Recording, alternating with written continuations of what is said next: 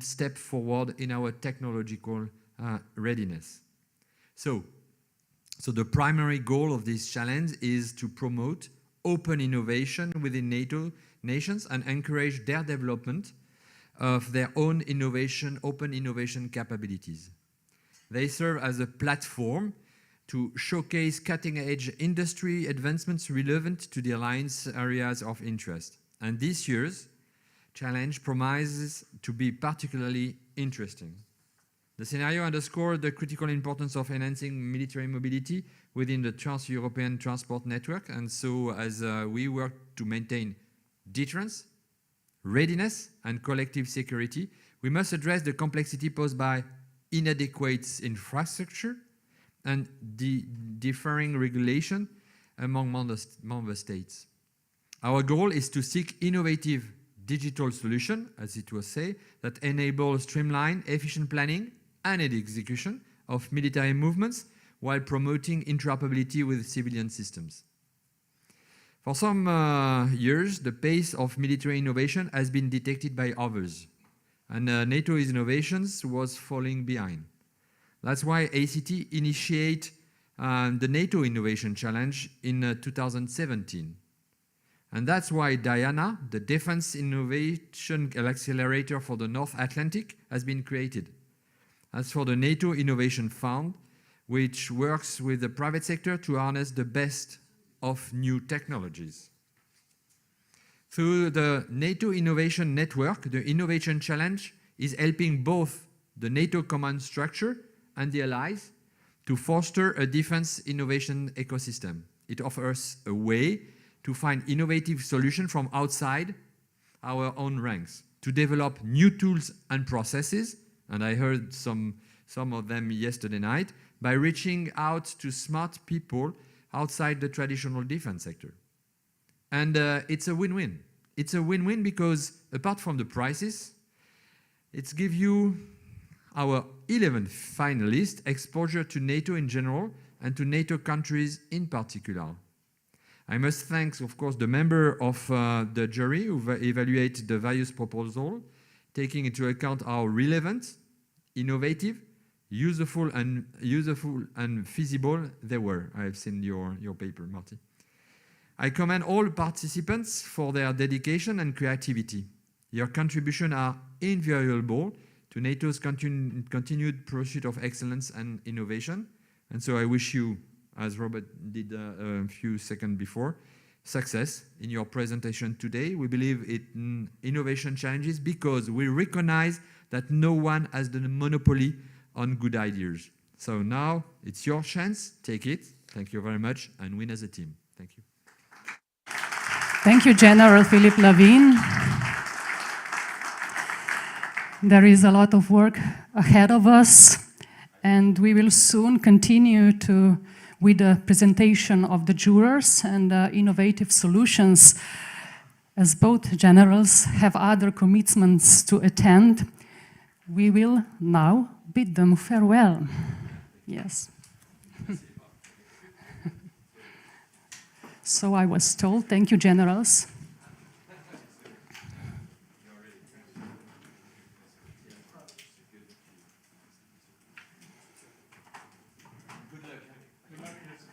Thank you, generals.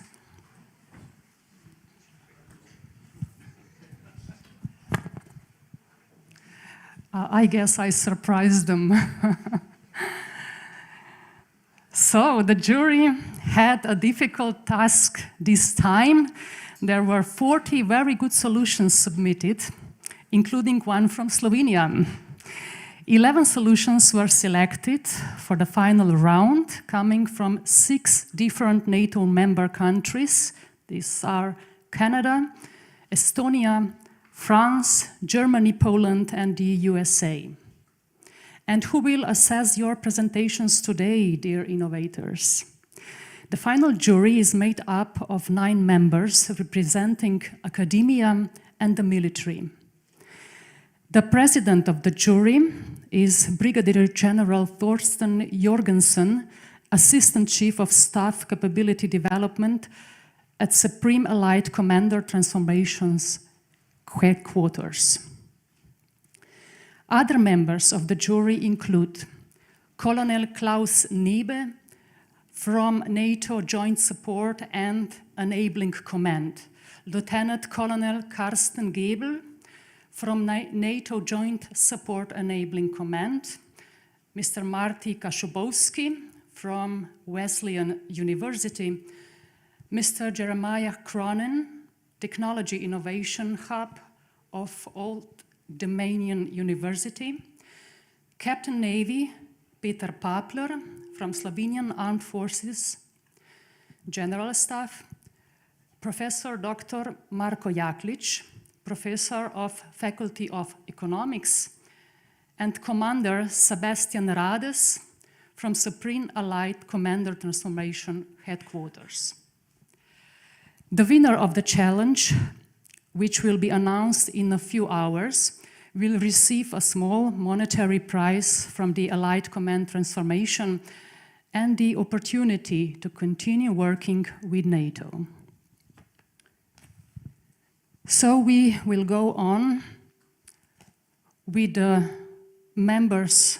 So those were the members of the jury. We will now proceed with the presentations of the individual solutions. Until the break, which will take place in about an hour, we will get to know the first 5 innovators. So the important rule is each innovator has 10 minutes for her or his presentation, and the jury has 5 minutes to ask the innovator questions. Please observe the given time frame. So the first solution to be presented is the solution by Yardit from Germany, entitled Enhancing the Operational Efficiency of Logistics Battalions. The floor is yours.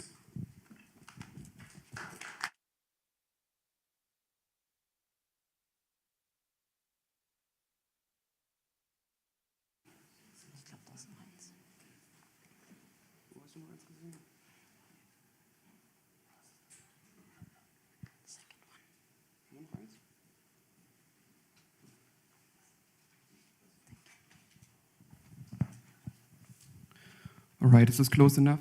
Sounds good. Good morning, Mr. General, dear jury, ladies and gentlemen. I'm Captain Christoph Ritschel from the Cyber Innovation Hub of the German Armed Forces, Germany's Military Innovation Unit. With me is Captain Anna Thuma, a logistics officer from the German Logistic Battalion 163. Is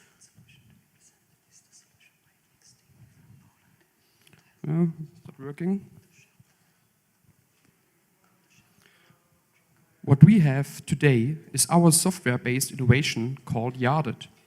Yardit is not theoretical research. It's a proven and tested prototype ready to accelerate NATO's logistic.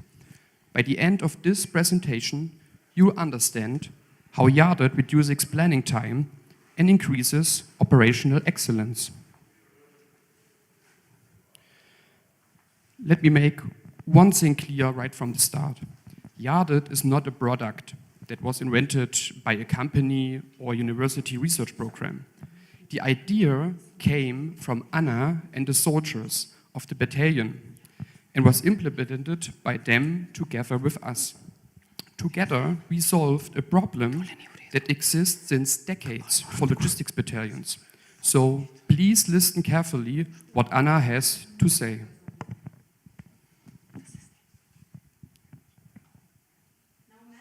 Following.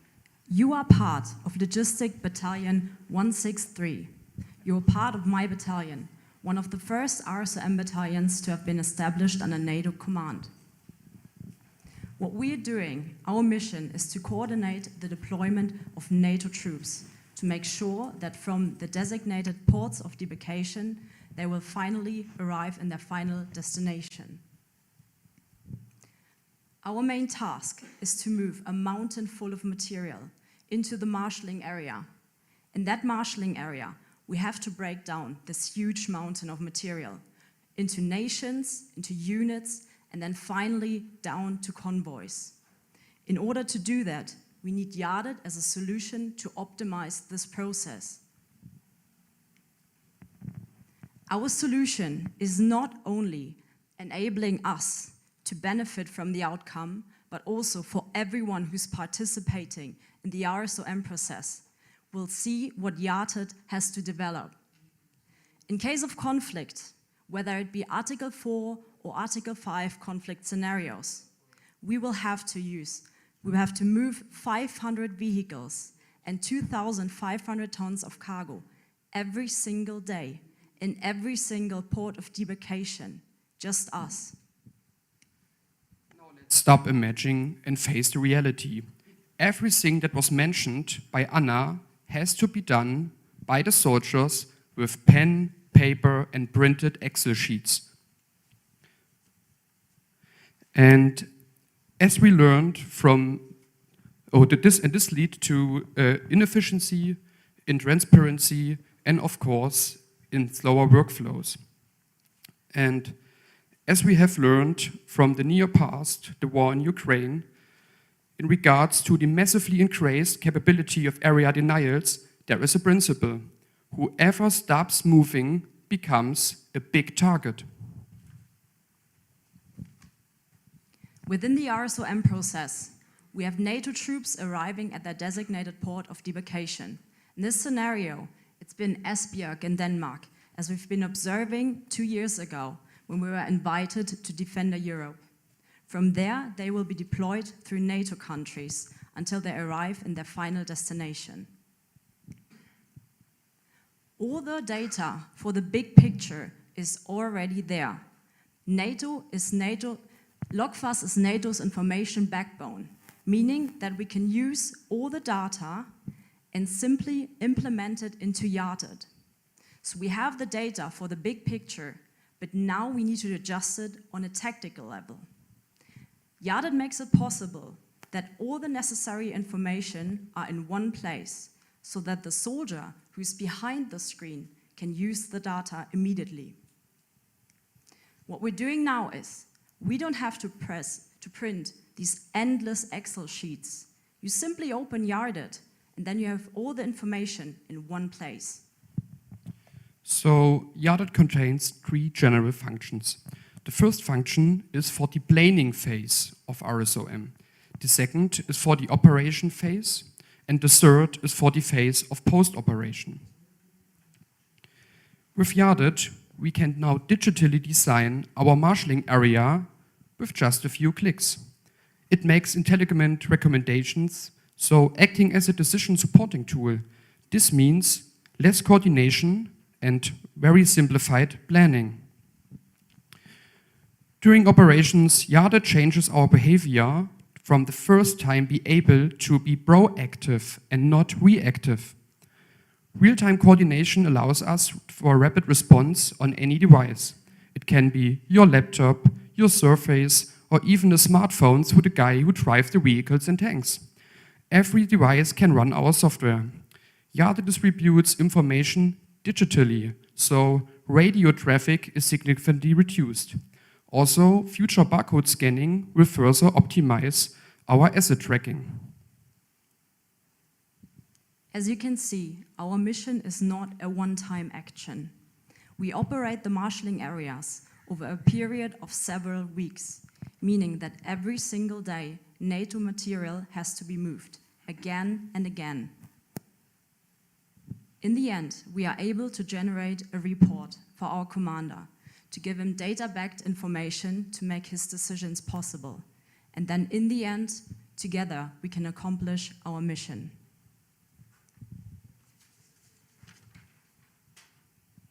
So now you know what YARTED is.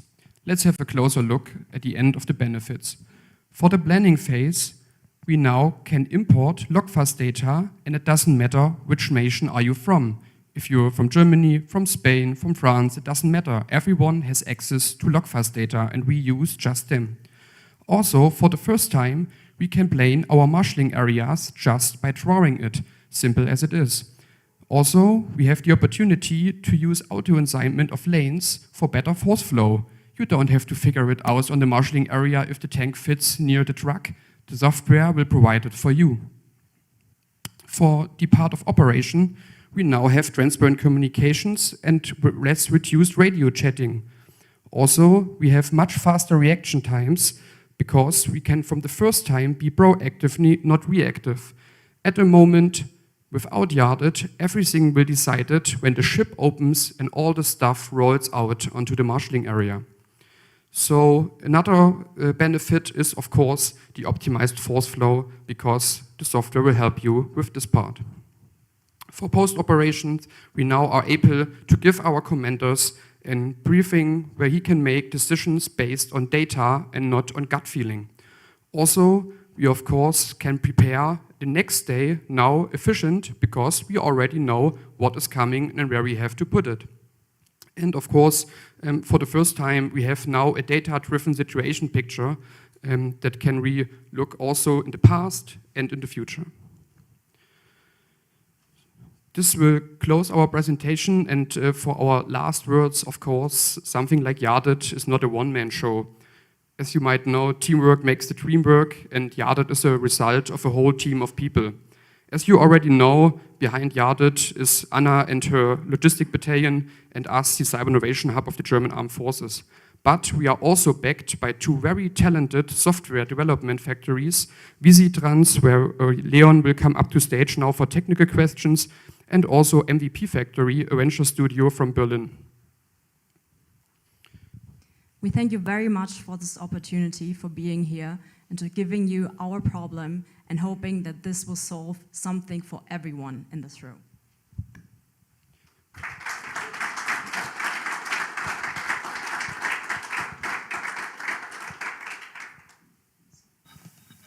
Are we all fired up now? Cool. Thanks very much, guys. Extremely interesting and extremely relevant, I would say. Also, if we've listened to our two speakers earlier this morning, right? So, thanks very much for this. My first question would be, can you share with us a few thoughts on implementation of this? Because my approach would be, if we already got this, why is it not already out there, right? So, let's have a few words on implementation, please. And before you go ahead, just for the rest of the team here on the panel with me, one question, please, gentlemen, because we're a big team this morning. So, implementation, thank you. Thank you for the question. It's a very good question because we're already thinking about this. Looking at history, how Yarded came to us, it's at the moment what we call an innovation project for the German Armed Forces.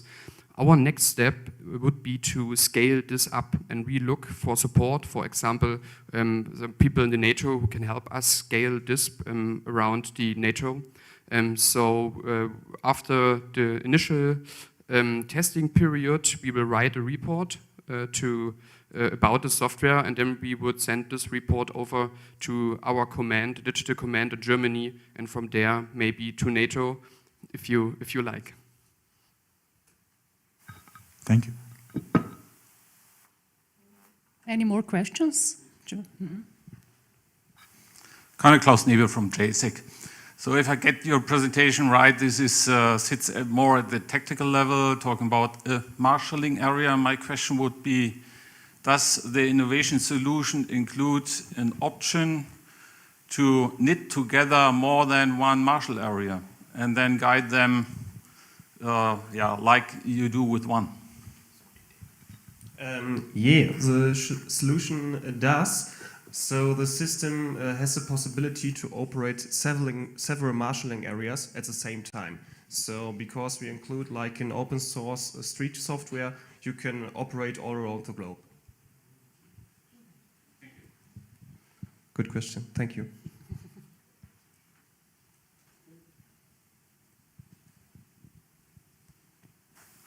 When I was a young lieutenant, I had to do this job actually in a battalion, so I know how we did it with the paper, and it was a mess.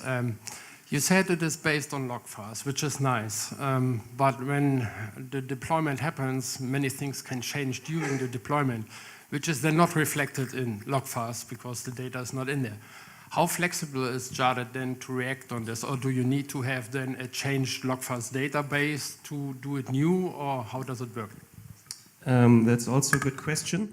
We are in the first step importing the Logfos data, and from there on we can edit the Logfos data in our system. So we are completely flexible in the field without any new Logfos input. Just one more thing. From our battalion, we are all Logfos operators, so we know firsthand how much data we get, how good it is, so that we reflect it in the process, and we said there will never be a 100% solution from Logfos. We know that, so we need to manually adjust some things, and that will be possible, and that is already possible.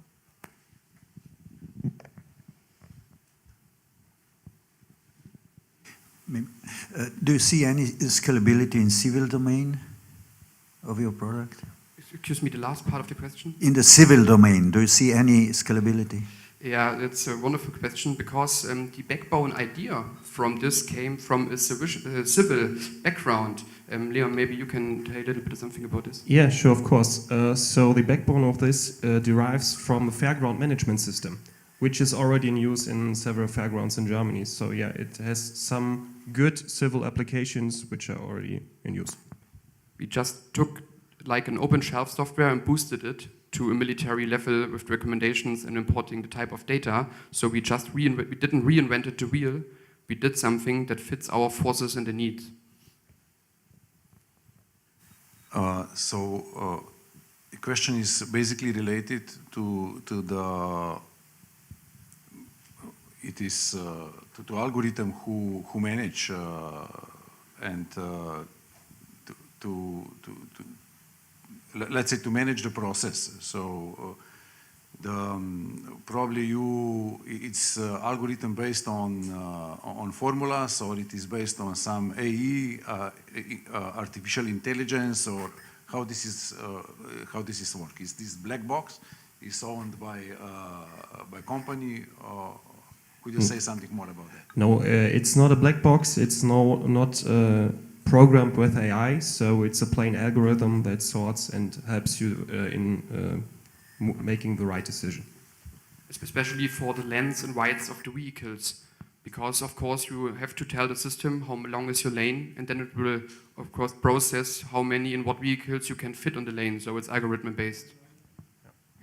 It's important if something goes wrong, who will fix this?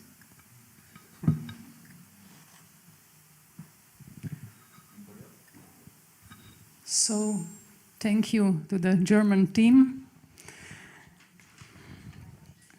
Thank you. Thanks a lot.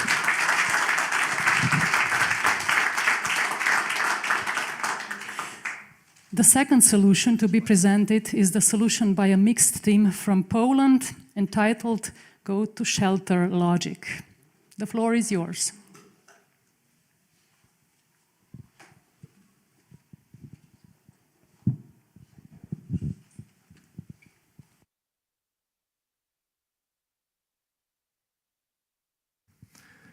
Hello everyone, it's a great honor to be here and to stand in front of such a great, unique, special audience as you of course are.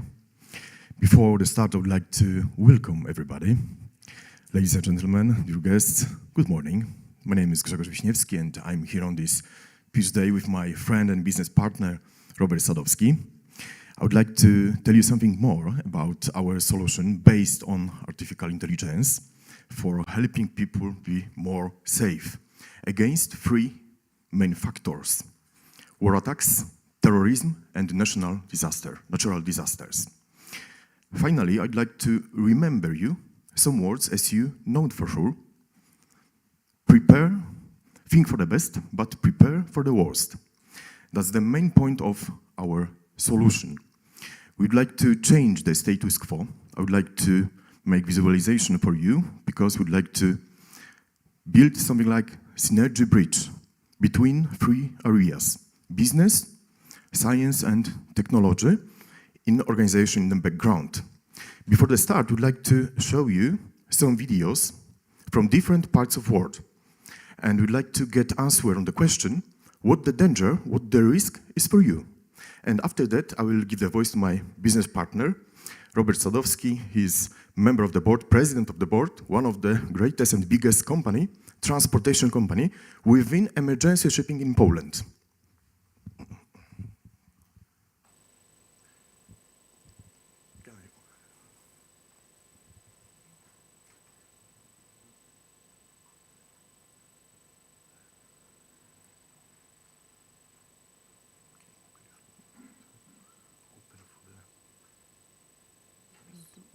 Full screen, yes. Thank you very much. This for you. And then, could we change for the movie, like we checked before, yeah? Yeah, that's not so. Link it. Yes, that's right. You can click here. Just try. Okay, for the full screen. Yeah. 日本は安全な国です。医療制度は世界のトップレベルであり、治安の良さや平均寿命、その他のデータを見てもこれは明らかでしょう。Вітаю! Мене звати Діана, і протягом останніх 10 років я проживаю у Польщі. Коли я виїжджала на навчання 10 років тому, мама сказала мені одну фразу, яка завжди мене заспокоювала. Якщо щось піде не так, знай, ти завжди зможеш повернутися додому. На жаль, ця фраза мала зміст лише до 24 лютого 2022 року.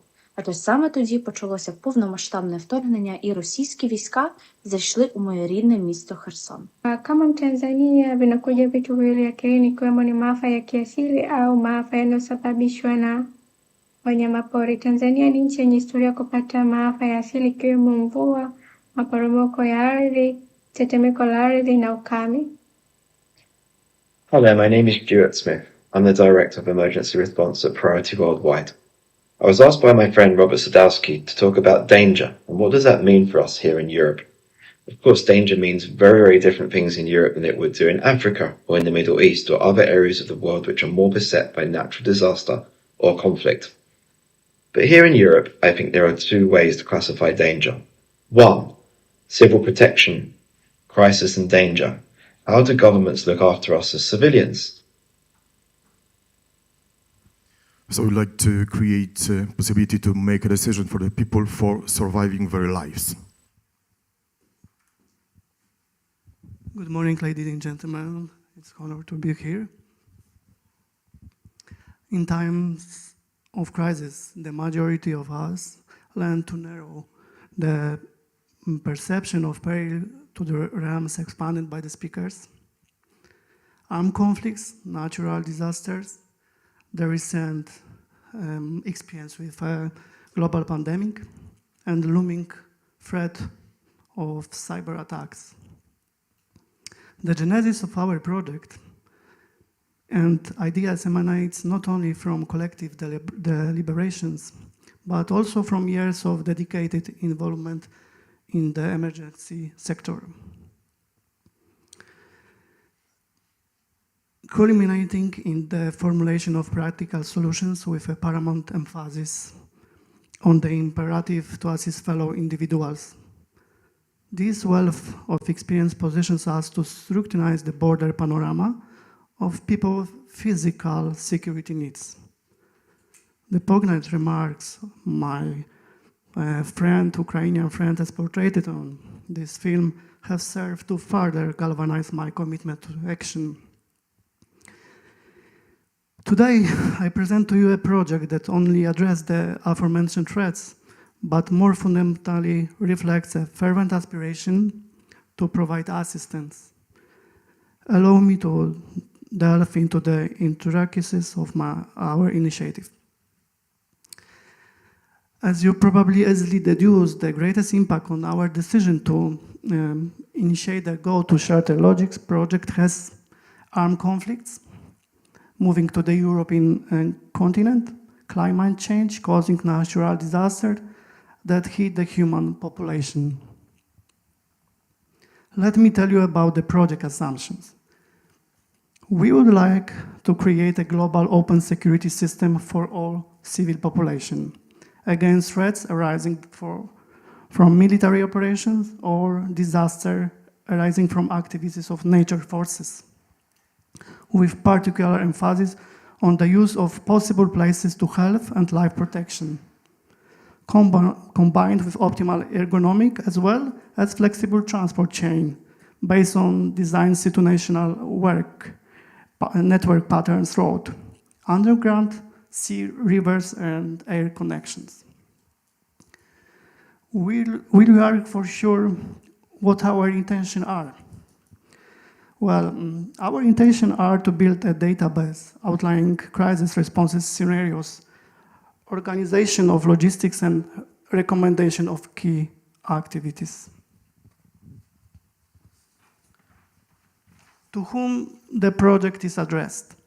We thought the best recipients of our idea should be heads of state, governments, privileged persons, pregnant women, children, others, civilians. Let me move to the model of the entire project. Firstly, our idea is to use of concentrated everything in one dedicated environment, which are open sources of information along with implementation of data from government, local government, social sources, on canvas separate information, transfer agreements to interpreted variables, shaping the results, programming possible scenarios, and potential outlines of action recommendation. Secondly, we would like to implement a real response path to solve the needs of civilians related to transport, logistics, broadly understood safe. Moving a specific purpose, which is a dedicated place, shelters in a given life rating and health solution. And thirdly, we would like to integrate of real transport resources, including fleets, civil rolling stock, and use of public transport networks to outline and recommend optimal path to the shelter. As well, transport of specific groups of people to the destination. Use transport unions, human capital, other necessary resources to implement mission. And where the innovation is. Our goal is to use heuristic self-learning algorithms using big data, blockchain, and artificial intelligence. Let me, at the end, tell you one short story. During my last humanitarian aid, which I organized to Ukraine, I was escorted by a US soldier, Scott. Scott has a really large experience in different missions around the globe. We had a lot of time to talk. We discussed a lot. One thing he said to me, which was very important, he told me, Robert, you are in my eyes civilian, but you did great. All stages which you prepare for the humanitarian action are well prepared. I will defend you. Rest you can manage. When I came back to Poland, I long thought about this. And in fact, it was the best words which I ever received from a seasoned soldier who knows nuance how the mission accomplished. From my perspective, military and logistics have multinational benefits, advantages. Logistics is a goddess of war. We move in the same praxeological cycles. One word which very appeals to me, very famous, said by General Dwight Eisenhower, that a plan is nothing, planning is everything. We resolve and the product goes shelter. We would like to thank you so much for the invitation. Thank you so much.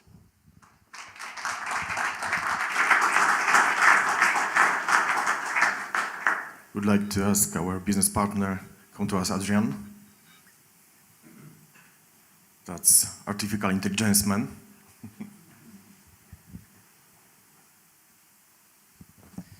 Well, I represent my team as well, but I'm also a tech guy for my friend from Poland. So if there are any questions, I answer them. If there are tech questions or business, we will try to answer them. So if there are, please raise your hand. Thanks very much. I bet there's a lot of questions for this one as well. Thank you, guys. Well pitched. People are going to think I only have one question with me this morning, but I'm going to have to go back to my question to the previous team, and Marty's smiling now at me. Implementation, please. Give me a few words on implementation, and also, please, within the perspective of time here. Thank you.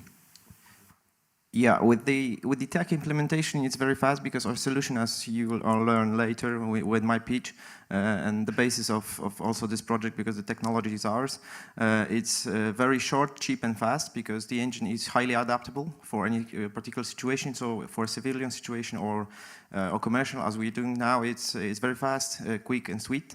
Let's say we can adapt quickly because we use low code. It's C++ technology, so it's very fast for us. So we can adapt to any particular given technology, vehicle, the civilian apps, etc. Because the thing that the civilian sees is only the application on his phone, and that's standard, let's say, Android coding or iOS or whatever.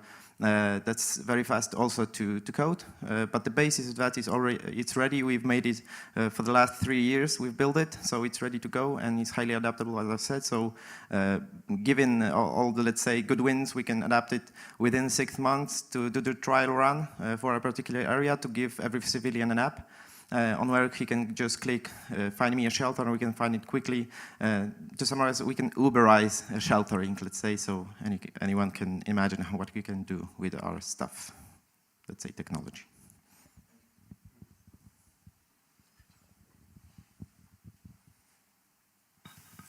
Me. Yes, thank you for that. The implementation is really key on this one. I think you said it, but remind me now, who is the customer for this? Yeah, it's based.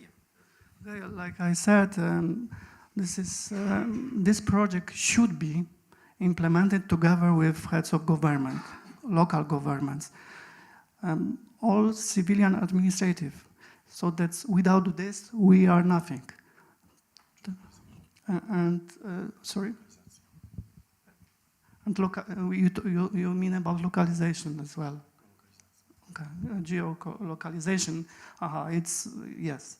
So, as my colleague said, the main customers are the administrative governments, local governments, but thinking about perspective of geolocalization. So that's.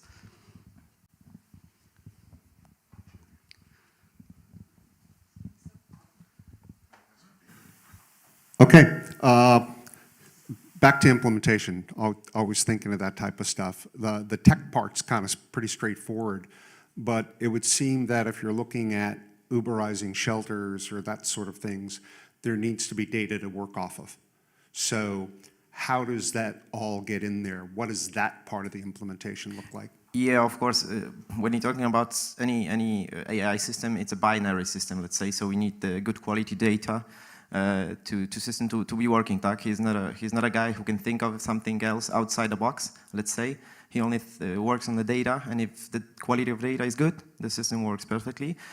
So we manage our own validation part of the system that validates data, and this is why you use machine learning based on previous actions and previous experience. We can put the missing data, let's say guess it with a high probability, that's the right data to fix it, so the last part of the system works, but also the biggest, let's say, challenge is to work on the input of data because people usually have to put the data in, so we work on that case to put the good data at the beginning, and then the rest is history, let's say, because it works good. But at the beginning, the government or a civilian has to put a good data. We need to verify that the data works good, either if it's a good location of the shelter or a particular size of the shelter, etc. We need to check it, and then at the beginning, if it's good, then, as I've said, the rest is history. So it's a legwork, let's say, because we sometimes need to go to the client, check it ourselves, etc. But we have to do it because we have to digitalize it, and then we can work on it. But the first, it's just legwork sometimes to manually check the data, etc. But if we use, let's say, many customers, many civilians, they can also send us, for example, pictures of places, etc. And we can use computer vision to check it out, etc. to measure it. So we can help the civilians with our technology to get the good data, then validate it, and then just put it forward to our main engine to work on it. Simply saying people don't know where they go, how, and it's when we talk with our friends, when we talk with people in Poland, I think everywhere, we don't have, even if we don't have enough shelters in NATO. So, one other question. Did somebody else have one? What you got? Thank you very much. A very interesting thing, and you said it at the last, we don't have all these shelters. Is this also possible to calculate what shelters do we need to tell the governments how many shelters need to be rebuilt, because during the peacetime dividend we rebuilt all these shelters we had in the past?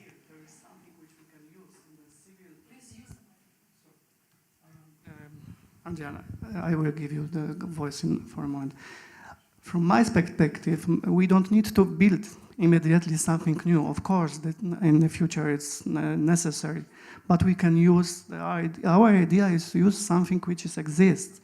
We talk about civil protection overall. So like in Switzerland, when I was in my colleague in Switzerland, he had underground something which is a shelter for attack. And so I think that this is something which we regulated maybe in the future, because it's not regulated, everybody would not think about this. So safe, it's our overall issue. So but my colleague maybe explain more. Well, as far as I've understood your question about lack of shelters, etc., and using this kind of technology to even, let's say, choose spots for new shelters, etc., and where the shelters or the gatherings should be. Based on that, if we gather data from, let's say, for 3-4 months, and we know the patterns of how people are moving on day-to-day basis, because we're talking about civilians, then we can tell that these are the areas where the shelters or gatherings should be. And this is good because we can collect data from the civilian rescue app, let's call it that. Then the civilian gives us data for free because he needs to be, he needs to feel protected and just to have a button to find the shelter. But also he gives us his patterns, so how he moves, where he goes on Sunday, where he goes with his family, etc., etc. And then we can go and manage. Let's see, he's a family guy. He has five kids, so we can maybe find a closer shelter for him because he has kids. He has a worse way of moving forward. If as a, let's say, young guy, 25 years, no kids, no family, he can go maybe farther because he's stronger, he's quicker, let's say. So we can adapt also this situation. But this is about what Mr. Jeremiah said, the data. If we get all the data from the civilian, and I think also the data about his life, so his family, etc., we can then adapt the system to his needs, not like he's only a binary number, because if he's a woman or a young lady, etc., his physicality is different. So we need to find something closer, like on the Titanic. It's a machine learning standard, let's say, idea who will die first on Titanic, and I know if someone knows that, but it always shows that if you were a guy in, let's say, in your 30s, you will die for sure on the Titanic, but you were the first to die, and all the women, kids, etc., they had the lowest possibility of dying from Titanic. So it's the same situation here, and now we know what people were on Titanic, but on the spot, they knew only that guys go last, and that's all. And in this case, we should go with the, let's say, men or stronger go farther because they have a lot of energy, etc., and adaptability to the situation, which is higher probability for them to surviving and higher probability for surviving of all the, let's say, our future or kids and women, etc. So I hope I answered your question.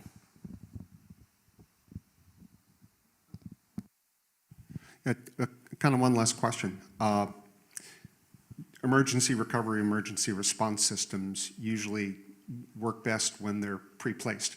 They're already up and existing. So my question to you is, what's your go-to-market plan? How do you get this out there? What does that look like? Let's say we target civilians, so app stores and Android stores, so that's the easiest way. It's a free app. It could be a free app for every civilian. Like now, in each iPhone, if someone there is an emergency button that connects directly to satellite, so you don't have to any GSM signal, etc. It directly connects to the satellite and gives your location. So we already have this technology in our phones, in our pocket, and it's paid by Apple and all the guys. So they develop the text. We can just utilize it in the best way for us. and every civilian has access to App Store, etc. So we can give them a free app. Also, for example, in Poland, we got an app called M-Obywatel. It's an app for every civilian, and I have my ID, my passport, etc. inside it, my pocket, and it's already there. So it's a quick update, and I now have a shelter button on the same app. It's just directly within update, so even I don't have to install it or know about it, but when I go to my app, I will see that there is something, and there is EID in, I think, most countries, the app where you have all your documents like driving license, etc. So you can just put it there for free for every civilian, and that's all. And then you can like the data because you have the insurance ID, etc. So you have all the data about the civilian and what do you need to help him most.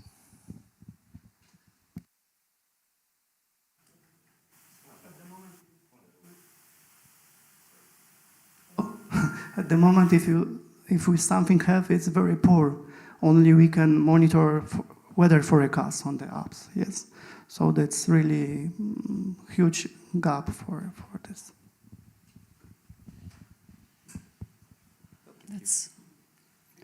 Thank you very much. Thank you to the Polish team.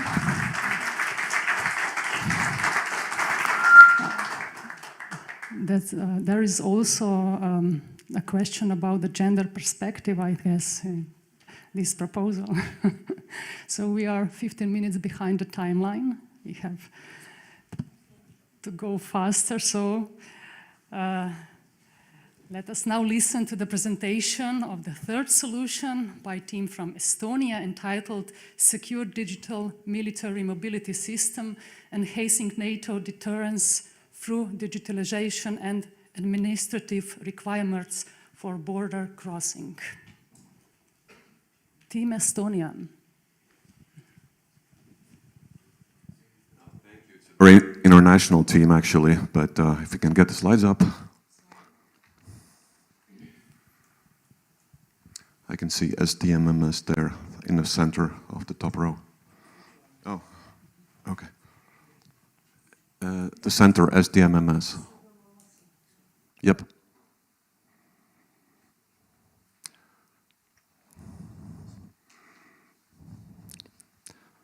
Does this work?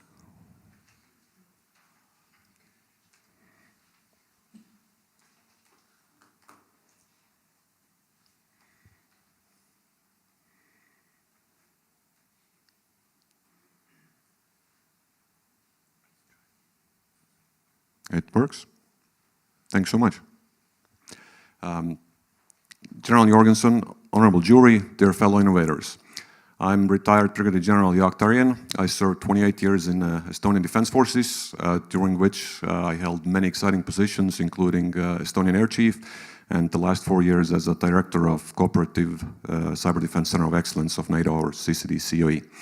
For the last year, I have worked for the innovative company Cybernetica from Estonia.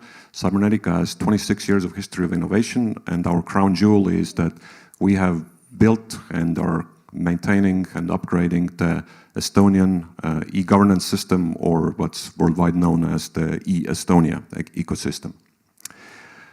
Today, I'm representing something bigger than just Cybernetica. The international consortium of 11 partners, which are represented here with the logos, and 10 nations MODs, which have signed the letter of intent and are in the process of signing the memorandum of understanding for supplemental funding. We have decided to build a system called Secure Digital Military Mobility System. And as said on the slide, Netherlands is in the process of joining those 10 nations to make it 11.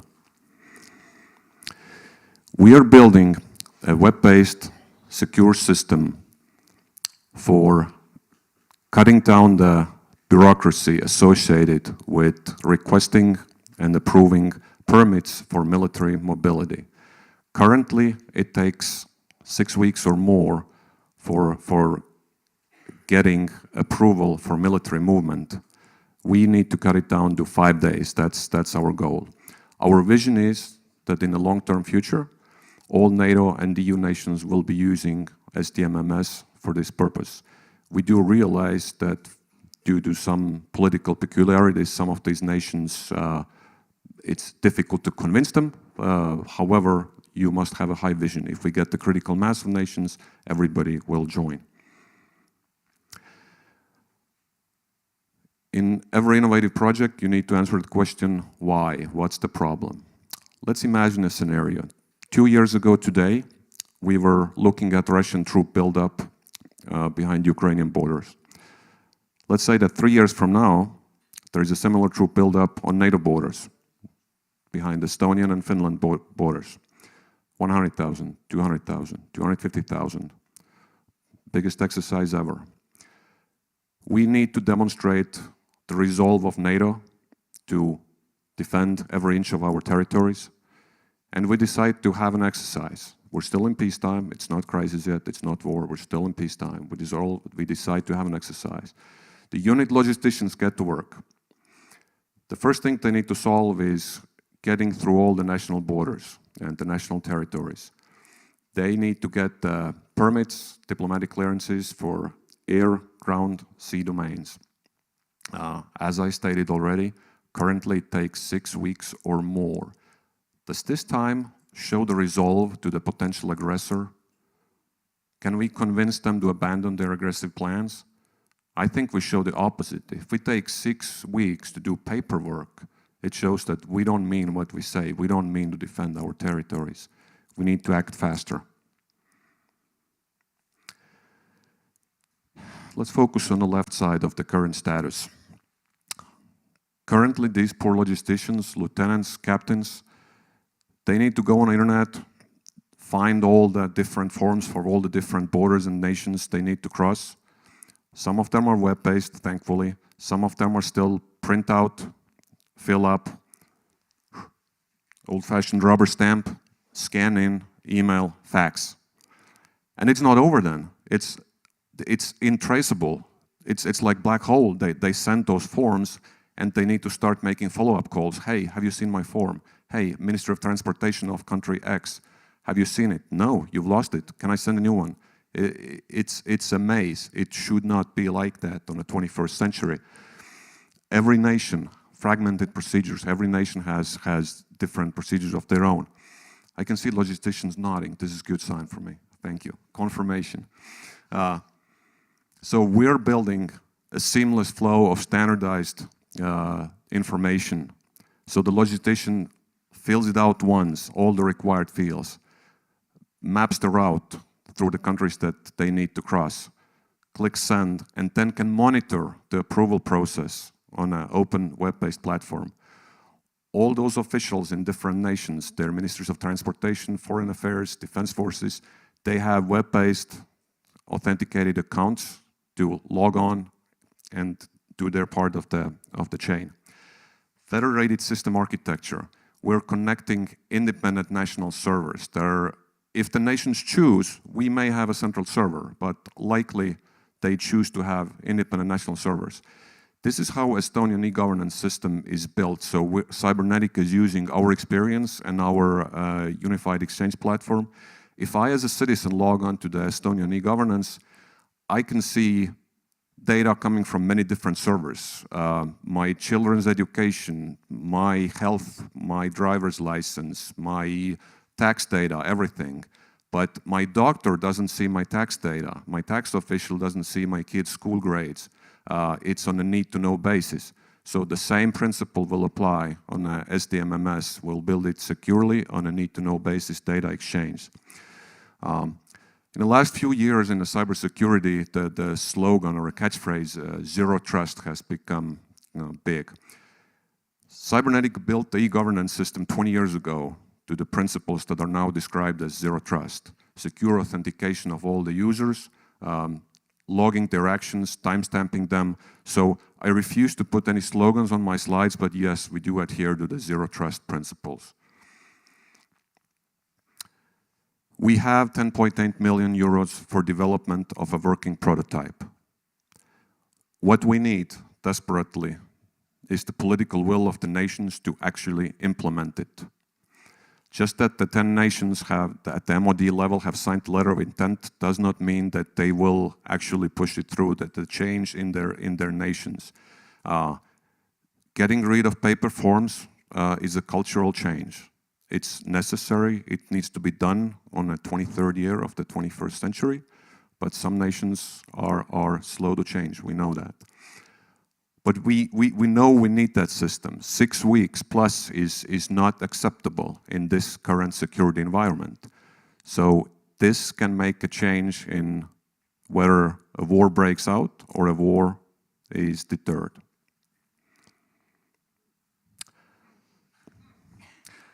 I served in ACT staff from 2005 to 2008, and I saw the arrival of General Mattis, and I saw the difference that good leadership makes. I was in Estonian NLR. The NLR building was a temporary shack away. You know, we didn't have our own offices. Everybody had a cubicle. I went in very, very early to make phone calls to Estonia before the office day runs out. And one day, I know I'm by myself in that big NLR room in my cubicle, and I hang up the phone to Estonia, and I thought my day is almost over. And then there's behind me. And I swivel around in my chair, and I see 4 stars. And I snap to attention General Mattis. And he addresses me and says, "Sir, I came to tell you that I found out that NLRs have not been invited to my staff meetings. I apologize. I thought you're not coming because they're boring, but I wanted to come by myself and tell you that please do attend them if you're interested." That really stuck me, the clarity and the personality of that message. So as I was comprising these slides and I put all the proof in the last 3 slides, I came to this value slide and I found myself still putting, you know, empty slogans there, inventing things. Then I heard General Mattis' voice over my shoulder said, "Jaak, you're being stupid." Yes, SDMMS is an absolute game changer. This has not been done at the international level before. Some nations have done national systems. This has to be done at the international level and to gain as many nations as users as possible in order to prevent war. It is a European Defence Fund funded project. We have 9.1 million euros from European Defence Fund, 1.7 million committed by the nations, so we have money to develop a functional prototype. We have been ongoing 11 months. We have concluded a study. Our analysts have sat down with national military mobility specialists, and I can confirm that yes, the system is a mess that I just described. We need to improve it. We will produce a functional prototype ending with a demonstrator exercise in 2025. As a team, we are motivated, we are competent, we're funded, we will build the system. We need any help possible to get the attention of the user nations and to get them to actually push through the political change needed and to implement the system. So please, ACT, NATO, help us to get the attention of the nations. We're funded. We don't need money, but we do need the victory here in this challenge to get the attention of the nations. However, if you, the jury, should award us with any sort of prize, we have decided we will give it to a charity for Ukraine. As a father of 3 little children, I have picked a topic near and dear to my heart. As we know, Mr. Putin himself has bragged that they have deported 700,000 Ukrainian children from Ukraine to Russia. There is an Estonian NGO that's using AI-based tools to scan the internet, to trace down those kids, and they have a proven success record. They have located 3, I didn't do that. They have located 3,000 of those kids and have brought back 400 children. So any penny makes a difference. The next slide is thank you for your attention. Any questions?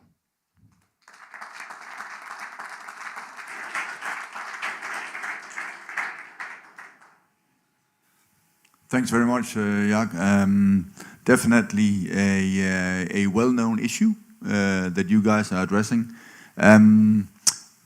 Understand the point, and we'll carry that with me regarding your kind of quest for support in terms of spreading this. I would like to hear your thoughts, though, on on how you actually intended to break down some of the walls. I see that you have a number of nations, you have more en route in terms of the Netherlands.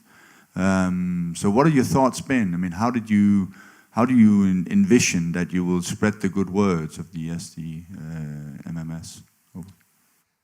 Thanks, sir, for a good question. As an industrial consortium, our hands are somewhat short and tied here, but Estonia is the lead nation of this project that took it to the European Defence Fund. So Estonian MOD has put their full force and support for diplomatic efforts of spreading this word. So that they are our main messenger currently, and we hope to get other champions as well, like NATO, like ACT, some other nations, MODs perhaps, to spread the message.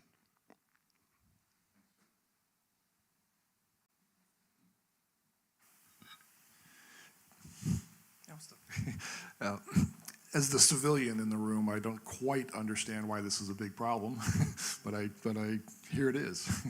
Tell me a little bit about what it will take for a new nation to stop the way they're doing and to do this instead. How much time, how much cost, how does that happen?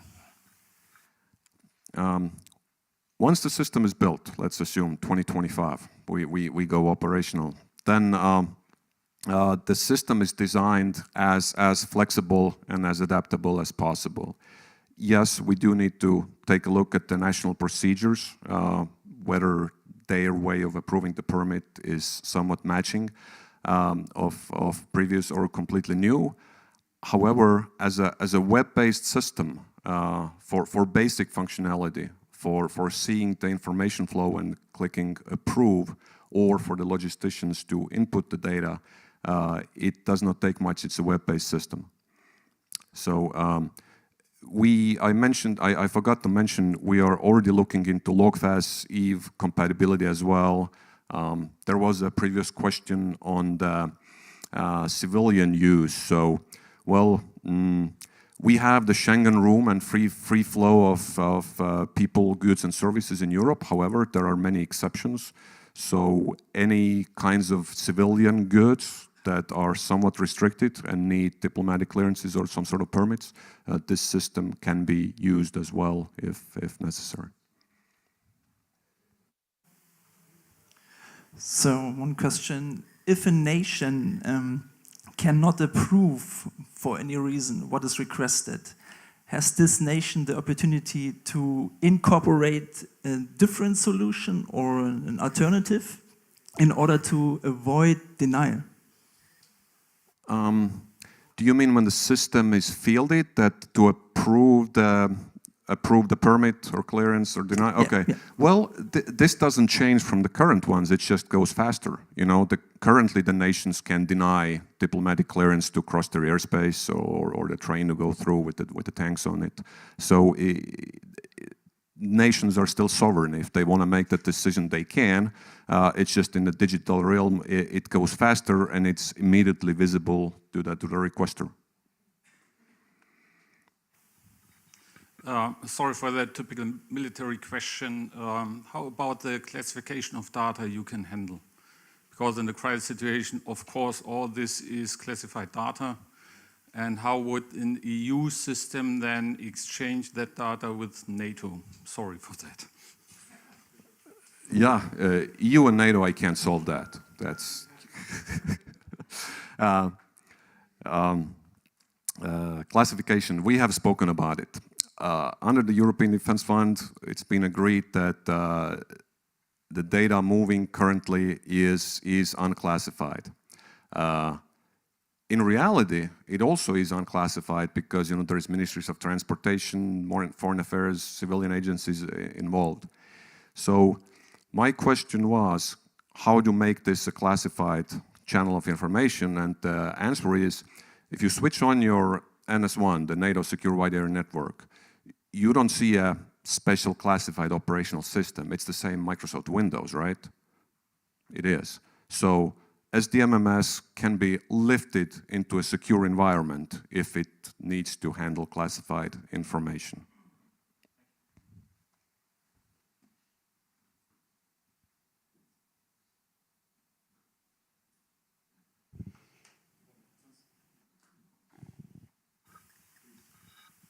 as long as we have a few minutes, am I right to assume that the decision makers are going to be different in every country?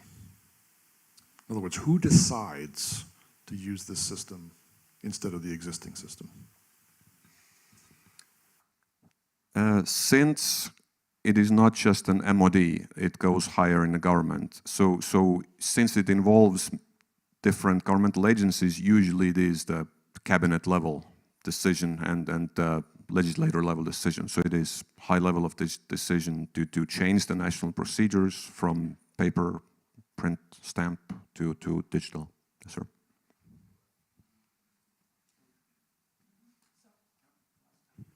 From my side, we had to move the VGTF brigade, and I was confronted with all these papers.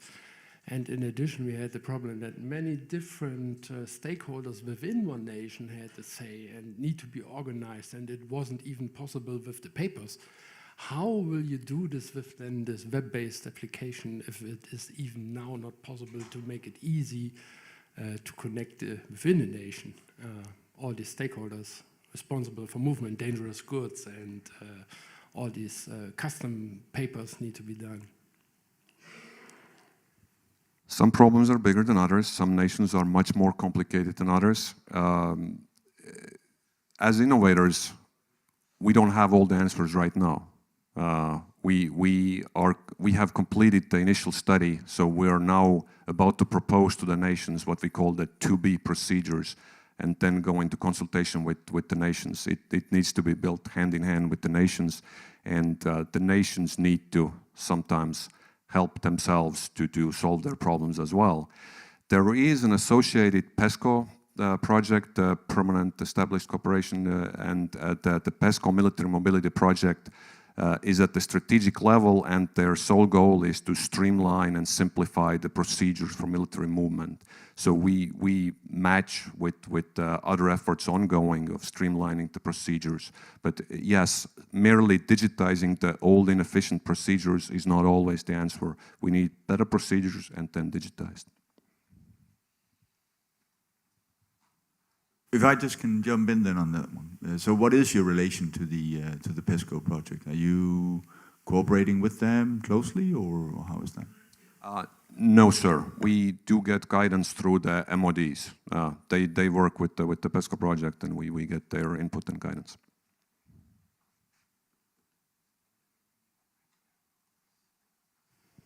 So thank you to the mixed team from Estonia.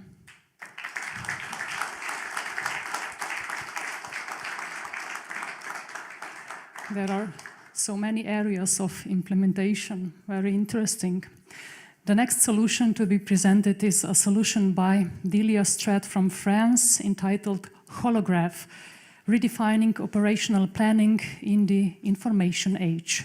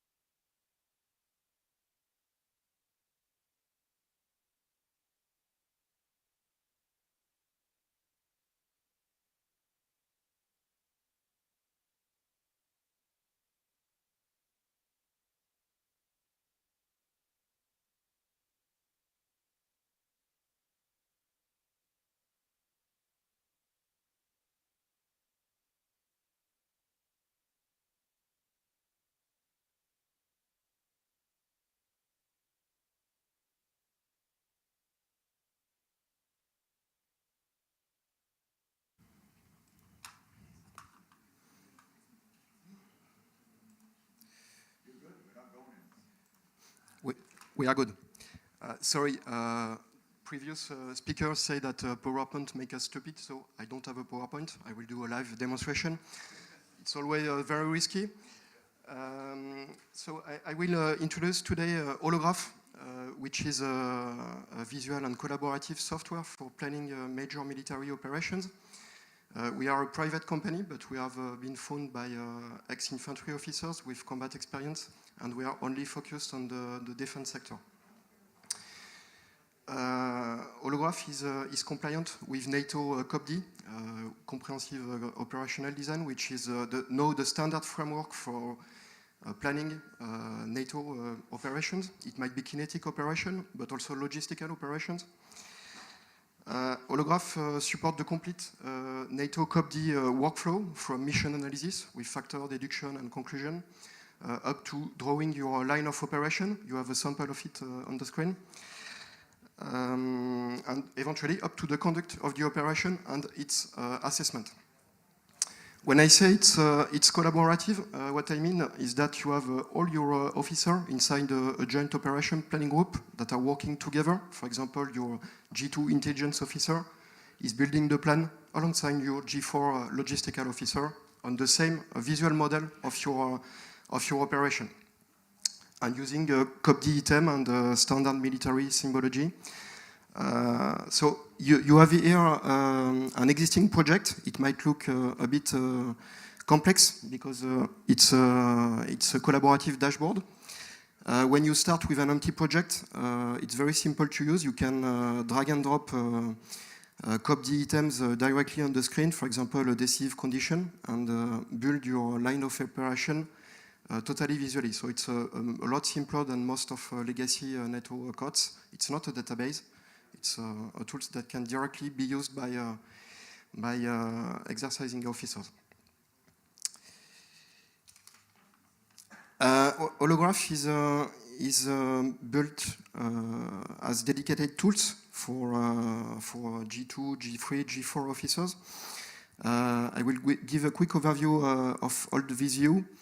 For example, the document view, which allow you to inject into Holograph existing non-structured information. It might be PDF, intelligence reports, PowerPoint documents. And you can, in fact, tag every information and link every information with what you have with your ops design.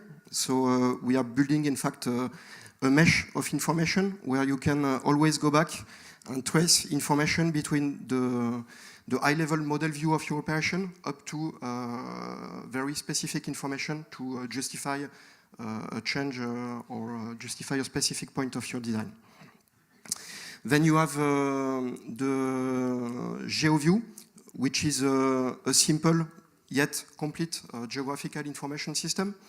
It is collaborative. It means that you have multiple officers who can add layers of geo information. And of course, you have standard symbology and standard NATO unit symbology. Then you have mission analysis view, which is often the entry point inside Holograph, where you can identify factor, deduction, and conclusions about your operations. And usually your operation will use this conclusion. These conclusions are directly transferred as action, decisive condition, or tasks. So you can also analyze. Here, for example, we have all the conclusion of fictive operation. And you have the standard NATO marker, logistic, for example. You can also analyze your center of gravity. And you always have the possibility to tag your information, just as I have shown. You can tag, for example, your center of gravity to link to intelligence report about that center of gravity. Then you have the main view of Holograph, which is the plan view, where you have your concrete operational design. It's not a PowerPoint, so you can move everything. It's not static. And you can add, for example, your end state and then all the decisive condition backward to obtain the desired end state for your operation. In fact, you can directly brief high-level authority using holograph. You don't need to switch to PowerPoint. You can brief directly on holograph. So you can add, for example, a course of action analysis. You can add cartography, which come, of course, from our integrated system. Then you have overview dedicated, for example, for logistic officer, order of battle view, where you can generate a force for your operation. You have all symbology. It's also very simple compared to existing software. You can very quickly generate a force visually. It's not filling a database, it's working visually. Of course, there is a very strong coupling too between all views. When you are building something in a view, it's linked to for example, to the geoposition of the units. When you are using a mission analysis brief, in fact, you have also a strong coupling between your conclusion, for example, that conclusion. I can jump to the instance of that conclusion, this operational action, and go back to the conclusion, and eventually even go back to a source information. So we have complete mesh of information for tracing the design that has been decided. So in fact, it's the key point about holograph. We are structuring all your data for free. You are not filling a database. You are working, and while you are working, in fact, you are structuring your information, and that database, in fact, is based on a graph topology. That's why it's called holograph. And it allows you to generate very complex product once you have done that. For example, we might automatically generate the synchromatrix of your operation. Today, generating synchromatrix take a lot of human efforts, and often there is error in it. Here, once you have visually defined your plan, you can go to synchromatrix, and you have automatically your synchromatrix.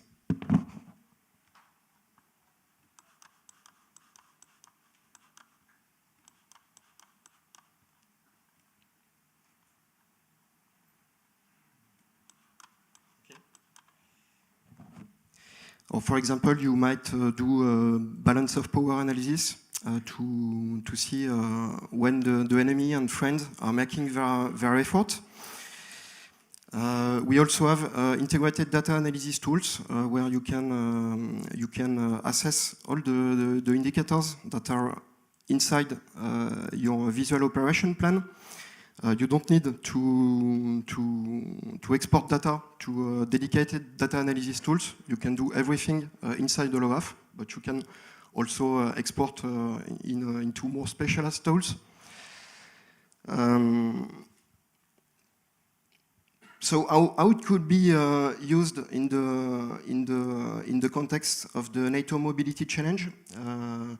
We are actually working on interoperability with LogFast, where you could aggregate and manage all your logistical indicators in multiple areas of operation. And I think it might be very interesting, for example, to aggregate LogFast data and make the assessment of your operation. You have the concept, for example, of indicators here, and you can view their value over time. But in a fictive scenario where you have to transfer massive amount of heavy equipment from an Atlantic seaport to the far east of Europe, we think probably you already have plan, I hope so, and this plan probably are a PowerPoint and a massive Word document. And probably it will be interesting to integrate part of this documentation into holograph, build a logistical line of information, and perhaps challenge with a red team some of the edge case you have planned to see if branch plan are working, and see how much time in how much time you can generate, for example, a Frago to handle an edge case. Holograph is also a very expressive tool where you can have multiple parallel line of operations. So it might be interesting to see how your logistical line of operation interact with other domains, such as cyber or information, even cognitive domains. It will become very clear if there is something that's missing in an existing planification by red teaming edge case with officer specialists in information or cyber domains.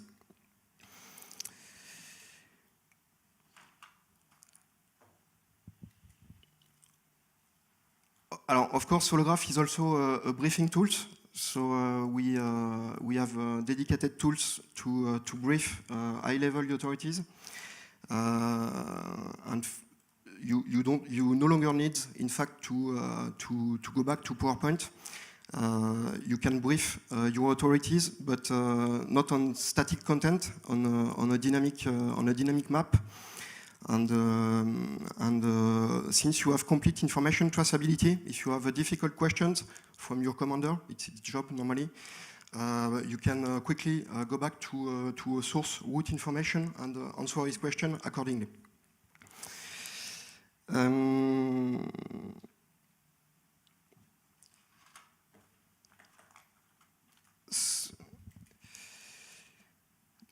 So we tried to build a PowerPoint killer, and we really believe with Holograph you can plan your logistical operation better and essentially faster. Thank you for your attention.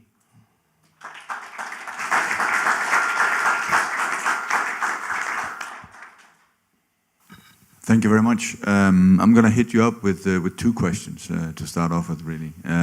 One, the maturity level of this product. Have you run it with the French Defense Force? Have you had any chance to run it with any NATO entities? That's question number one. And then, do you see this utilized across the levels, the tactical, operational, strategic levels? And if so, challenges in that connection? And if not, why not? Over to you.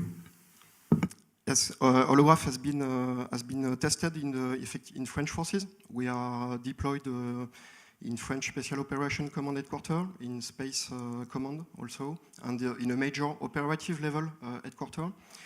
It's not a deployment at scale for the moment. Okay, we have about 100 clients that are deployed either as experimentation or also for operational use. And the challenge for next year is scaling. It's always very difficult to change a culture. You know, there is a culture of PowerPoint today in the army, and you need a lot. You don't need only a tools, even if it fits perfectly fit the needs. You also need very high-level commander support to change the mind of your user. And the challenge for us is to deploy it at scale in French headquarters next year. And we are here, of course. We are looking for high-level sponsors who understand the idea behind the software. So for the moment, it's just deployed at operative level, and we have no link, actually, with a more tactical system, but we hope to have it by the end of next year. So thank you very much for the presentation. It's a question, so probably you make it the market research before. Started with the No, fortunately, we don't make a market research before because it's a very small market, and we will not have go if we had done the market research. But in fact, our company, we are already living from it, and we think there is a lot of room in Europe. There is a lot of headquarters. There is hundreds of potential licenses in France. And in Europe, I think it's thousands of licenses that could be deployed in operational headquarters. So we think there is a pure defense market for these tools. Of course, there could be a lot of uses in the civilian world, but we have not looked at it in the detail for the moment. So because we use in NATO TOPFAS. Yeah, of course, TOPFAS exists, but... short, what are the, let's say, main points or main advantages of your system here? In fact, holograph was not meant initially for planification. We built it as our dream software as young captain in the French army. And in fact, it was planner who understand it immediately. And in fact, you can do a lot more inside holograph than in TopFast. Inside holograph, you can also conduct operation. You can assess your operation, and it's a lot more expressive. For us, I'm sorry, but LogFast is legacy software. You are feeding a database. You are not working. And to my knowledge, it's a commercial off-the-shelf of NATO. And it's used in NATO exercises, but in national exercises, most of the time it's not used. For LogFast, on the contrary, we think it will be very, very interesting to inject LogFast data inside holograph. But holograph is a very it's a small and flexible tool, and we think it's not the same than TopFast, in fact. Yeah, this was just a point from my side too. So TopFast, this is just a tool we use in NATO to make the planning, and it would be nice if it just can be integrated in this, because the visualization is much better than in LogFast. You are completely right, and we are struggling with this presentation when we had to present this our movements. This is really hard to present this. But if this is a standalone one, how do you feed all the data into this? Is it manually? Today, there is a lot of manual operation, but when you are building a PowerPoint, it's also manual operations. We can inject, for example, Excel, a lot of Excel data. We can inject textual data. And of course, we are working on AI, artificial intelligence assistant to limit the human input. But for the moment, yes, there is a lot of manual inputs. Still a lot of manual inputs, but of course there is a lot of room for improvement. But integrating artificial intelligence and automation in a software that has a cybersecurity clearance up to the secret level in France, national secret level, it's quite difficult today.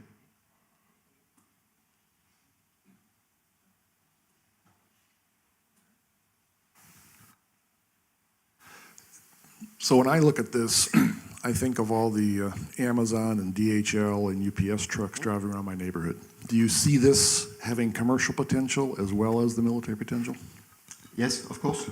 We see a lot of potential, commercial potential for conducting logistic operation in the civilian world.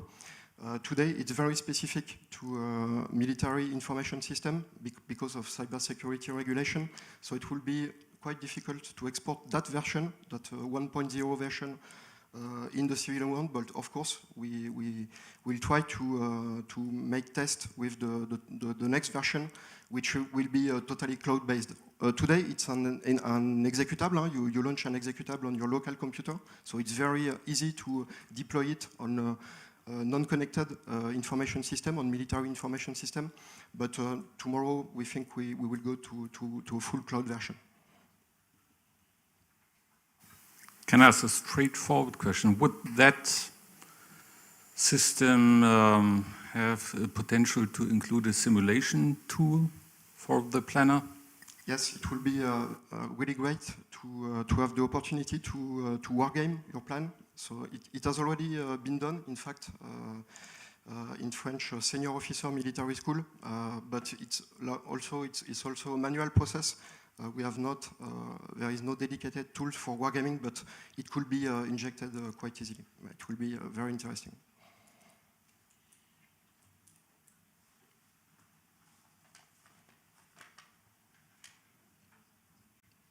Thank you very much.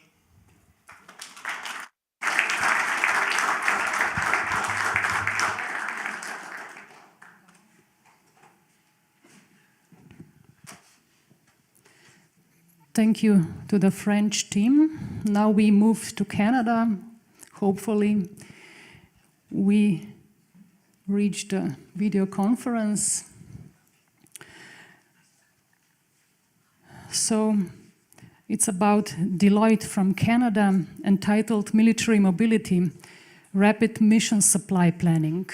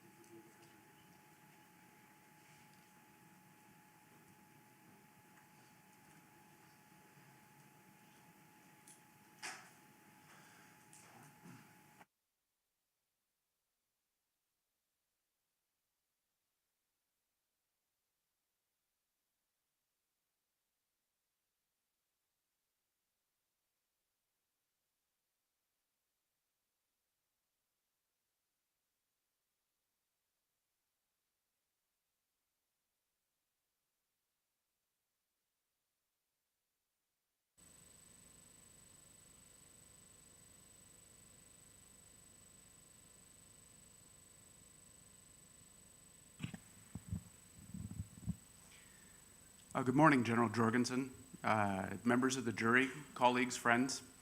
My name is Michael Ward, and I'm part of the Deloitte Canada team that will be presenting the Rapid Mission Supply Planning project to you. Now, before my time in Deloitte, I spent 30 years in the Royal Canadian Air Force, retired as a senior officer, and I was a tactical helicopter pilot. Now, before we dive into this, I want to tell you a personal story that will frame why we did this. And then I'll pass the mic to my colleagues, Alan Benson, who's joining us from Ottawa, Canada, and Ethan Yu, who's here. So this is a historically typical story that frames why we did this. In November of 2013, Typhoon Haiyan hit the Philippines. It was the biggest typhoon ever recorded at that point, and it caused about 6,300 deaths and widespread damage throughout the island archipelago.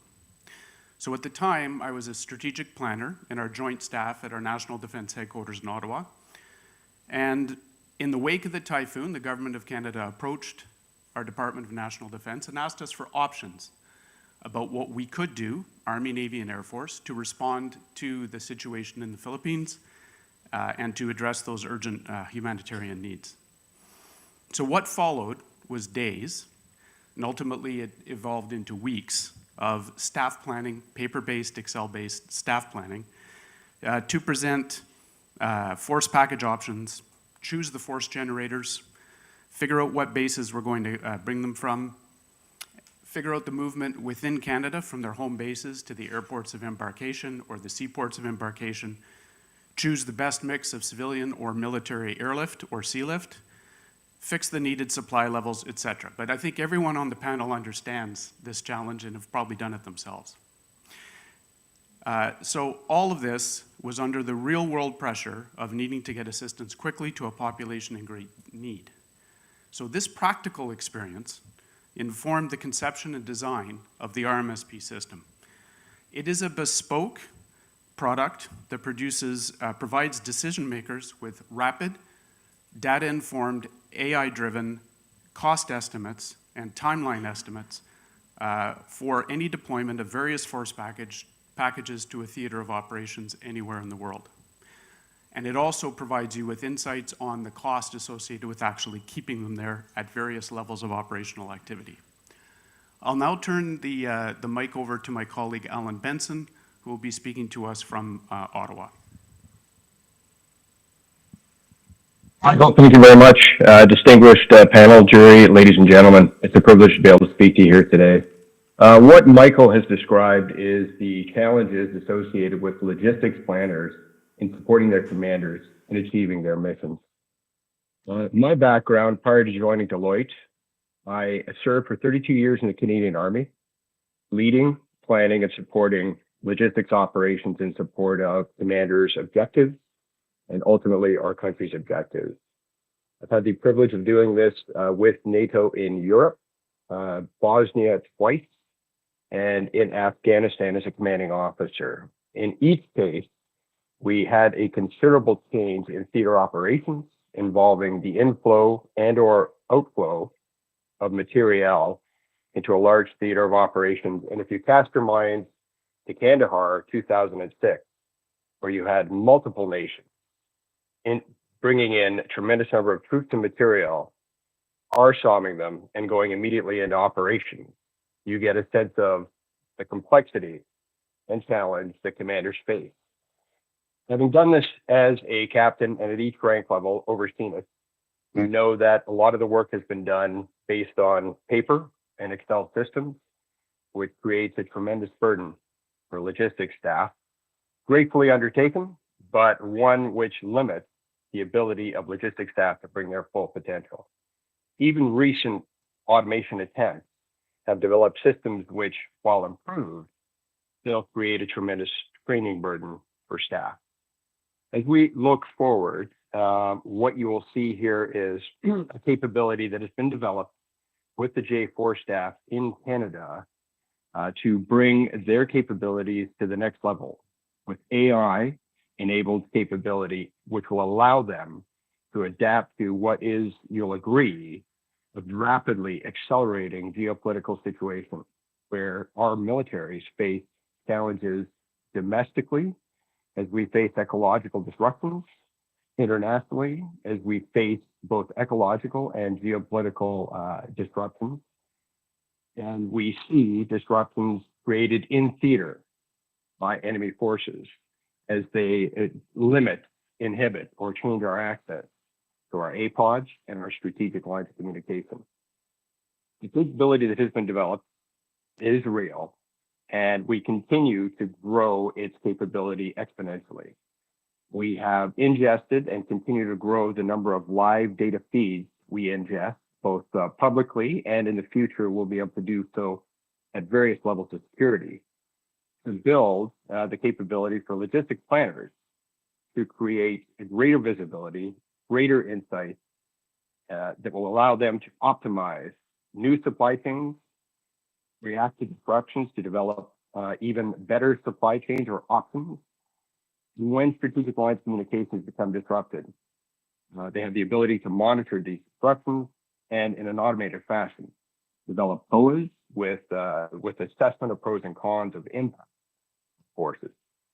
Again, this capability developed with Canada is easily, imagine if you will, easily adaptable to any nation, and a capability that can allow NATO commanders to understand the impact of each of its element and contributing nation forces. What I'd like to do now is hand it over to Ethan, who will take you through a demonstration. Colleagues, my name is Ethan. I'm also a serving Canadian Armed Forces captain with logistics, and I'm in the Canadian Army. So this tool is designed by the logisticians for logisticians, because we all share the pain of drafting everything on paper and pen on the Excels. So I just came back from operation myself, and I wished to have a tool like this to help me with logistic planning and logistic considerations. This is not a vision. This is fully built out solution simulation asset that will help me plan. So the server is in Canada. That's why you're going to see a lag.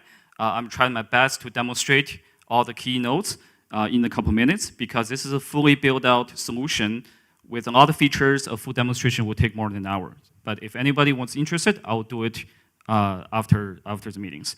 So you see on the left-hand side, it takes a couple minutes to gather. Just to orientate yourself, you have the mission budget, you have the mission planning. That's where you are trying to figure out where are we going, when are we going, and how long are we staying. And if the screen catch up, you see the which continent are we going, what is the JOA, where are we going. And we even have the diplomatic currents thought out in our process. And looking at the tab on the center right, you see force profile, you see sustainment, you see deployment, and you see the concept of operation. The first tab answers the question of who are we going with, what kind of asset are we talking about, who are we supplying for, which equipment, which vehicles, which Air Force assets or Navy ships are we going with? So that answers the combined operation questions. It takes some time. And then the sustainment, it will answer the questions on when you are deploying the forces to a theater for operation, how are we going to sustain them? We have all 10 classes of supplies being ingested in the data model, where you can sustain the forces based on the burn rate. And depends on the operational level, you're able to sustain your sustainment. And then you define the force package, you define your sustainment. How are we moving the supplies from Canada or your home nation to theater for operation? This is where you see the deployment side, where you're able to see the, are we doing the organic traveling by the military self-asset, or are we commercializing and we are transporting the goods and services by using the commercial means? And then the concept of operation gives you the ability to transfer where are the assets, who has the 30 days of DOS, where are they, and do we need to reconfirm from the, do we need to purchase from the industry? What we see is you couldn't see that I just uploaded a build case that is built for the Filipino use case, because it is an island nation with a complex scenario that involves Army, Navy, Air Force. With that being said, this tool has the ability to save your use cases for color comparison. That's why you're able to see between which is better, how can we do that, and what are we able to see within each of the corporations. As you can see, the screen just showed up, I loaded up. It's probably not going to see we're probably not going to see the actual way of saying the cost of supply. But here, you're able to see if we can add or simulate the buttons. And now, I just click the Start Simulation button. It takes about 30 seconds for the model to run and catch up on the calculations. While the model runs, I'm going to touch quickly on the data sources. The RMSP is able to ingest data from the current NATO system and also the future NATO system. We mentioned LogFast, but also the future architectures that we have in mind. For example, the new SAP systems. With everything that you see there, it will generate a couple of planners, dashboards, and with those dashboards, you're able to answer the questions of how are we going, when are we going, how much it costs, and what it takes to sustain. And the ability, the freedom of the tool is to help you answer the question of when you're planning for the operation, how are we able to achieve it? The limitation for today is the internet of the speed of the internet, not the simulation model itself. We're able to do this in 30 seconds, which we can show you later in the day. While I turn the microphone back to Michael, the screen will catch up and you're able to see what I just did. So my apologies to the panel. This is a back to Canada, back to here problem. We can show you live later if there's further interest. So what I'd like to end with is to confirm this product exists. Our firm has already has a product development scheme in place and a roadmap to build on it. We were able to leverage Deloitte's deep AI expertise and the size of our practice to build this asset out for Canada's Strat J4 over the course of about a year. But it doesn't end here. This can easily be adapted to meet any other nation's needs. Now, we presented this scenario, which is for the Philippines, but it is not limited to that geography. We need to ingest the data, the ORBATs from whichever nation wants to use it, and we can adapt it. It can also be expanded and focused to meet the alliance's needs in any multinational scenario, supported by Deloitte's presence in 29 of the 31 alliance member nations. So with that, I think we'll end. Did you want to update? Yes. So now the panel, you can see the simulation upload. We can see a summary view where the top generator can get the three biggest dimensions, the money, the time, and sustainment. And with the cost per planners, that's for the 8 branch for them to see the cost. And for the sustainment view, it will give you the ability to showcase where is the burn rate, what's the lowest in the stock level, and which triggers a procurement sense for the logisticians. And then you can also see that we have a stock indicator showing, hey, we're low on cost 5, which is a 556 ammo. So with that being said, the final note I'm going to leave you is this is a self-learning tool that's able to learn from all the orphan action review points that with all the operations. And with generate AI capabilities, you're able to ask the tool question, if we were sending a rapid response battalion over the ocean, how much it costs, how long it takes, and how do we sustain them? And the tool will give you 3 best COAs for you to choose. I'll end you with that, and we're ready for questions.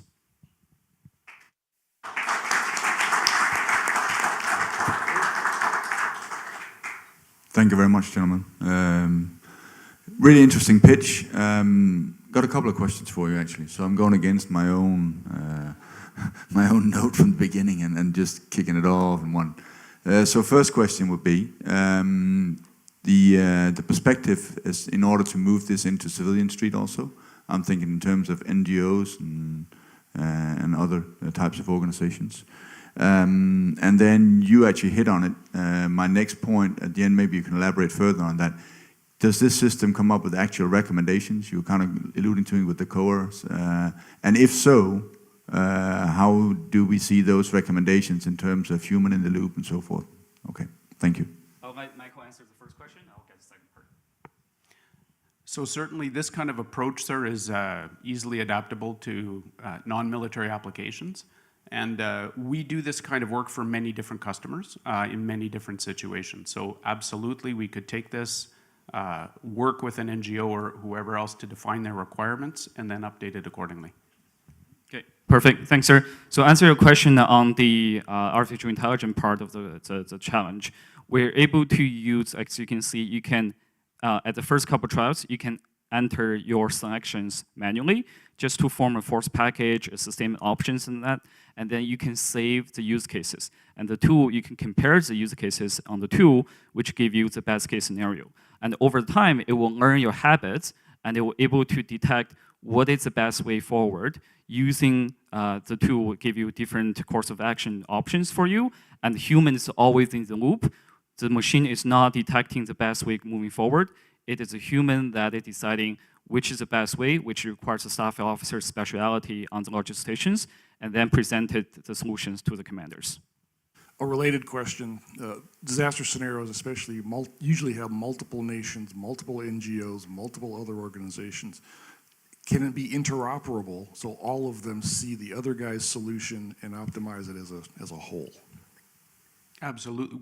It could be. I mean, this is a development effort. We would have to define the requirements, look at the quality of the data, figure out how you share those data between the various players.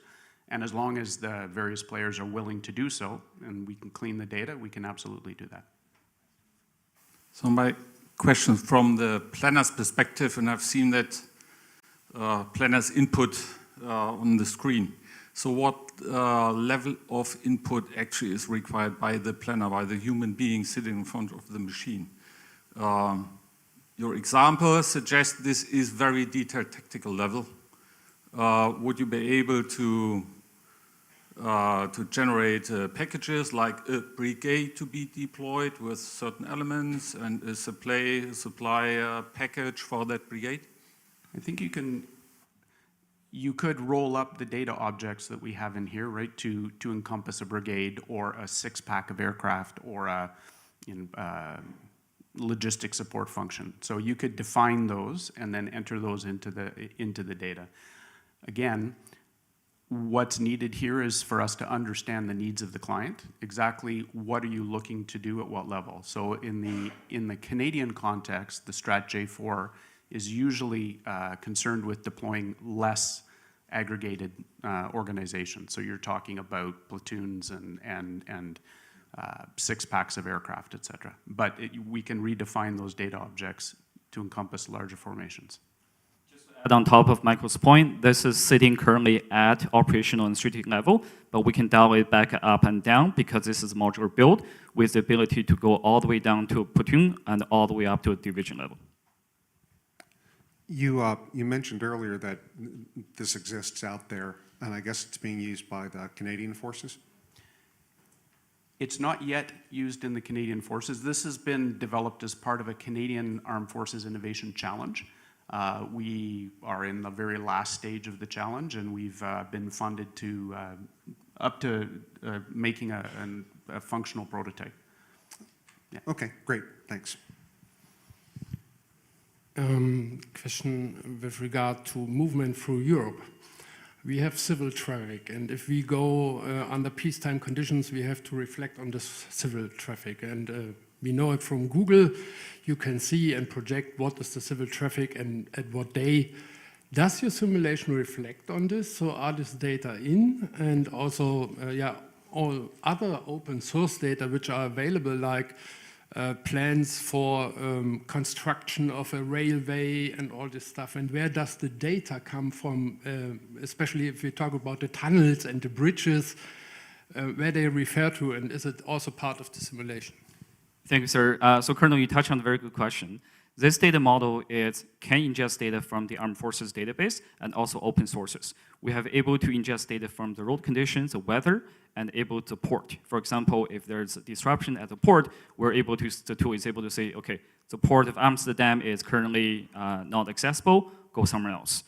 We have built use cases for Riga, which requires moving from Amsterdam to Riga with the road. So we're able to get the traffic information open source that is with the bridge capability, the weight, the lane meters, everything that is incorporated into the data model. How do you see your business model? You're a private company. On the other side, you have armies, you have NGOs, so all kinds of security issues. There was a couple of questions in there, sir, I think. The first one is security levels. This can be bought into a classified domain, and it can be run in a classified domain if required. Your first question was around the business model. We can approach this in a number of different ways, right? We could sell this to a client, develop it for them, and provide ISS. We could also sell licenses with in-service support with a development path associated. There's a number of flexible sort of routes to commercialization depending on the client, their ability to contract, and how they want to ingest this into their system. And this is, this is not new to our firm, right? We do this across many sectors for a lot of different clients, this kind of work, so we can customize to meet your requirements. The view just updated to the sustainment view, where you can see, because we built a training exercise in the middle of the exercise, which requires a huge amount of burn rate on the small arms ammo, and you tell you the burn rate, it will tell you, hey, we're running out in 5.56, go back and order some. So the insight driving from the asset is able to help commanders make informed decisions.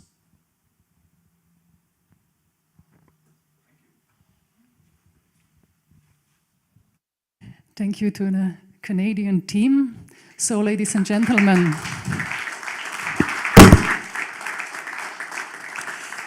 now we will take a short 15 minutes break for some refreshments. The coffee will be served there at the back of this conference room, and also the toilets are a few steps out of this room. So we meet again in 15 minutes, which means 11:10. Thank you.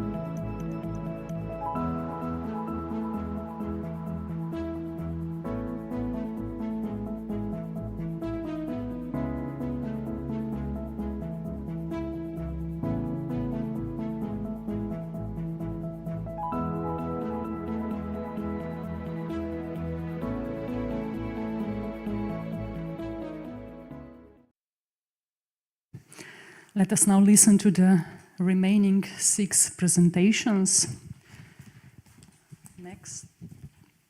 Next come from Germany. It is Fraunhofer, FKIE from Germany, entitled Digitanium. The floor is yours.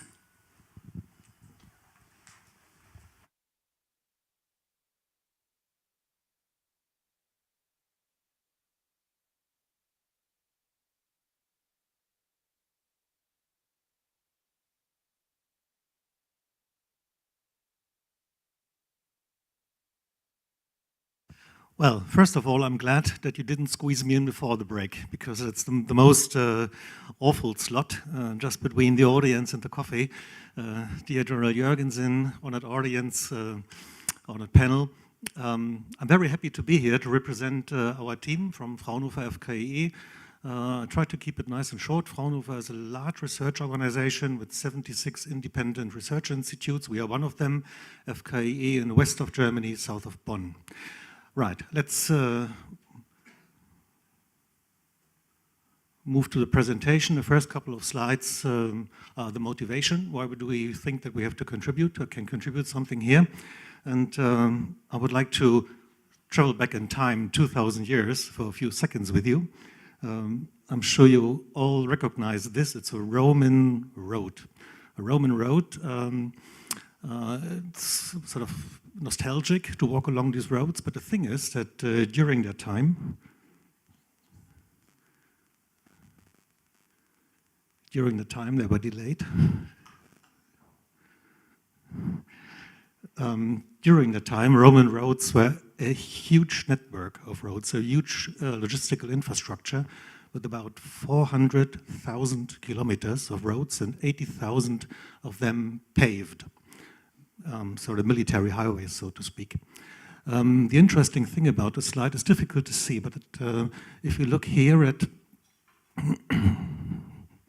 Rome, there, you will see that the idea was to have a hub with 29 military highways radiating from Rome, connecting the center of power with the entire periphery up to the sort of very remotest parts of Rome.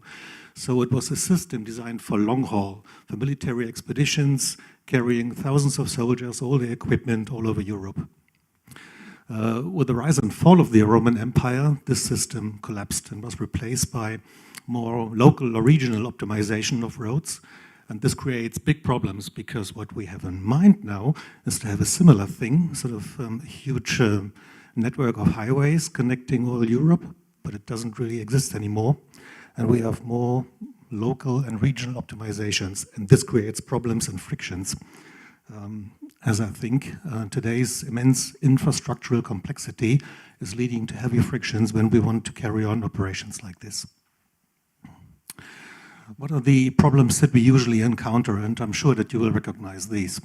Typical problems: multiple data sources, many involved parties, distributed workplaces, complex interdependencies between processes, and external influences that we can't really control. And this all leads to a fragmented data situation, intense communication efforts, pick up the phone, tell somebody what's going on, inconsistent operational pictures, time delays, and unidentified risks.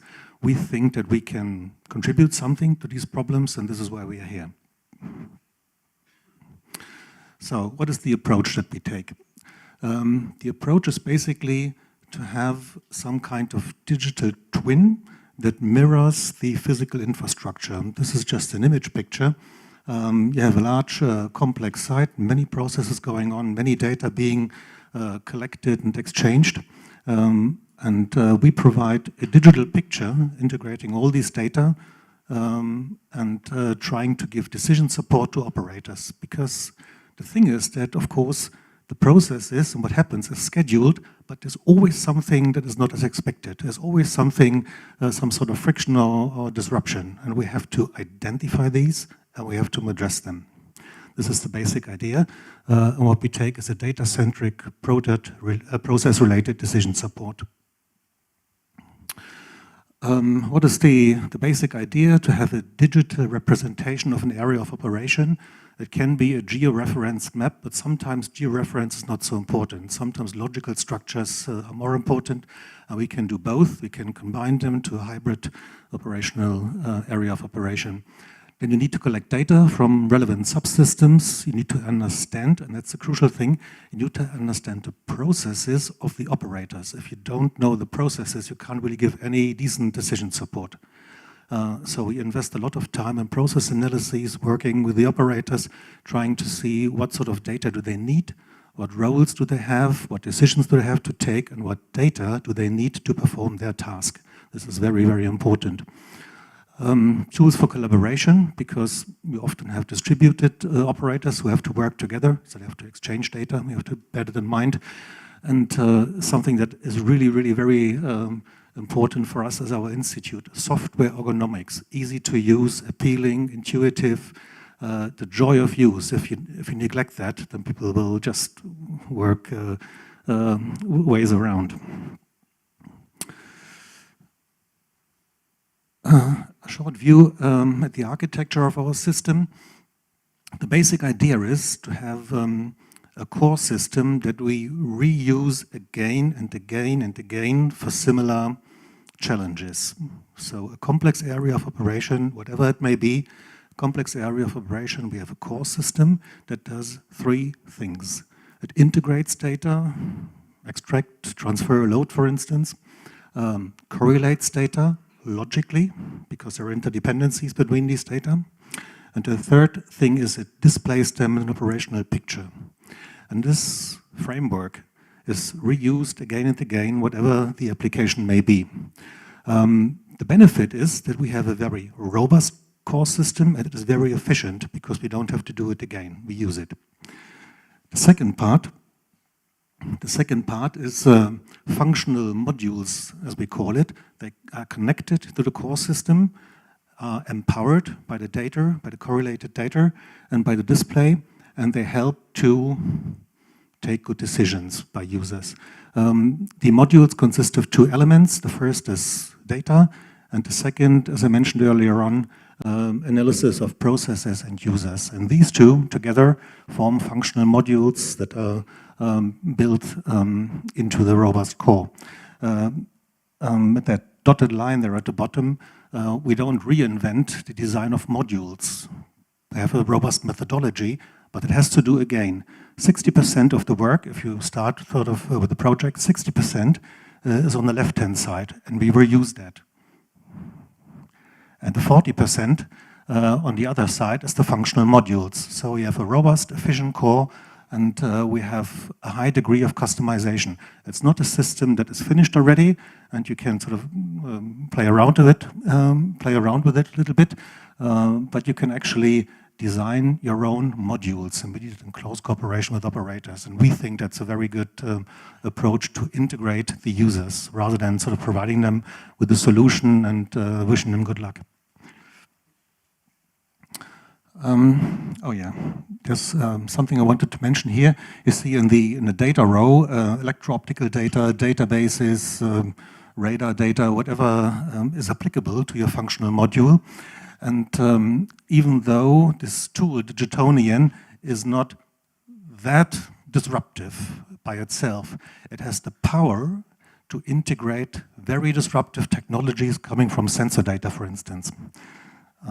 So it is a framework that helps others to shine. I have a few examples from our own institute here. On the left-hand side, a very powerful acoustic array powered by MEMS microphones. It's tiny, only weighs 400 grams. And it can hear a mouse coughing in 200 meters away and tell you where exactly is this and whether it's male or female. I'm exaggerating, obviously. It has adaptive noise cancellation, beamforming, FPGA, data processing close to the platform. Second example, a broadband real-time radio signal detection system. It's just so much more powerful than in the past. And on the right-hand side, the passive radar, this is the top antenna. This is the passive radar antenna. And these are using the passive, come down. The passive radar uses signals from mobile base stations, so they get deflected from the objects, and then the antenna catches them and tries to locate, detect, and classify the objects, and it works very, very robustly. So these are very advanced, innovative technologies, in this case coming from our institute, and they can be integrated into this data providing set. So it's a framework that helps others to shine. And in most cases, the sensors, they don't come from us, from our institute. These are just examples. In most cases, we use existing data, we use existing sensors and integrate their data into the system. What do we propose for military mobility? How do we want to apply the system for these kinds of questions? Well, there are three categories of data that we would like to, that we intend to collect: plan data, sensor data, and context data. Plan data, obviously, what do I want it to be like? Sensor data, what is the real situation, the real picture, any disruptions, any frictions that I couldn't foresee? And context data, sometimes they're very tricky. The weather is the most obvious one. The weather is the most obvious one, but I remember during the COVID pandemic, we were supposed to support Defender 2020, and all of a sudden, you couldn't take 1,000 drivers and put them into one camp because of the COVID infections. So you had to come up with a different solution. So these context data, they sometimes can influence your processes and your schedules quite heavily. And what kind of data do we want to integrate? Well, first, of course, data on demand. What do I want to transport? What do I have to carry? Data on capacity, process analysis, how are the scheduled processes, and disruptions, and what can the system provide? It gives you situational awareness. We call this project Digitonian. I thought about it. Big lockpick would have been a better term, because this is what all is about, giving a big picture about the situation. If there are any disruptions or frictions, the system can provide options by automatic data correlation, and it can evaluate the options and provide decision support. And in the end, it has a communication channel through the operators in the field and can actually initiate action. So it's not just watching a film. You can actually interact through the system. A bit more concrete, perhaps, demand data. What could these be? Units to be transported, personnel, ammunition, equipment, fuels, sustainable aviation fuel, something that will come up in 20 years' time, maybe, SAF+. It will change the way logistics is done. It will change the range that platforms can move, and you have to address this. So this is something that we could cover as well. The sequence, of course, we heard about this earlier on today. And on the capacity side, the available infrastructure, the current availability, are there any building sites, any limitations? Manipulation, I heard about cybersecurity, and I want to mention the electromagnetic spectrum and electronic warfare. And in a military operation, we have to take this into account. Espionage, using drones to see what sort of equipment is transported, and data about the environment. So we have multiple data sources, complex interdependencies, and dynamic changes, and we load these data into the core system, correlate them, and try to give decision support. Now, Europe is not that big, but of course we have so many data that it can be a bit overpowering to use all these data at the same time. So what we propose is to have some sort of logistics corridor and to start with that. So the idea is, on the very top, think big, think about the entire picture, start small, scale up. This is the approach that we would take. The basic idea is to, in the first step, to limit the geographical scope, to focus on key infrastructure elements, use and share existing data as far as possible, modularize and scale up. This is not academic research that I'm presenting here, even though Fraunhofer is an academic organization. It is actually a product that is in use in a different area of application, and I would like to show you a few examples. We have implemented this in the last 10 years, started in 2013, and it went went online in 2015, the first module, for a large international airport, Cologne-Bonn Airport. And here you can see the idea. You have the digital twin of your physical infrastructure. You look through the window, but you see all the data that you need in your system.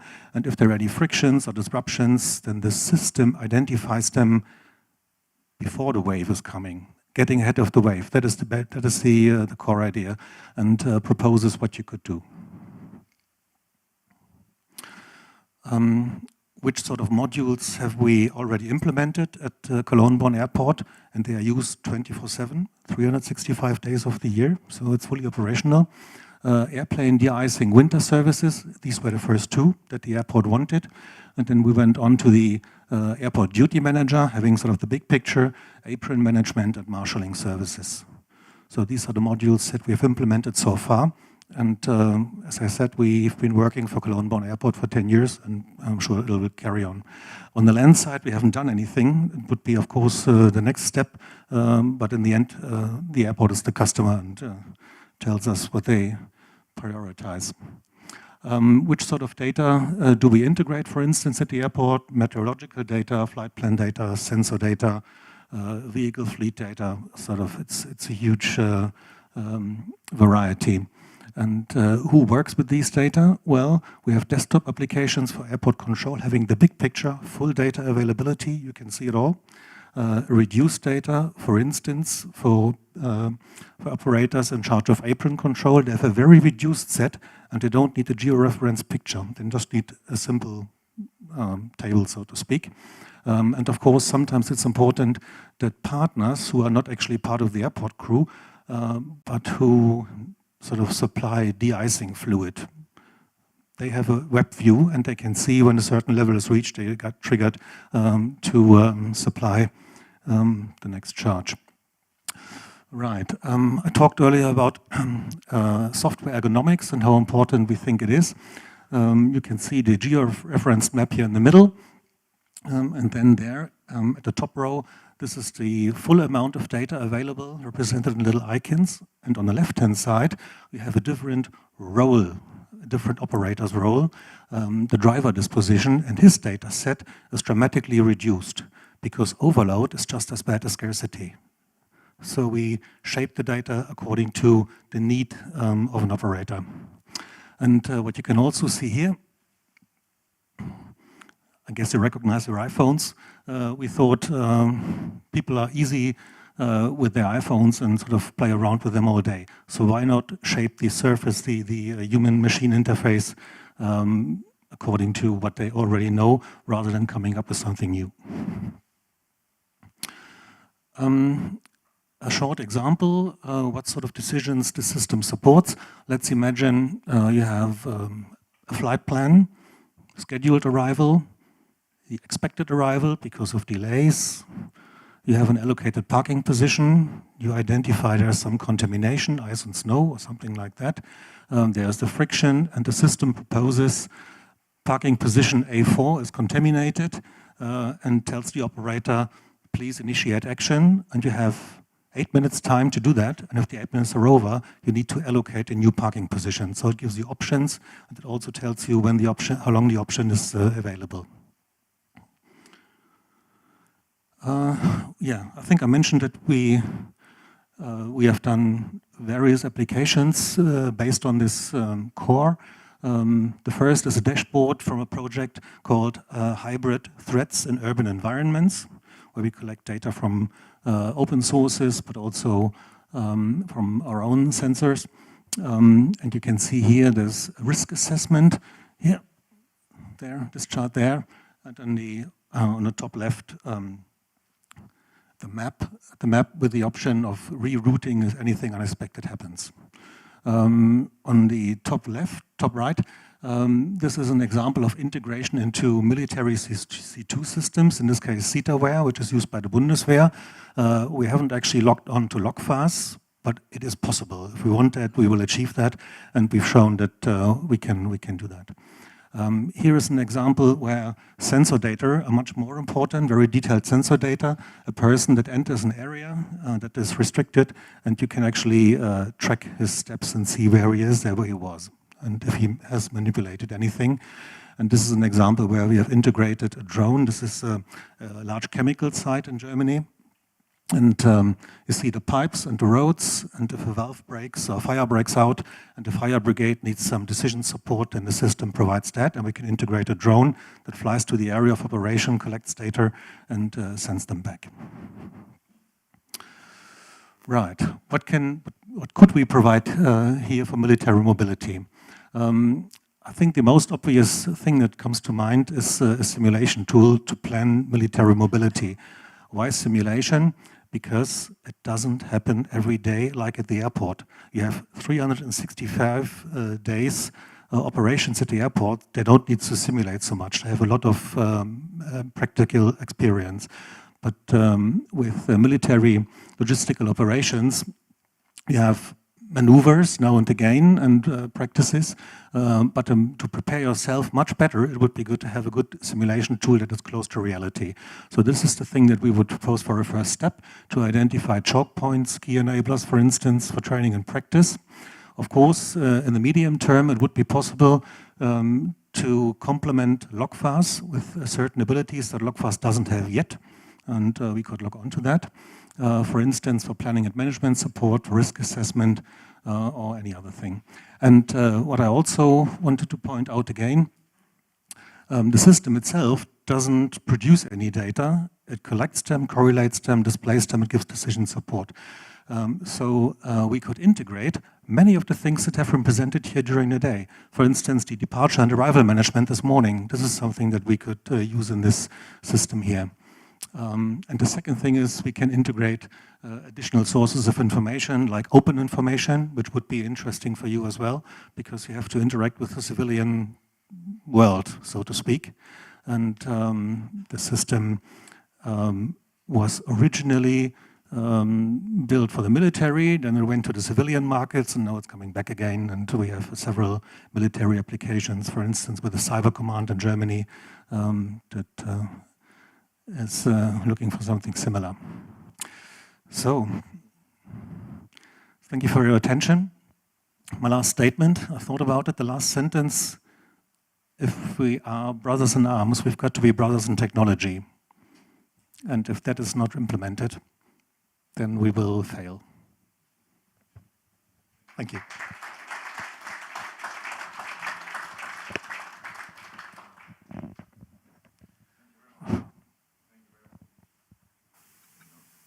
Thank you very much.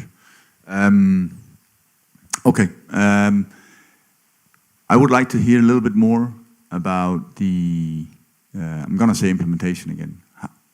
I've heard some thoughts about how we could do this military mobility-wise. I've seen an example from a civilian implemented solution. What are we talking about time-wise here before you could do anything that would actually support military operations across the AOR? Oh. The first step would be to move the system into a military landscape. Like we've done with the Cyber Command, for instance, it took 8 weeks.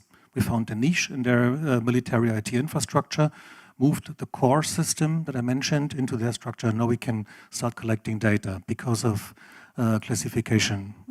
And without that, I mean, logistics is easily, very quickly dealing with classified data. So that's the first step. In the case of the Cyber Command, it took us 8 weeks to move the system into this environment. And then, of course, it depends on the module. We're starting with a Cyber Command, a very small module, which will be implemented in 4 to 6 weeks' time.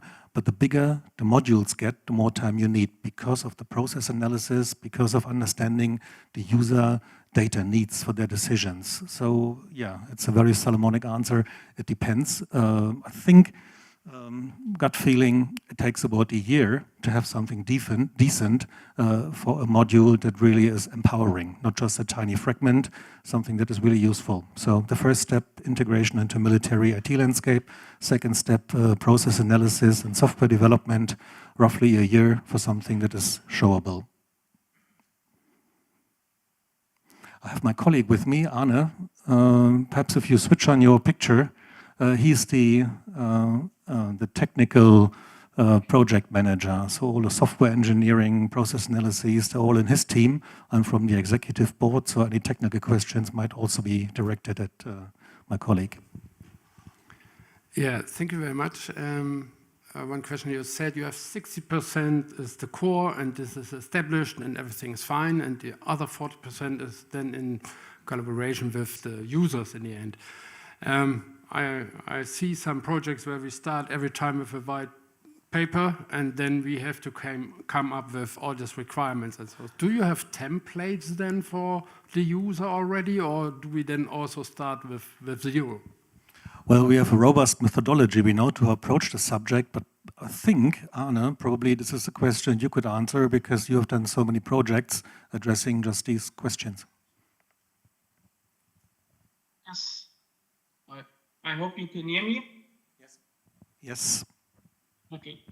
As we have a lot of examples of systems that were developed in research projects and running in operation, we have a good starting point with users. And more or less, if you have seen the screenshots that Kai has shown, the system can look similar, even there are different tasks.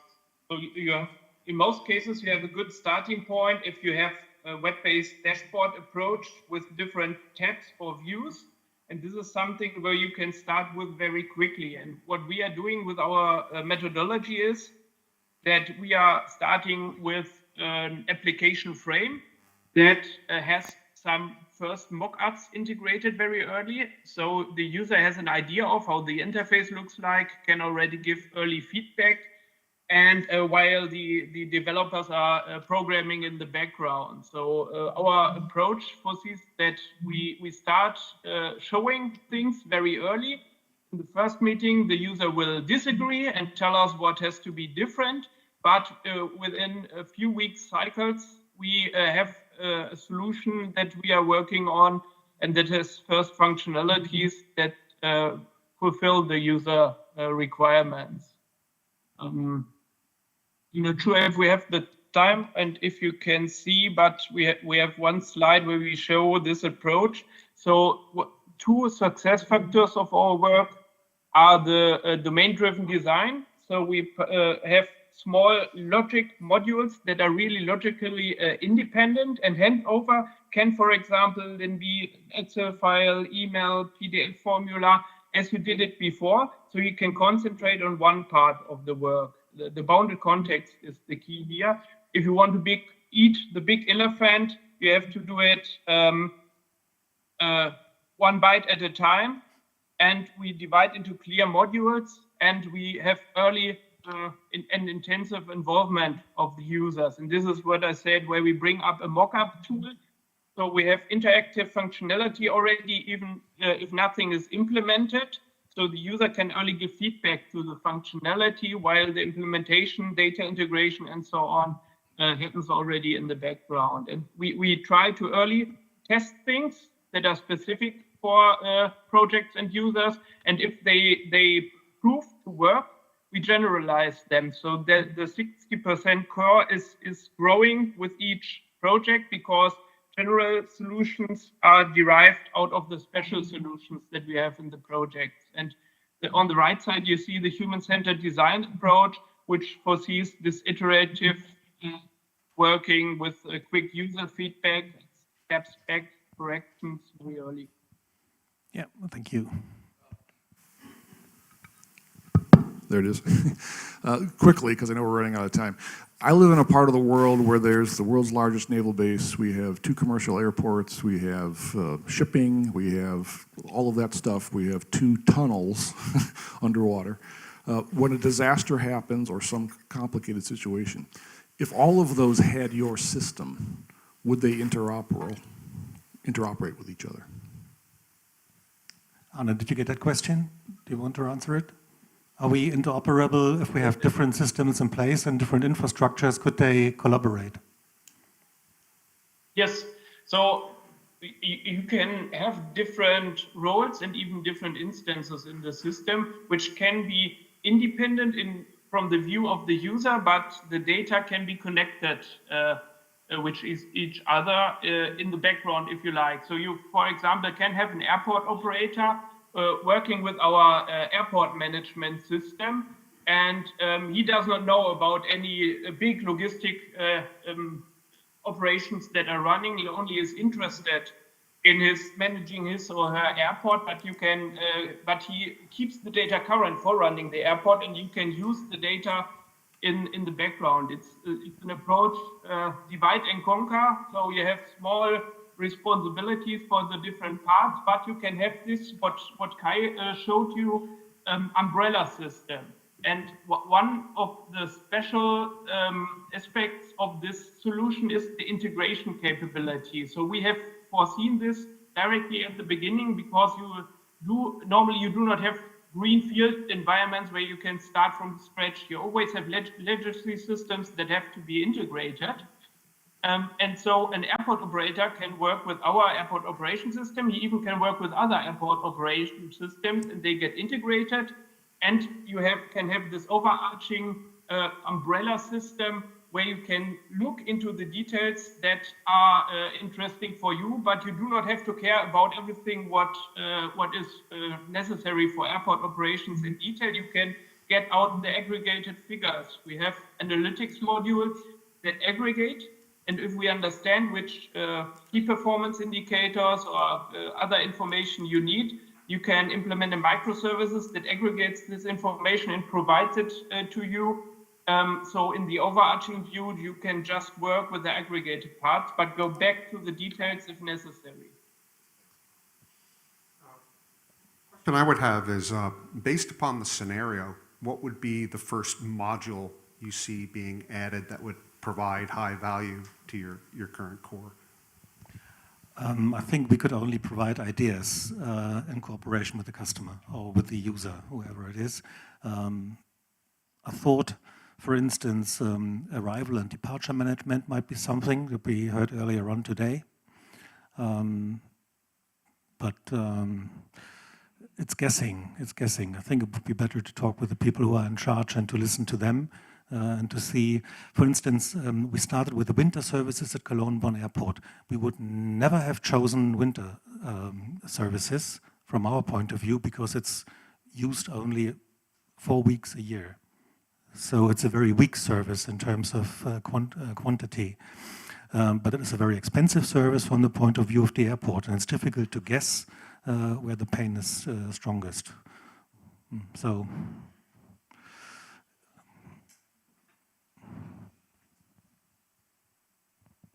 yeah, Anna shows the interactive tool. I think you saw the slides, and it's got a fast forward function as well. What if scenario? For instance, if flights are rescheduled from Frankfurt or Düsseldorf to Cologne, and they ask, we have 5 planes which we cannot land here in Düsseldorf, can you take them?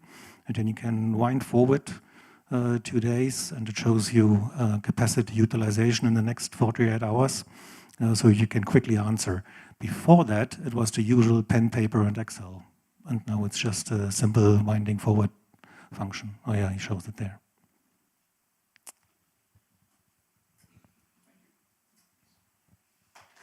Thank you to the German team.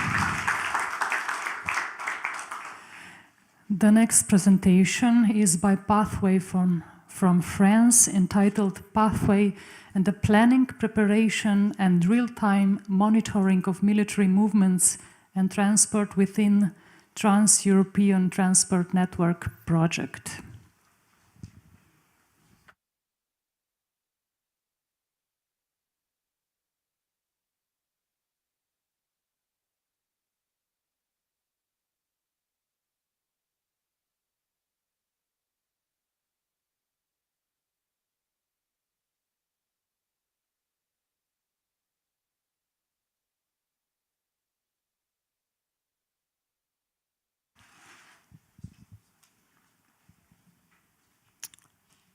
So hello everyone, I'm Claire Nouet, I'm the co-founder and CEO of Pathway, and I have a background in business and logistics and spent a bit of time in defense at Thales.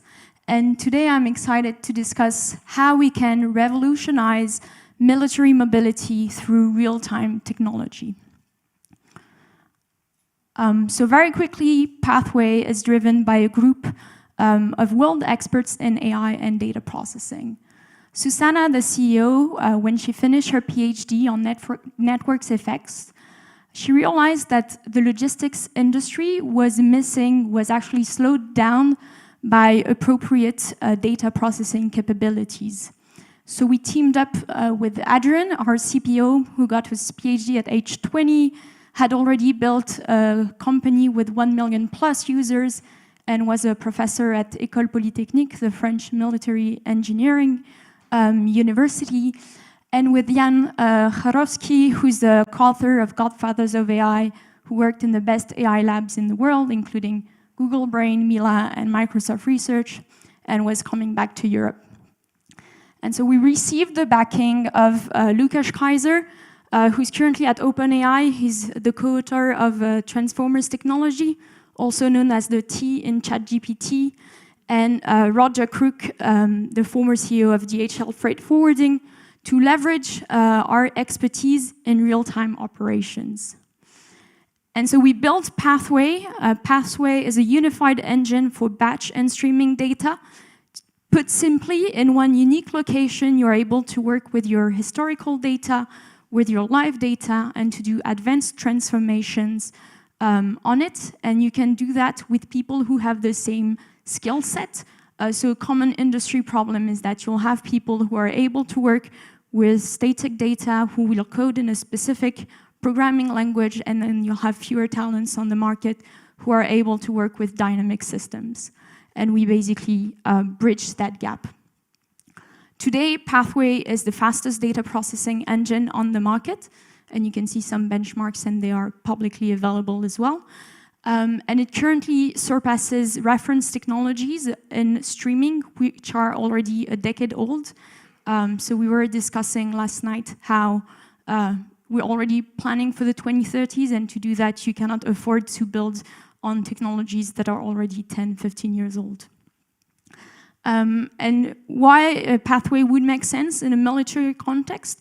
It would make sense specifically when you have, when you need the ability to use both real-time and static data. So sometimes working with historical data is more than enough for your needs. But when things are changing, when you have new variables, you want to be able to take them into account in a reactive manner. Something we're seeing in the civilian world is that old systems that have been designed in static way, when you have a new variable you want to change, it takes more than a day, sometimes more than a week, to recompute a model, and you simply cannot afford it. And then it's also the good solution if you want to industrialize solution. So it's been a recurring question this morning. So how do you get this implemented? Basically, it's a framework in Python, and it allows minimal reliance on external specialist skills. When you see here, we're benchmarking against Apache Flink, which is a reference technology on the market, where most contributions are coming from China today. And the reason why we got here is that when we were working with enterprise clients, they were having tremendous difficulties working with their real-time data, especially in the logistics context, because you have data points that arrive out of order, and new data points can change your vision of the past. So how do you take this into account? Then it's very hard to align numerous streams of events across time and space. You'll have GPS data, status data, data coming from the transport management systems of your civilian players. How do you integrate all of that? And then finally, data can be very noisy. While we mostly operate in the civilian context right now, we're gotten quite used to GPS jammers, military-grade GPS jammers. Well, you'll have signals moving across 100 kilometers in a matter of a couple of seconds. It doesn't mean that your asset moved that fast. It's not a fighter jet. It just means that you have a GPS jammer somewhere, especially in some territories. So we decided to develop dedicated solutions for location data that runs on top of the Pathway engine. Put in practice, here you have the road data. So for now, it's a mix of maritime, rail, road, and air data. And the very first step is to create automatically a coherent data model. And I say automatically because for some of our clients, they were taking weeks, if not months, to basically map processes. It was taking an enormous amount of time. Onboarding was very difficult. You needed to have someone who knows the process, then you need to have someone who knows how to manipulate the data, make them sit at the same table. It can get very complex very quickly. So first, you create a data model automatically that gives you structure, and then you can query it in real time to get actionable insights. Those can be alerts, anomaly detection, digital twins that we just mentioned. It's just once you have this model, you can query it and have a large number of capabilities. So some of the use cases that make sense in the context of the scenario and that we have rolled out are related to automatic location mapping. So it's all use cases related to data fusion, sensor fusion, especially when you have raw data, sparse data, and even more so when you operate in non-traditional road or areas with poor cartography. So here you see map backgrounds because it's much nicer on a presentation, but we don't actually use the map data itself, meaning that as opposed to other systems that may exist that try to push a specific flow to the closest route, we don't make these assumptions, which makes sense, and we have this deployed in Southeast Asia where road cartography is a bit different than for Europe. Other use cases include trajectory mining, anomaly detection and alerting, as well as advanced analytics and real-time machine learning. So today, Pathway has been rolled out by world-leading companies in container shipping, freight forwarders, including freight forwarders who are partners of armed forces across Europe, postal services, and a subsidiary of the French Space Agency, to name a few. And our expertise has been recognized both in the data processing world by Gartner and specifically in supply chain for data analytics and intelligence. And so we believe that Pathway can be a game changer for the conduct of military operations. Specifically, it helps it addressing critical challenges related to road and rail digitalization. Data filtering, route optimization is something we see a lot in the commercial market, where you're trying to assess, based on your constraints, whether they're costs, lead time, carbon footprint, constraints on equipment, real-time traffic monitoring, and anomaly detection. So thank you very much. Our world-class team, cutting-edge technology, and proven traction in the commercial market allows us to think that we could be great partners together, and looking forward to discuss. Thank you.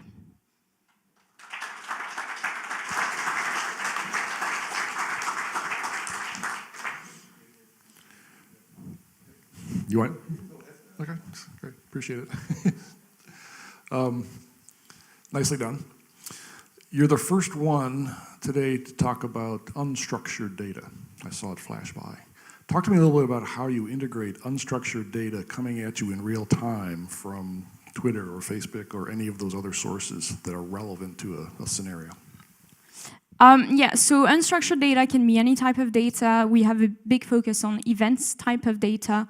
And when we take a more mobility use case, what we usually see is that we have some kind of timestamps ID, and we create a coherent data model.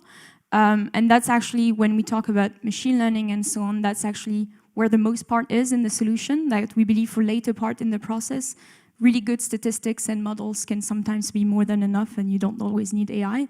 However, in the data preparation side, that's where most of the impact is. And the way we do it is that we get a lot of unstructured data. We assign confidence intervals to the data points. We always keep humans in the loop, meaning that the system makes assumption of the data, and then we can say, oh, we believe this is an anomaly, but there's a human operators that say, well, it's not really an anomaly. An example is we do a lot of sensitive pharmaceutical cargo, frozen plasma, that type of thing, very strategic, very sensitive to temperature. When you open this type of container on a terminal, it just probably means there's a custom check being done. It doesn't mean there's an issue with the refrigerating system or anything. But if it happens elsewhere, you want to take that into account. So it's context with human in the loop, basically. Thank you very much, also from me. I'd be interested in maybe hearing a bit more from you on any interoperability issues. When you have to merge data from multiple nations across multiple levels of classification and so forth. Can you speak to that a little bit? Thank you. Yes. So the very first step, what we usually do is do a data assessment. And what we ask, even in the civilian words, is to understand when we get a table with 300 columns, what do those columns mean? And they can have a different meaning or be named the same thing across entities and not mean the same thing. So there's always, in full transparency at the beginning, an exercise in understanding what the data means, and then it's about merging this data in a meaningful way. As for authorizations levels, as mentioned, we're mostly in the private sector for now, but you have those constraints, especially when you're dealing with a sensitive cargo. I mean, slightly different one, but for pharma goods, for when you're transporting a container full of smartphones and so on, you have very limited people who know in real time where this container is for security reasons. So this is something that we've been able to offer. And the solution is then always privately hosted on the client side as well, ensuring further security of the system. Yeah, would you speak to the metrics you're using with your commercial clients for value and what's actually changing when you put your system into play into their logistics systems? So there are a number of metrics based on the use cases. We have commercially a land and expand strategy. So we start with a specific use case. One we have with La Poste that is public is fleet utilization. So basically you're assessing whether you need new equipment to buy and you're trying to see what's the percentage rate of utilization of the assets. So how in motion it is, when it's just parked somewhere and you're not doing much. You have metrics around data acquisitions. So it's something we partially discussed last night with some people in the room. We don't actually need that thing that you need to equip all your equipment with devices, but actually having a smart data collection strategy. And so we have customers who divided by 2 their cost of rolling out IoT, for instance. And then for some, it's just lead time and alerting. So they want to know if their container is stopping more than 15 minutes in one location because it's a risk factor. And risk is always difficult to assess in a financial way unless you've gotten, like, the thing has been stolen. But it's being used by security departments at some of our clients to understand when there have been thefts or issues to investigate the data.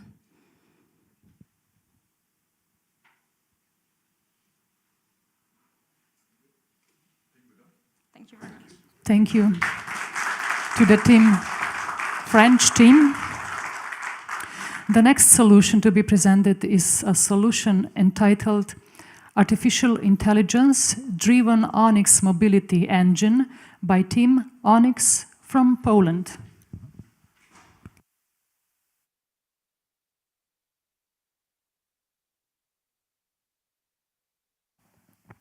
Good morning once again. Now I'd like to present our project, which is called Onyx, which we think could be utilized into military logistics. A few words about us. We are from Poland. We are a company that's specialized in transport logistics. Now we are renowned by our own unique optimization engine that's since the last 12 months acquired more than 10,000 trucks. 14 of the 20 biggest shipping companies in Poland are already into our systems. We are called by the media, a bit inaccurately, the ChatGPT of the logistics. And we won a few awards, the Best of Industry 4.0 and the Polish Transport Logistics Society of last year's best projects. And our team, it's a bit bigger, but I will present some of them. Which is me. I have an experience in logistics since my youngest age with my family's business. And it's Artur, Oleg, Roman, and Michael. These are our, let's say, mathematicians. They are top level in the world. They are winners of the IOI Olympics international Olympics in programming and math competition. And what our system does in simple terms, for a system to work, we require dynamic requests, time windows, all the technical data or fleets and shipments. Also, we can operate on dedicated requests, and of course, we have to connect all the assets into our network by GSM GPS connections, which means that we need to connect telematics inside them. And our engine optimizes the space, the routing, and also estimates the cost of each scenario and picks the best for the company. We are now commercially live, so we operate on a commercial value, so we bring the best value for the company, reducing the empty kilometers for the particular set of shipments to be made within a few seconds, few minutes. Our biggest clients have 700 big trucks, and we can optimize them within 1 minute. It takes us to calculate every new scenario. We are live adding new orders, so we are changing the scenario not only today but in the future, because we also calculate the driver's working hour, the cabotage, etc. So all the regulations that drivers needs to be able to operate within the framework of European Union. Of course, we have driving restrictions, the map restrictions, but also the formal restrictions, for example, for someone not be able to go, for example, to the United Kingdom or to Switzerland due to the unavailable passport or whatever. So we can also adapt to the truck or to the driver, and our systems won't send the truck over there or the driver over there. And one of the unique characteristic of our telematic is that we can remotely diagnose a truck and remotely correct some of the malfunctions. For example, if a driver says that there is a control button in the truck and he doesn't know what is it.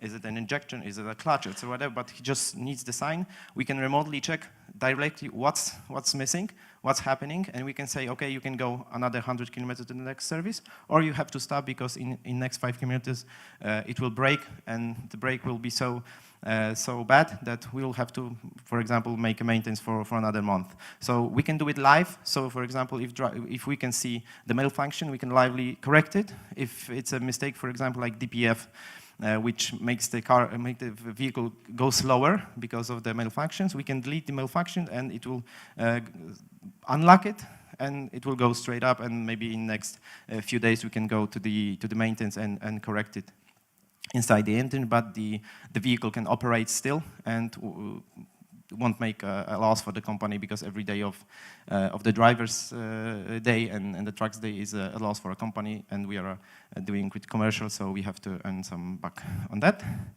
I will now present a quick look how it looks from the inside. It's slowed down. It is slowed down by I think 1,000 times, but so you can imagine if we and how we can adapt it.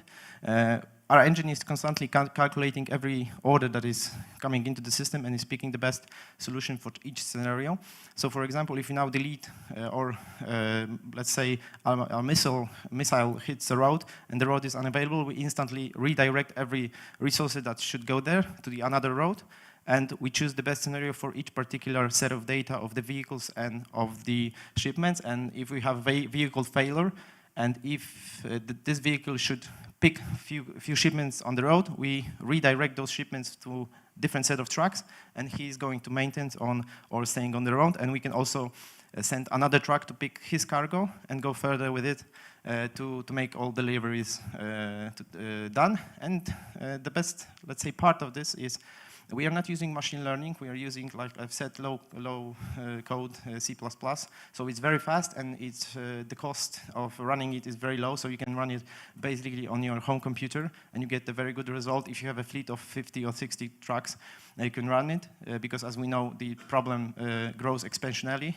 So we do it this way, and this is like a kind of solution that we have a truck that we are also packing everything so we can fit as much shipments as we can on the truck, and we are doing it also with the routing, the driver's execution, etc. So we are combining it and switching and using all the data to make it more efficient, to lower the cost of running the fleet, and still executing as many shipments as we can within the same frame. And which is most important, we are doing it, let's say, live, so we are recalculating every second, because we know that in logistics every second matters, and every minute the scenario can be changing, especially in, for example, we have some dynamic scenario like there are on wars in this particular area. So, for example, we can use our engine to adapt to real-time changing of the logistics that are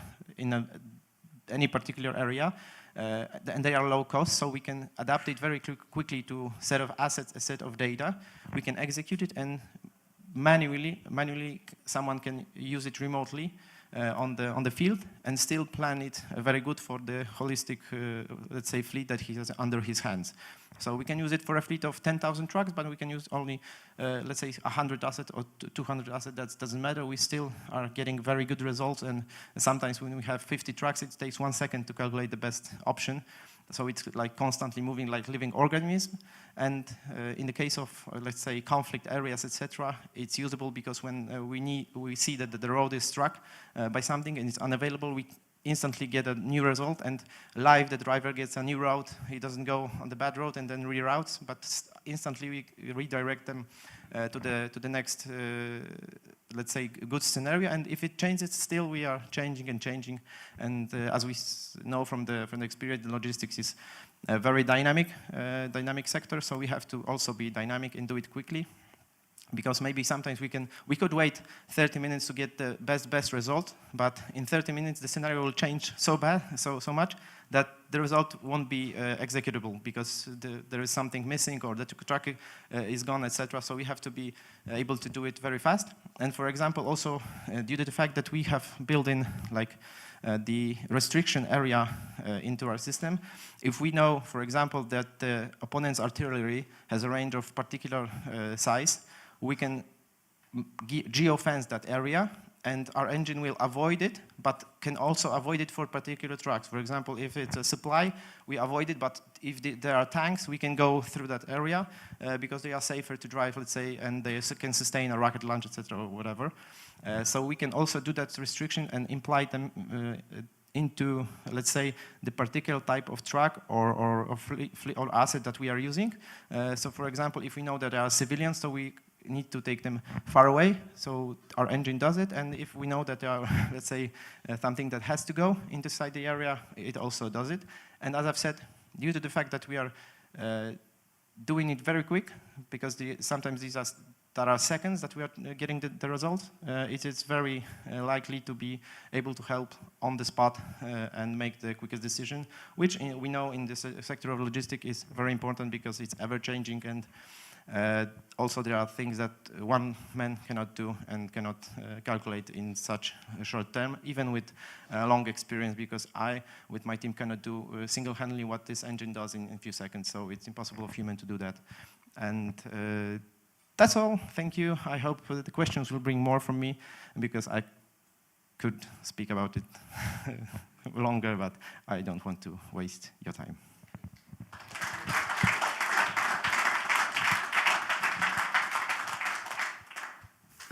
Thanks very much, Adrian. Two things for you.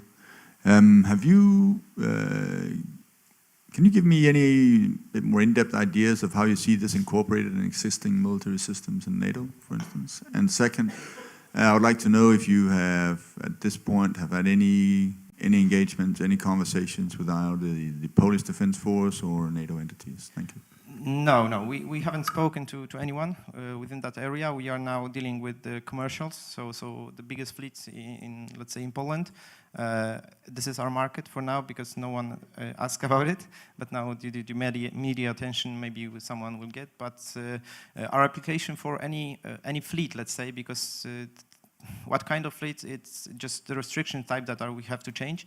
But for example, we have a set of hardware that can be mounted in any truck, any vehicle, to be able to remote diagnose that truck. And it's fairly cheap. Because this is our, let's say, our primary idea is that transport companies doesn't have money for investments, let's say, because they are always getting new regulations, mobility package, etc., etc. So they have to optimize their cost, but no one wants to pay them for that. So they have to optimize within themselves. So we want to give them a cheap solution. If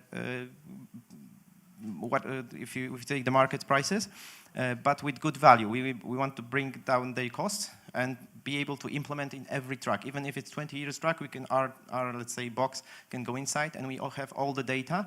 And due to that, we control the data in the fact that we know what data we need, and it's there. So we can, of course, we are working with VAPCO, with ZF, the biggest companies that we connect to their telematics as well.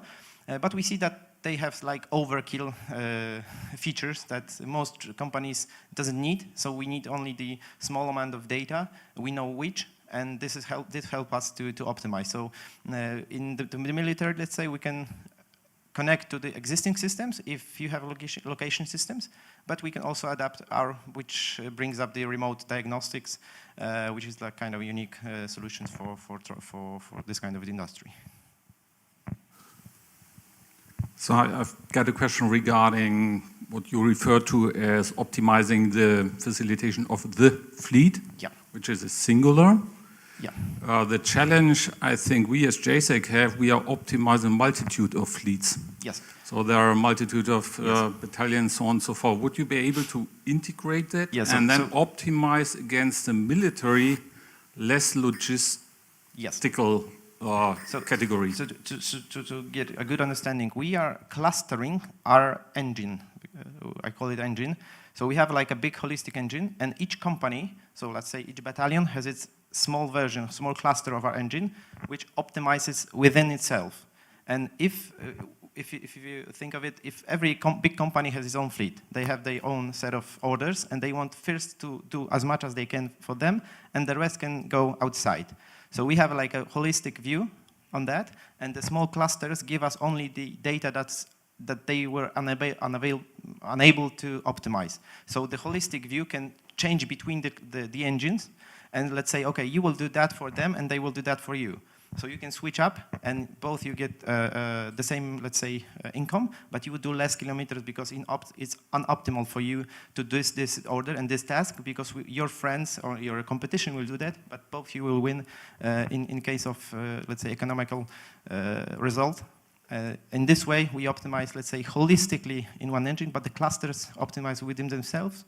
And this is why, as I've told, they require low amount of computing power, because the small ones have smaller amount of data. So the big one we have, and it needs, of course, a bigger computing power, but the small ones have small amount of assets.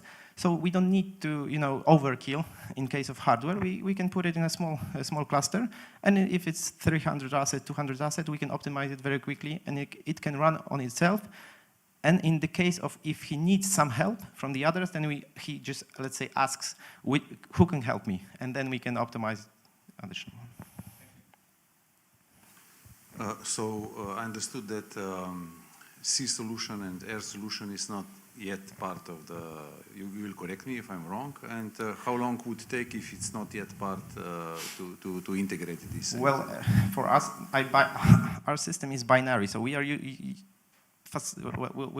deploying it into the road, let's say, transport, because it's our business. But if we have the roading map, it's for the system, it doesn't matter what's the kind of asset we're using, because for him it's like 1 or 0. So if we have like a map of shipping, let's say, corridors or air corridors, it will work the same, and I think even faster, because of course in the road we have more restrictions, like the length, width, height of the truck, in case of the road that he can use, etc. So in case of maritime, it's fairly easy for us to adapt it, because we are lowering the parameters, lowering the expectations of the result that we need to have, in contrast to what we need to do in roads and so in transportation. So this is what I've said in the beginning. We've made it highly adaptable to logistics. So we built it. So if anyone comes us, let's say a company like Carrefour comes to us and they need last mile delivery, we can just quickly adapt it. Or if someone needs to collect something from the other part of the country and collect it to the one warehouse, we can work both ways. So it's my idea was for it to be fairly cheap and highly adaptable to any situation and any company. Yeah, I have again a question with regard to the data, because if you have your normal truck, that's nice, but what is with a heavy equipment truck? So where does your data come from when we talk about the European road network? So maybe there are countries where it is really, elaborated and they have this data, but there might be some countries where they don't have this data. Where do you get this data from? Yeah, we don't make our maps. We use the commercial maps. The maps that we are using actually are Nokia HERE maps, and they are good for tracking business and industrial because they have all the parameters that are needed for the trucks. They are much better than Google, and the price is much better than Google's. And they are specifically designed for the trucking industry and for those heavy, let's say, heavy movement. And in case of, let's say, roads that we don't see, we are in this, let's say, part of the system, it's separate. We are using machine learning, and when we, like, say, follow the GPS signal, we have, like, for example, some trucks that are, one of the trucks I saw yesterday was driving in Iraq, of our client, and he was just driving like in the desert. So we can then see his tracking by the GPS and then put a, let's say, a virtual road that we know that someone went there and back, so it's like drivable. So we can then like add it to the piece by piece, because it's, I don't think maybe by geosatellite and the imagery you can do that, but it also, there is a contrast when you see the satellite picture and you go there, you go over there and you don't see the, let's say, a rock which is on the top of the hill, and you let's say the imagery like was from the upside, and you can imagine that it's hard to let's say put it one-to-one into the real situation. Then you can have from the imagery from satellite view. Can you explain shortly your vehicle remote diagnostics? You said it's cheap, it's easy to install. Yeah, we put a box inside a car. It costs around 100 euros, let's say. We are manufacturing it. It's our own device, so we are manufacturing it in Poland.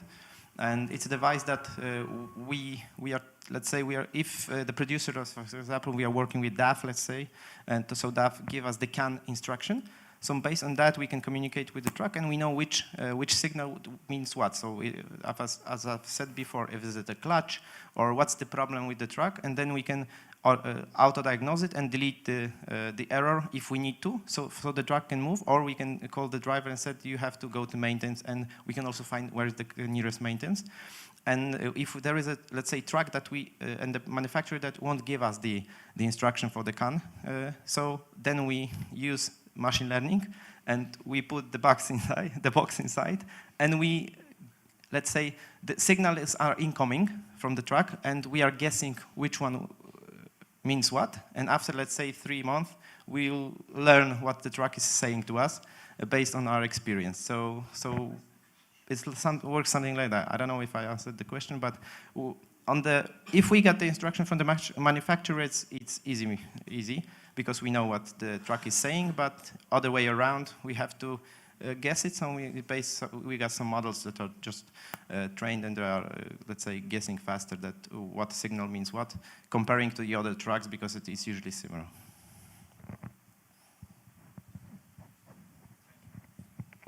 Thank you very much. Thank you to the Polish team.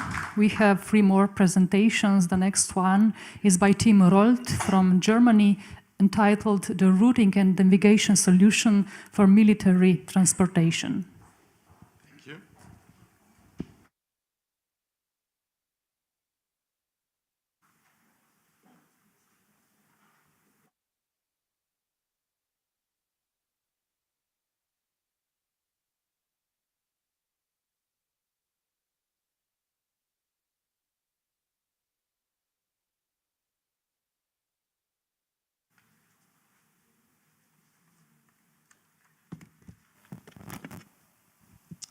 Hello. Yeah. Thank you very much for having us here. My name is Gregor Fiedler, and this is my colleague Sören Schäfer, and we are both from the company BWI. And in the next 10 minutes, we are going to present you our innovation project called ROLT, which is a military route planning and navigation solution. ROLT is a cooperation between different partners.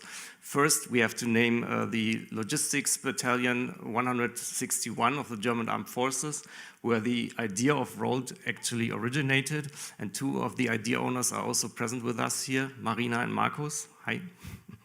Then we worked closely together with the Logistics Command of the German Armed Forces, and of course, there's our industry partner, HERE Technologies, today also represented by Marlon Hille, who is in the video conference and will assist us for the Q&A session. So, let's take a look at today's situation of military route planning and navigation. Today, there is no military end-to-end solution. There are only fragmented digital solutions, if there exist digital solutions, and because of that, soldiers are forced to use different tools for different steps of the process. For example, and yes, this is true, yeah, sometimes they need to use printed maps for route planning and for navigation, or they navigate via road signs. Sometimes, if there is a digital military routing solutions, they need to print out the routes and navigate via the printouts. Sometimes they just rely on their own experience in order to get to the destination. And best solution in terms of convenience, but at the same time absolutely worst solution is that they use commercial applications on their private accounts, such as Google Maps. And yes, this is true. Soldiers also use Google Maps. But does Google Maps give you the right roads and bridges for a heavy truck loaded with 60 tons of steel? No way. And is Google Maps secure? Of course not. You send data to third parties that are hackable. So what are the negative consequences of what I've just told you? Of course, the route planning process today is sometimes manual, but always very time intense. Then routes are calculated where roads and bridges are not suitable for military transports. Because of that, there are delays and traffic disruptions in military movements, and the ETAs are very poorly calculated, which is especially important for coordinated transports from several countries to one destination, of course. And the turn-by-turn navigation, they do not meet military security standards.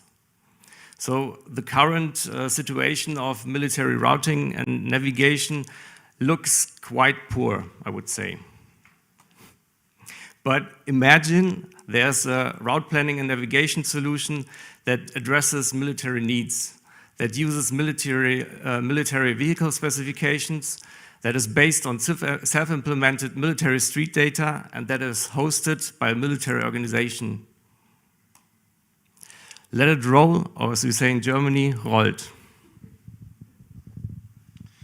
Yeah. Thanks a lot. I think we can stop dreaming because we have a solution right here, and I will demonstrate you the solution we have. In this demonstration video, I want to show you two major parts of ROLT. The first one is how to plan a route. We can assign some special military vehicles to that. We see which vehicle parameters we choose and how the route is calculated. And after that, we switch to the mobile device which the soldiers can use for the turn-by-turn navigation. But I think let's have a deeper insight into the video. After login, you can see you can plan a route. We need some route information or some origin information for the route calculation or our algorithm, so we can choose some special vehicles. You see that there are some vehicle specifications. We address it out of our database, and of course you can modify your specifications like the height or the load, whatever you want. You can group these vehicles up to 250 vehicles in our system, and you can create a package. You can name it like Alpha, and then you can, of course, address dangerous goods, for example, explosive, and you can choose a related tunnel category that you don't stay in front of a tunnel or a restricted area you can't pass. Then you have a user interface. Of course, it's known. You can enter a origin and destination. Then you can choose between departure time, arrival time, and of course you can see there is a route calculated by our routing algorithm, the fastest one. Here you can see on the left-hand side some summaries, for example, when you have to start, or how long is the duration of the route, or how long is the road. And of course you can manipulate the route by interacting with the map. For example, you want to bring in some wire points for brake, then this is automatically calculated to the driving time. And sorry, all the magic behind all the data we have in our system, you can also make visible for the planner. So you can see by activating traffic incidents where are traffic or road construction sites, and where are they, or when do they start, when do they end, so that you can plan, you can manually modify your map, and you have some real-time information, for example, the traffic information. If the street is green, of course, it's a free-floating traffic. If it's red in the left upper corner, then it's blocked by a traffic jam. And of course, you can see some restrictions of the streets, for example, the height or the capacity of bridges. After that, you can assign some drivers all to the cars, and then it's spread to the user, to the drivers. Then you can take a mobile device, you can logging in, you see all the orders you have to do. Then you choose the order, you have a rough overview about some informations to that for the driver, also which car you have to choose, and then after activation your route, you can follow the turn-by-turn navigation. I want to switch the perspective from some single movement planning to a more complex coordinated movement planning. Here we have simulated the case that we want to start from 3 different countries, and we want to achieve the goal that we meet at a certain point of time in Rukla in Lithuania. And you can see we calculated the route. There's the 3 routes from this 3 original military bases, and we recalculated the ETA, so the starting time that we know when we have to start to bring our goods in a coordinated operation to one single point.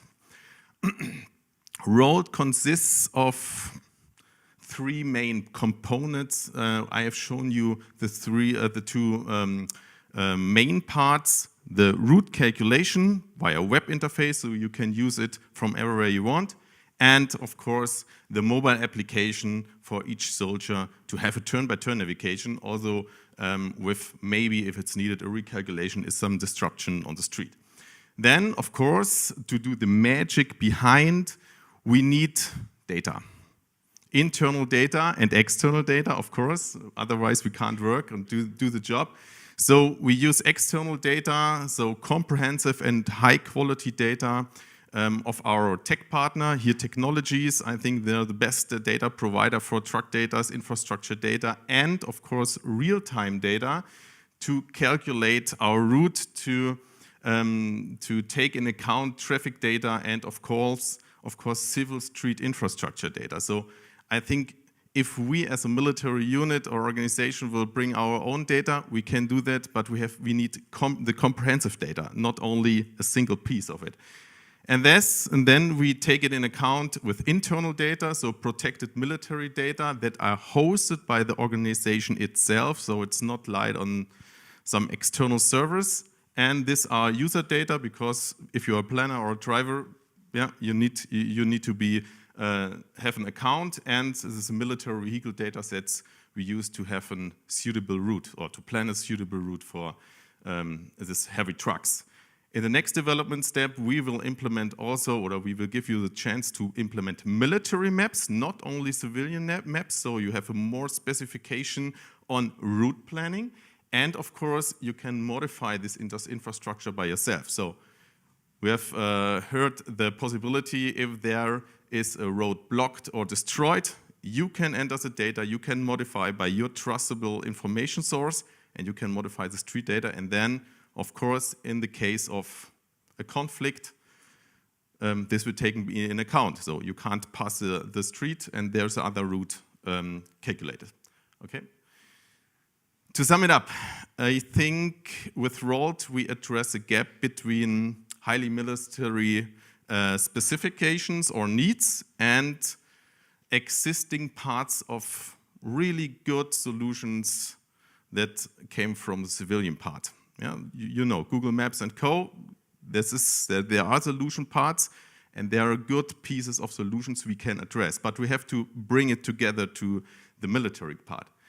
And with that, with ROLT, we use up-to-date road infrastructure data to bring it or to take it in account with military specifications, and then we can create a really suitable road also for cross-border operations. I'll show you this. With this data and also with the high speeds and the data in the vehicle data out of our database, we can predict a better ATA to minimize delays, so to optimize coordinated logistics operations, and we can support the soldiers in field by a turn-by-turn navigation that they can reach our destination in a good way and to fulfill our missions. I think we have a good solution, and I want to introduce you to maybe calculate your route by your own if you want to drive by car to the military base or to your home. We have it here, try it out, stress our system, make your own experience about that. And if you want to discuss with us how ROLT can address also strategic perspectives. For example, where I have to deploy a defense line if I start with my military vehicles from a point and I have only 1 hour of time or 200 liters of fuel, then ROLT can help you to have a picture of that and to optimize the strategic decisions. Thanks a lot.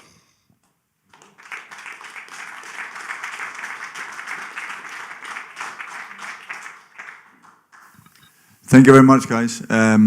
I got 2 questions from the onset. One, you mentioned that you have been cooperating with a German field battalion. Is that correct? In this? Yes. So I'd be interested in knowing if you have a product that's actually been in the hands of soldiers and been utilized by them. And secondly, on your note on the military maps, you said they were to be incorporated. I'd like to know more about the timings of that. Are we talking military maps throughout Europe, or to what extent were we talking? Thank you. So the first part, yes, we talked with the logistic command, and we developed it also in regard to the logistic command. And the solution is in testing phase by the logistic battalion, also with the idea given they give us really positive feedback, I would say, or, okay, thanks a lot, that it works, though they try it out. And second one is, yes, there is the possibility to bring your military data or your military data set in. Of course, we have to look which variables and which parameters you have, but we have an open interface for that, so API, and this functionality will be supported also by the civilian maps, that we have one single source of truth. So you have the civilian infrastructure, then a layer of military maps, and then you can use the data that lies behind to calculate of both, or maybe you choose one layer and then the route is optimized. Okay?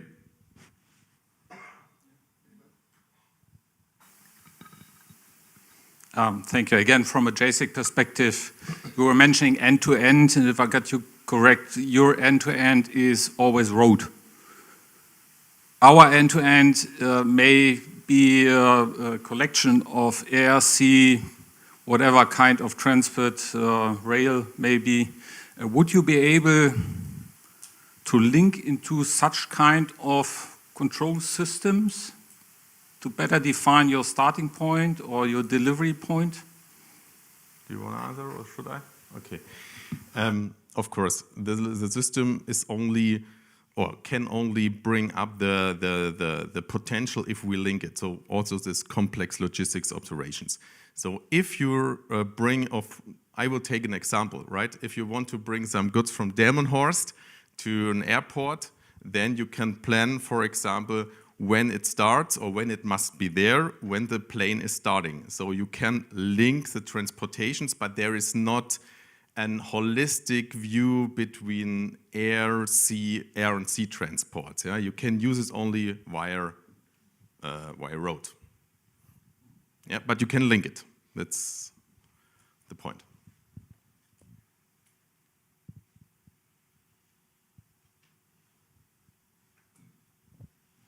I'm not entirely sure how to even ask this question. It seems to me that having better data, more military-focused data, is really the secret sauce here. Is there some other innovation in here that you do better route planning or better optimization, or is it sort of the same stuff with better data?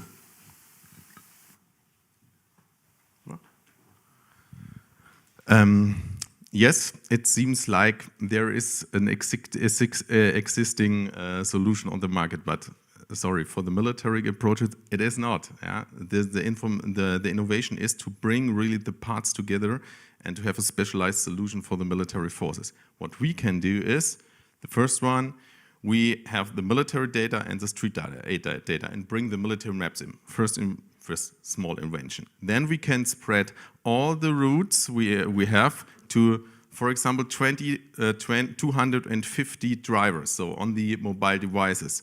In the civilian field, you can only push one by one, yeah, for example.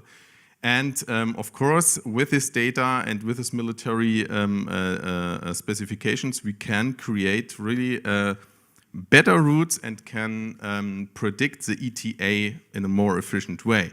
Yeah, because if you have, for example, a normal routing algorithm, for example, Google, there are 80 miles per hour, no, kilometers per hour, and this is the average speed you ever calculate the ETA with that. Yeah.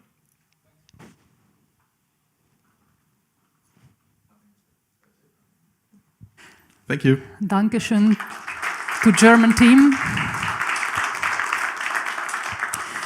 Next is the first of two presentations from the United States by BAH Tech Infusion with a solution entitled Resilient Military Mobility, a hypergraph-based digital twin solution for seamless and efficient movement across NATO's Europe.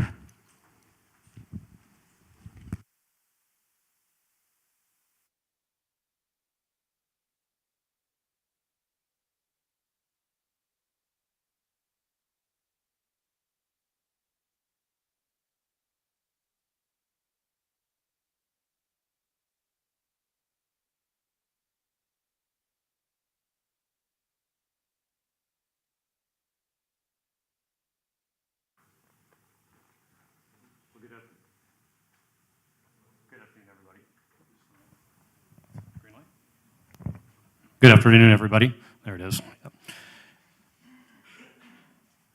I'm joined today by my colleagues, Veronica Davila and John Corolla, who are virtually with us from the United States.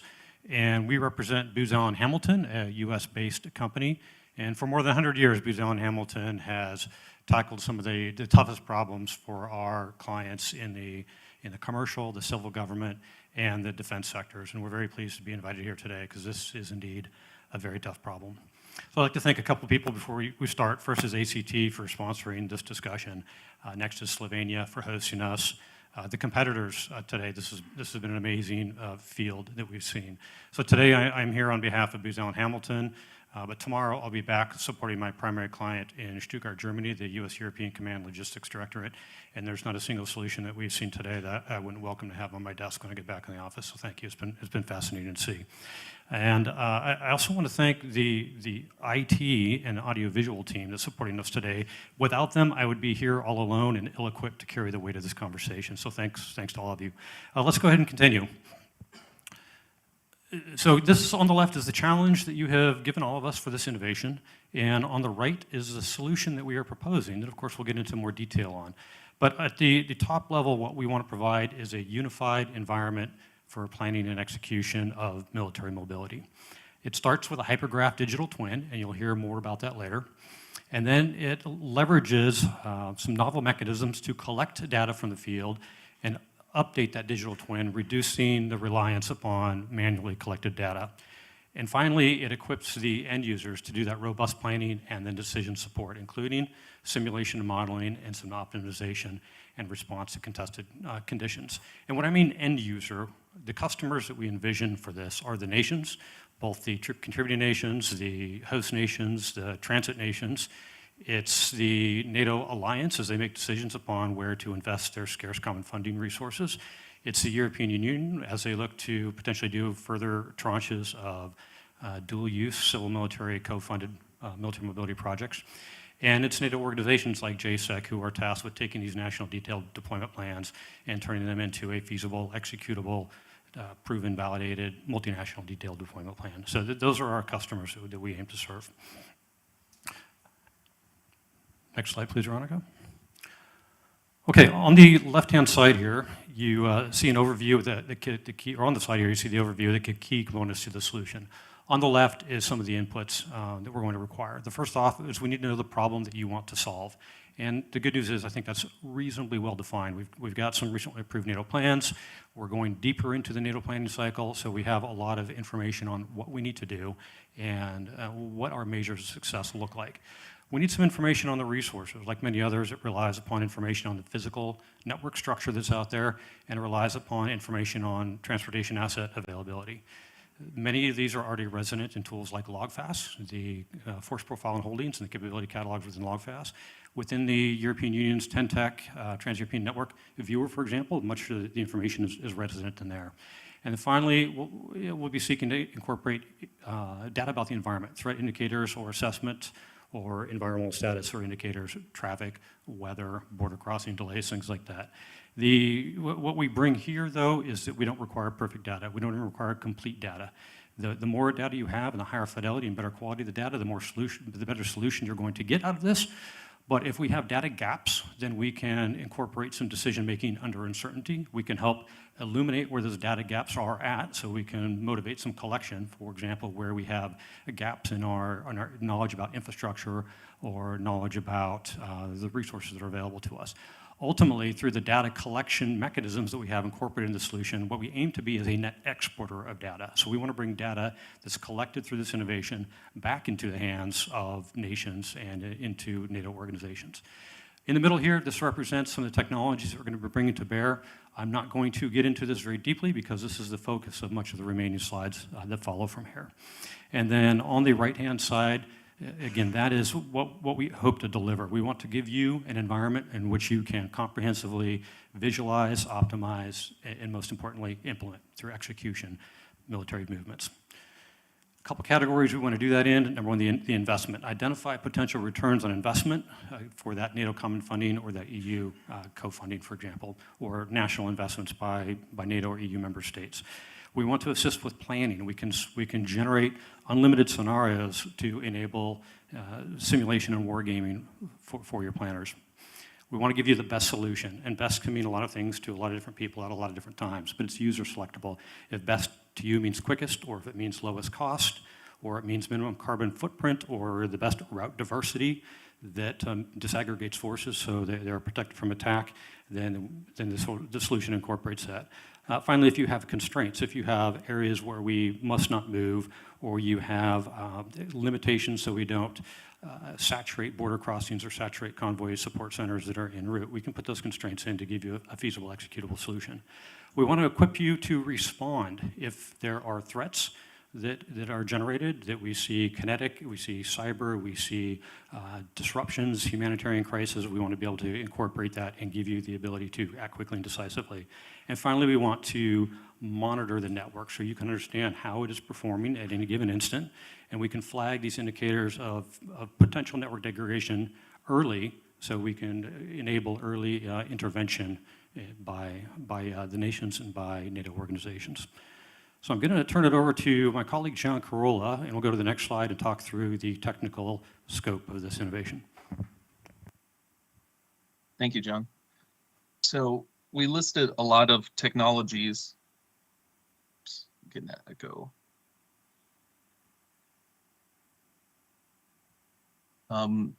Sorry about that. Let's see.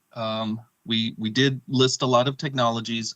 So we wanted to, I want to give you a brief on the hypergraph representation, how we're doing that. So we wanted to give a background on our approach, which is looking at 4 elements for our representation. Nodes, which represent the asset stakeholders, such as asset owners, transporters, receivers, and regulators. Hyperedges, which are the relationships between these nodes or stakeholders, representing dependencies and data flows. There's attributes, which are the state of the nodes or the hyperedges, such as the location, real-time, and operational context. We want to also thread this information together, the spatial, temporal, contextual data at different levels of the system. This is what maintains the system integrity. To get the real-time movement for our monitoring operations, we want to also categorize the key elements of military mobility. So we found 5 basic categories, which is inputting data, monitoring, getting the assets geolocation, tagging and tracking information, looking at next is data filtering, which is part of the processing calculation phase. There's communication and resilience, which are the integration points of the system. Looking at communications and threat resilience would reside here. Interoperability and administrative information. These are composed systems, which look at things like logfast or cross-border administrative requirements across the alliance. And finally, at the top level, you've got your decision-making, your higher-level operational sequences, such as route calculation, carbon footprint, and that sort of thing. How do we plan to implement this? So we're looking at this in a different approach, where we want to have a decentralized infrastructure using the Noster protocol. This is fairly new. It was developed for censor-resistant social media. There's an ecosystem available. It's open source, but this decentralized protocol exchanges signed messages via a network of relays. So the implementation would follow where you have nodes, your stakeholders. They would communicate throughout the levels of the framework using this Noster protocol, and then you would have a series of real-time updates between these mechanisms to be able to share and gain system integrity. Next slide. So our strategy for this framework is to have a 3 pillars. Abstraction framework. This is where we change our data to be able to be flexible, maneuver within different domains. Coherence metrics, which is looking at measuring the information, and a participatory sensor network. This is going to be leveraging the ecosystem of social media-like apps within this Noster environment. So our key insight was to think of military mobility, that problem, through a social media-inspired abstraction. So the functions and services within social media would give us key performance information feeding our coherence metrics. We're looking at this, humans are in the loop. Why not leverage humans and their devices to expand as much coverage as possible in the domain at as low as cost as possible, which would allow military mobility to function at a fast pace where it's decentralized, where we would have cross-system adaptations where things may happen in one location. The rest of the network does not know about it. Things can happen locally and organically. So this is the basis for our approach, is to have a human-centric design, where that human-centric approach facilitates that asset tracking, and stakeholders are involved. This maintains our coherence in the network. We have community building, establishing a vested interest in the mobility problem. This builds resiliency through the shared community, but also they're providing near real-time information through their metrics and interactions. The shared responsibility through the decentralized protocol gives detail and nuance across the three domains: context, space, and time for metrics, as well as a dynamic perspective, which helps resiliency and adaptability. These are the integration points that Nostra needs, and we could leverage this social media infrastructure and leverage humans and their devices. So there are three key strategic innovations for this technology. An AI-powered asset tracking. You still need to tag and track your assets. Normally, you would have a RFID, very tedious things to track. So our goal is to minimize the human in the loop. And to do that, we were looking at some of the computer vision techniques we've developed at Booz Allen. This would facilitate a minimized human in the loop, where they could use their phone. It would connect to the ecosystem of apps throughout this shared network. Second innovation was the utilizing the decentralized protocol. It has many features that would enhance NATO's military mobility. It's decentralized, allows for quick adaptation in the network. And then third is the social media abstraction. So this allows us to share data in a multitude of ways across borders. Having a standard abstraction of data coming from your ecosystem of social media apps, the engagement, having things looking at users as assets, and those in the humans in loop groups would be assets and their categories. And then influencers would be abstracted to the key stakeholders. So they would be the ones pushing and receiving content, and they would be able to follow some of the very basic information and functions you would see in social media could be abstracted and allow us to get the same data and represent that in different ways where we could track that and share that. Next slide. So we've gone through the abstraction of asset tracking from a social media metaphorical framework. Now, how does it enhance the NATO mobility? It's sensor resistance. It's meaning if there is disruptions in the network, nodes go offline, maybe an influencer, in this case, would be a key stakeholder. There are others in the shared network through this protocol where we could be able to leverage and find. Advantages of this paradigm shift. Key to this are the human in the loop framework, community building, having a sense of ownership, using this ecosystem of apps to represent information in different ways, video, imagery, tabular data, interaction, humans in the loop who are messaging or providing new information. Next slide. So we took this framework and mapped it to the challenge questions here. So things from real-time asset tracking, we could leverage the social media abstraction, where we have the computer vision approach to have your phone be able to use the AI to represent what it is you're tracking through boat, train, or some other means, road. You don't have to have a human in the loop with some of these assets near you. You could have these apps just like a bot, sending periodic updates as needed without the human in the loop having to maintain that timely updates. You've got the dynamic interoperability for logistics. So because these data is available through a series of apps, different ecosystems, the data is very abstracted to simplified and basic functions and services from within these apps.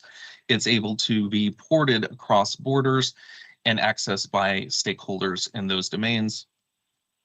Secure exchanges, we've gone through the security protocols of the Noster communication platform. It's decentralized. You have control over who has access to these relays. Enhanced cyber resilience, this decentralized platform supports that. The carbon footprint. Border crossing, having that asset tracking mechanism, computer vision approach, would allow you to use your device to take the picture or video of your assets, recognize what it is you're driving or the vehicle that's being utilized in the mobility network, being able to recognize that and then feed that through the rest of the protocol among your shared colleagues and calculate that footprint as well as share that information across borders. Veronica? I think that's...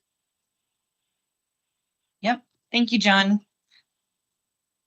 So as we know, the seamless and efficient movement of forces and equipment is of paramount importance in this situation. And as we've kind of described, our solution explores the integration of geospatial dashboards, real-time sensors, and human sensor integration to enhance military mobility. But we took it one step further and really tried to apply a very innovative approach to military mobility tracking. And that was through the Noster protocol and the decentralized use of data. So to achieve the rapid and secure transportation, of course, we have a geospatial dashboard that we're proposing as a central tool for the monitoring and managing of the military mobility operations.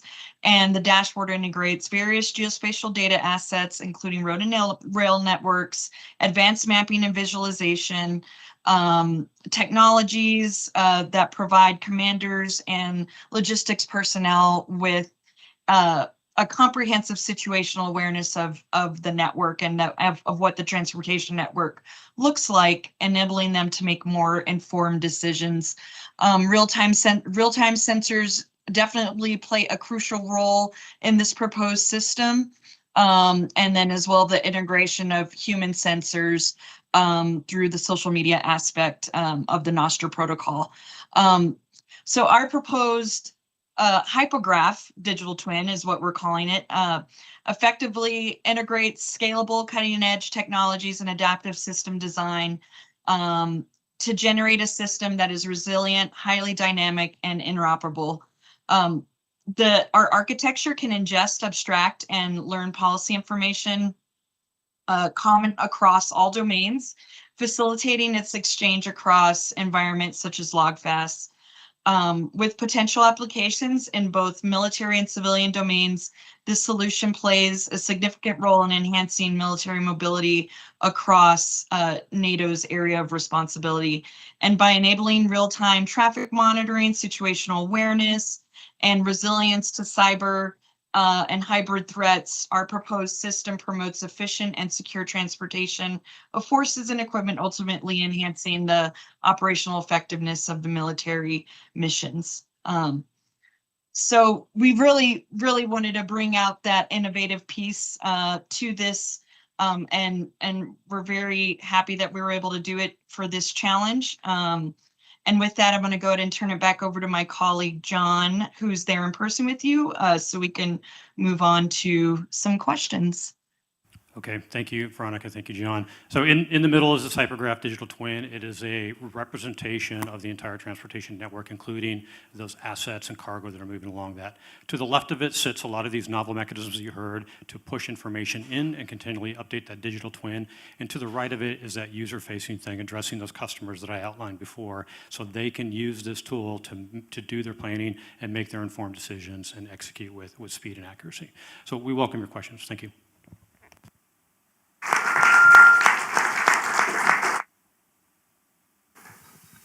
Thanks very much, guys. Thanks, team, for the pitch.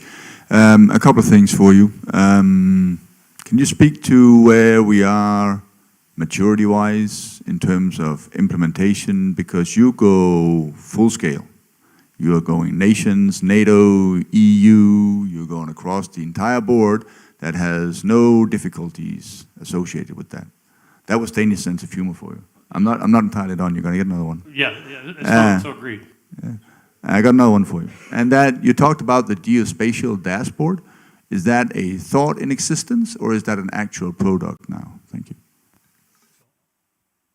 I will answer those in reverse order. So geospatial dashboards, we have some implementations of that already. To include one that's referenced in here, LogWorks, is a dashboard that's being developed for contested logistics applications, both in Europe and in the Indo-Pacific region for some of our DoD, US DoD clients.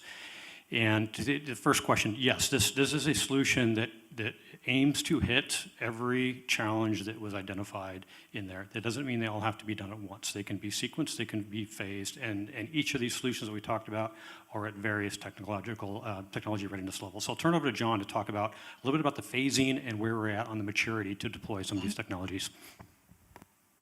Yeah, no, thank you, John. Yeah, our focus was, wait, sorry, there's an echo, so I'll try to do it. So maturity with the, I'll go through the three innovations we talked about, the asset tracking. Right now, Booz Allen, I've worked on these projects. We have computer vision models looking at assessment.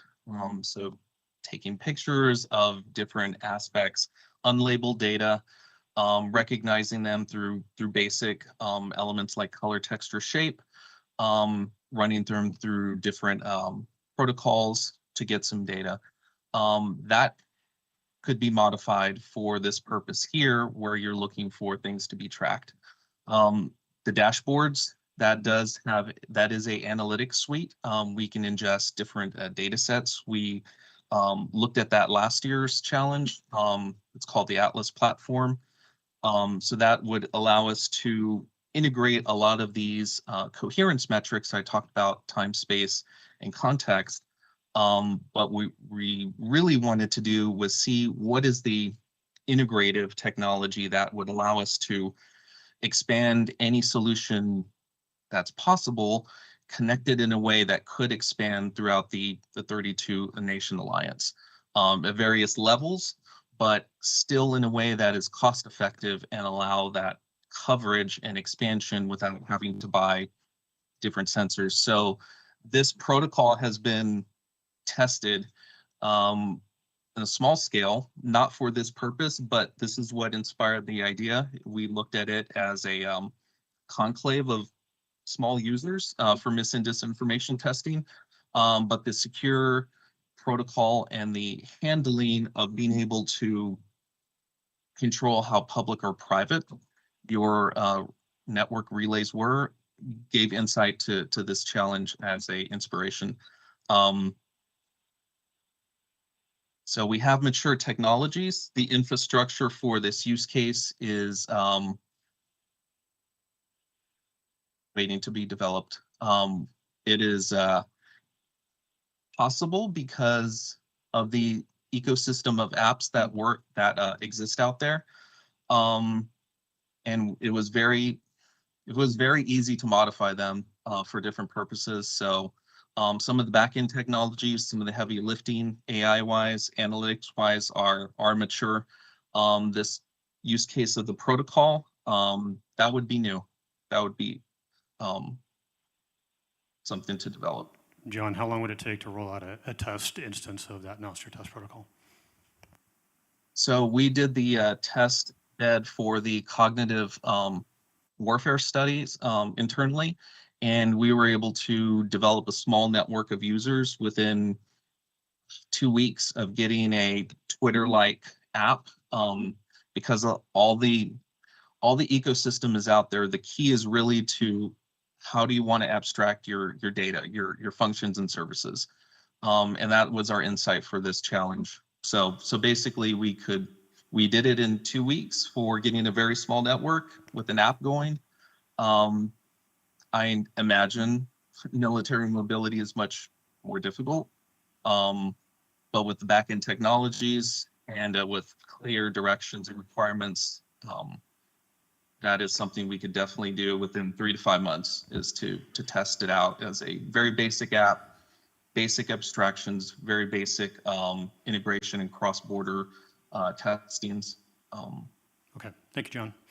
Sir, so you mentioned a diversity of clients. One thing I'll say that all have in common is I want to know, can we move forces and equipment where we need to, when we need to? If not, why not? And what is the impact of some of the actions I can take on that feasibility? So diverse clients, all asking very, very similar questions, though. Sir. As the general notes, this is a very comprehensive vision. The thing that I think is missing still, though, the assets, the mobility, the intentions of the adversary. Can you imagine putting what you know about the adversary's situation into this? Yes, sir. And Veronica, if you can go back, I believe it's slide 2. Yeah, and one of the things that we know is there are threat indicators or assessments out there. Some of those can be provided by users of the system. Some of those can be collected organically. Social media is a perfect example to understand when we're going to see threat assessments, either from malicious actors, from natural environmental circumstances, natural disasters, for example, social unrest. So we can monitor those type of things, and we have systems that do that in place already. So during the pandemic, the COVID pandemic, some of the best leading indicators we had were social media trends on where we were going to see flare-ups in pandemic activity. So thank you for the question. Yes, to kind of keep it along the lines of very comprehensive vision painted here, what would be the sort of the minimal viable version of this that you see going out in live into the field, providing value? I think that would be a discussion to have on what's the most important requirement to the NATO community. What I would like, again, as a logistician, as a practitioner of this, what I would like is a tool where I can model different scenarios for military movement to see, again, answer those questions. Can I move the forces and the equipment where I need to, when I need to get there? If not, why not? And then what are the consequences or the impacts of the actions that I could take to change those? And I think that's the starting point. And I think it's very approachable. And then we start layering in, that's your MVP, then we can advance to an initial operating capability that brings in more data feeds, more indicators, brings in the social media monitoring for things like that, so we can build the complexity environment. But I think, as somebody said earlier, we start simple and we iterate, and based upon the feedback, based upon the priorities of the customer. But Veronica, John, anything additional to add to that? We did establish a very comprehensive approach in our discussion. That was the intention, to see, given all the challenge requirements, could we form some basic categories and abstractions through this protocol and the ecosystem of apps that could map at a high level, which is what we implemented through this strategic framework and implementation framework. And so from my perspective, those would be the beginning points. And as John mentioned, finding what is the most value and building out those requirements and seeing how complex we need to get with those abstractions. Social media apps or just decentralized protocols have a lot of opportunity to create complexity that would meet the military mobility needs. Which would allow us to construct the app appropriately for some of the requirements that John mentioned for anticipating potential threats or disruptions and adapting the system, the network, to which would be this set of stakeholders and nodes within this graph to be able to respond effectively. Another key aspect would be to have some data points of where we really feel that part of the implicit value of this technology is to establish that community building, collaborative sharing of information, it can go from very basic military mobility asset tracking to more security sharing, things that become very high value and important. And having a sense of ownership and building that community is part of the underlying fabric of this approach that we thought of. Okay, thank you, John. So, because the time is our master, we will proceed with the last but not least presentation. We will listen. Thank you to the American team, of course. Now we listen to the presentation by Skyline Nave AI from the United States with the solution addressing the challenge of military mobility in an age of GPS denial. Hi, good afternoon, everyone. This is Kanwar Singh. Can you hear me all right? All right, awesome. There's echo, so I'll go on. I'm going to turn off my audio so I don't hear myself. But if something comes up, please ping me in the chat. I want to begin by highlighting how appreciative I am on a personal note to be addressing this innovation forum. I'm also an Army officer here in the US and Massachusetts Army National Guard, and been working on this technology with my colleagues over the past 3 years. And we're focused on this issue of GPS denial. I'm going to start with a personal story. My friend Tom was deployed in Iraq, and he had experienced GPS denial. And in that moment, he found himself where no military officer wants to be, which is losing GPS access, leading a convoy of soldiers, not knowing how to get back to your base.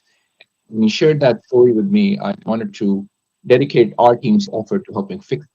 And that's what we've been doing. We are driven by the mission of making the global navigation satellite system better for US and NATO personnel by not just relying on position and navigation, but instead looking at the terrain features around you, as well as inertial sensors to give you a location back. That's our mission. We provide GNSS complement on land, sea, air, and space. I'm going to talk about some problems. Talked about my friend who experienced this issue downrange. This issue is also experienced in civilian areas where we call this the urban canyon problem. If you've lived in complex terrains to improve cities, suburban, rural areas, you've likely experienced this issue of GNSS not being accurate. Why? Well, you could have buildings and mountains and valleys that might interfere with satellite connectivity, and that does not give you good access. In fact, our colleagues and friends in Ukraine are experiencing this right now. Russia, one of the first things they did before they invaded Ukraine was actually started to interfere with GNSS because they knew NATO supplied precision-guided munitions and drones, etc., would not be useful if they were not able to capture GPS and Galileo and other satellite systems that exist. And as a result of this, our friends and colleagues in Ukraine are suffering every single day because of it. And that's what we're motivated by. We estimated that if we had a large-scale PNT disruption, cost NATO over $100 billion in the first 30 days alone. This is not acceptable to us and our team, and that's why we're passionate about fixing this problem. And that brings us to our technology that we've been working on, and we have proven this technology. I'm going to actually show you some real-world examples of this in a second. But what this technology does is instead of simply relying on satellite connectivity, it's able to understand terrain features, right? So if we get lost as an Army officer, I am trained to do land navigation by using a map, compass, and terrain feature. That's what our technology does using computer vision. We're able to parse out discernible terrain features, includes buildings, mountains, valleys, ridges, etc., and then compare those against digital elevation model data sets, and we give you a location. The beauty of these algorithms is they are extremely compute and power efficient that they can actually run on a mobile device. We've already built a product that I'll actually walk you in a second. But before I do that, let me actually walk you through some real-world examples of this technology in action. These examples come from the United States, but we are eager to partner with every single person in this room, and we are happy to give you our beta product so you can help us test this in other areas as well. So St. Louis, Missouri, on the left you'll see a digital surface model, and on the right you see a Google Maps satellite view. We took a 60 image from St. Louis, and if you've been to St. Louis, you've likely seen this art. And we ran these against our algorithms, and we were able to geolocate this image in a fraction of a second. It gave us the longitude and latitude, which we were then able to translate into an accurate location. These results were done on a computer. Next, we actually built this technology on a mobile device, and here are some examples of the testing that we did on Monday in Cambridge, Massachusetts, where I'm located. This example, we were able to accomplish 1.5 meter match accuracy. We simply downloaded our reference data sets and our algorithms on an Android tactical salt kit, an ATAC, which is a mobile device that is being used in the US, but also by NATO personnel as we speak. Here is another example of Cambridge, Massachusetts. Same thing. We were able to accomplish 1 meter match accuracy simply by taking a picture around you, and this result came again in a fraction of a second. Another example from Cambridge, 0.9 meter match accuracy. Now, we do need good, high quality, high resolution data sets to be able to get to this level of accuracy. And for most of the world, these data sets already exist. Now, if you are in an area that does not have high quality reference data sets, like the ones I'm going to walk you through it, we are not able to accomplish sub 1 meter accuracy. So in this case, Fort Walton Beach, Florida, this is a testing event that we did with the Air Force Special Operations Community in the US, and we were able to accomplish 2 meter match. Now, the key difference between what you're seeing on this slide with Fort Walton Beach, Florida, and the previous slides, which was with Massachusetts, is this is also not an open area, right? Things kind of spread out. And so, again, a 2 match accuracy is pretty good based on the conversations we've had with military personnel here in the US, but I'd love to get your feedback as well. Here's another example where we were able to accomplish 2 meter match accuracy. I must mention that the data sets we're using were older and they were not real time and then recent. And so, 4 meter match accuracy based on the personnel with no GPS access, they said it was pretty good. Now, I must mention, when we were doing this testing event with AFSOC, the GPS was off by 400 meters. We have a few hypotheses why that was happening. It could have been because of solar failures. It could have been because of the terrain and complexity associated with that.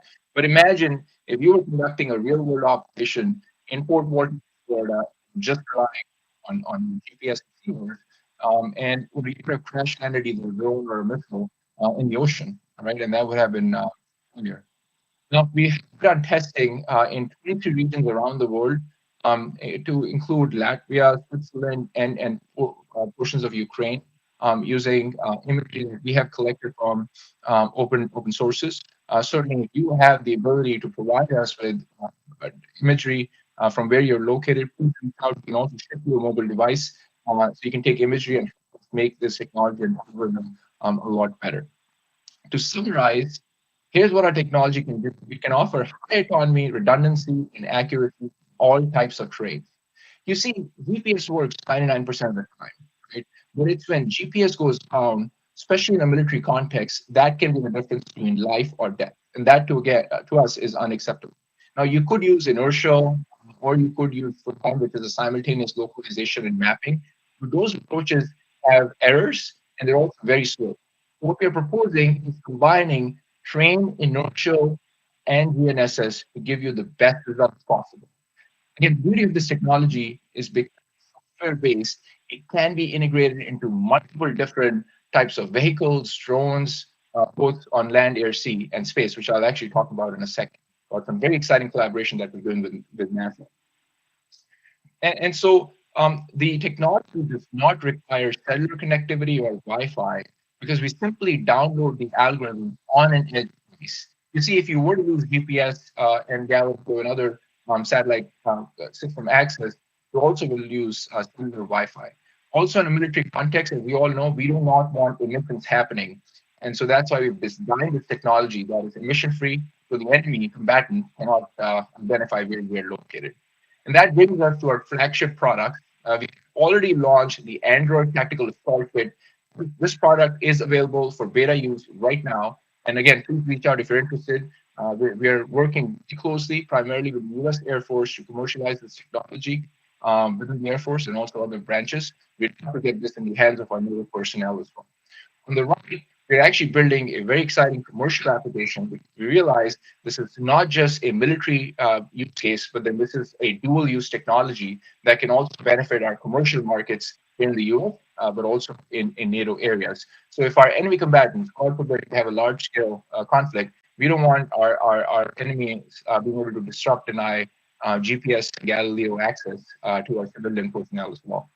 which brings me to the usage of the technology in space. I'm very excited to announce that Skyline AI recently won the NASA Entrepreneurs Challenge, and we are collaborating very closely with NASA and also the European Space Agency, along with the Canadian Space Agency, to get this technology that we have to leverage terrain features that exist on the surface of the moon and help build the future lunar economy. And as you can imagine, because there is no GPS on the moon, we can't just be relying on that for positioning navigation. This can support all kinds of different civilian use cases on the moon, to include mining, manufacturing, movement, etc., on the surface of the moon. In future state, can complement LunarNet, which is a communication and a position navigation constellation that might get launched, and infrastructure that might get launched in the future. And there's many examples of, by the way, visual and commercial being used not just on in space, to include the Apollo mission, the European Reserve mission, along with present-day Curiosity rover, Perseverance, among others. And then this technology can actually complement what is being used right now on the surface of Mars, which is the AutoNav on the NASA Perseverance rover. And the beauty of our technology is does not require as much computing power and is a lot more efficient than what is being used as a result of that. To summarize, for all the different use cases, both on the commercial side and military, I imagine the audience is most interested in the military use cases. I talked about ATAG. We are working collaboratively a bunch of different drone manufacturers in the US to integrate our technology on drones. So again, if our enemy were to disrupt, deny GPS and Galileo and other satellite systems, we are just not simply relying on satellite-based connectivity, and those drones can still actually accomplish the mission. It can also be used in ground vehicles, sea, and also precision-guided munition. There's some obviously classification issues that I cannot talk about. Again, if there's interest in this, I'd love to talk with great approvals, and we can talk through that. To summarize, here's the robust navigation from the we're building. Over 26 on the cloud or on the edge device. It's reliable. It can be deployed on an edge device, multi-sensor as well. Here's the business model. This is a question we often get: is what's the pricing for this? Well, we can offer our reference data set and software for as low as $10 a month. And so, if there is interest, we'd be happy to share that with you. And this is a big market from the civil as well as defense side, and there's a lot of R&D spending that's happening in the US for this technology. Record, but I'd like to speak with all of you for how we can get this technology personalized and for NATO usage. And it's not just a concept, by the way. We've worked on this for the past 3 years, and I'm very pleased and grateful for enormous support we've received from US, US Air Force, US Army, NASA, Paper Lab, MIT. This technology did originate at the Army Research Lab in the US, which we then licensed and have been commercializing for the past 3 years. And I'm very grateful and privileged for the ability to come present at this innovation summit in NATO. I will mention that the path for our technology has been quite similar to the development of GPS itself, because GPS is also a US DoD DARPA-funded effort, and so we're aligned with that, and we're hoping to do the same, what has been done with GPS, so we can actually reduce this vulnerability that currently exists. Here's our product roadmap. We've already built this technology and have made this a mobile device. And future state, our goal is on drone in space to include the International Space Station, NASA, lunar surface, as well as get an autonomous vehicle. I'll conclude my presentation by talking about many of us have background and expertise in military, as well as intelligence, and we're passionate about national security efforts, both in the US and at NATO. And we're very concerned about the ability for our enemies to take out GPS, which is going to bring our military operations and civilian operations to a complete halt. That's why we're building this technology. This slide has my contact details. Please reach out to meet with you. And this concludes my presentation. Happy to answer questions. Thank you.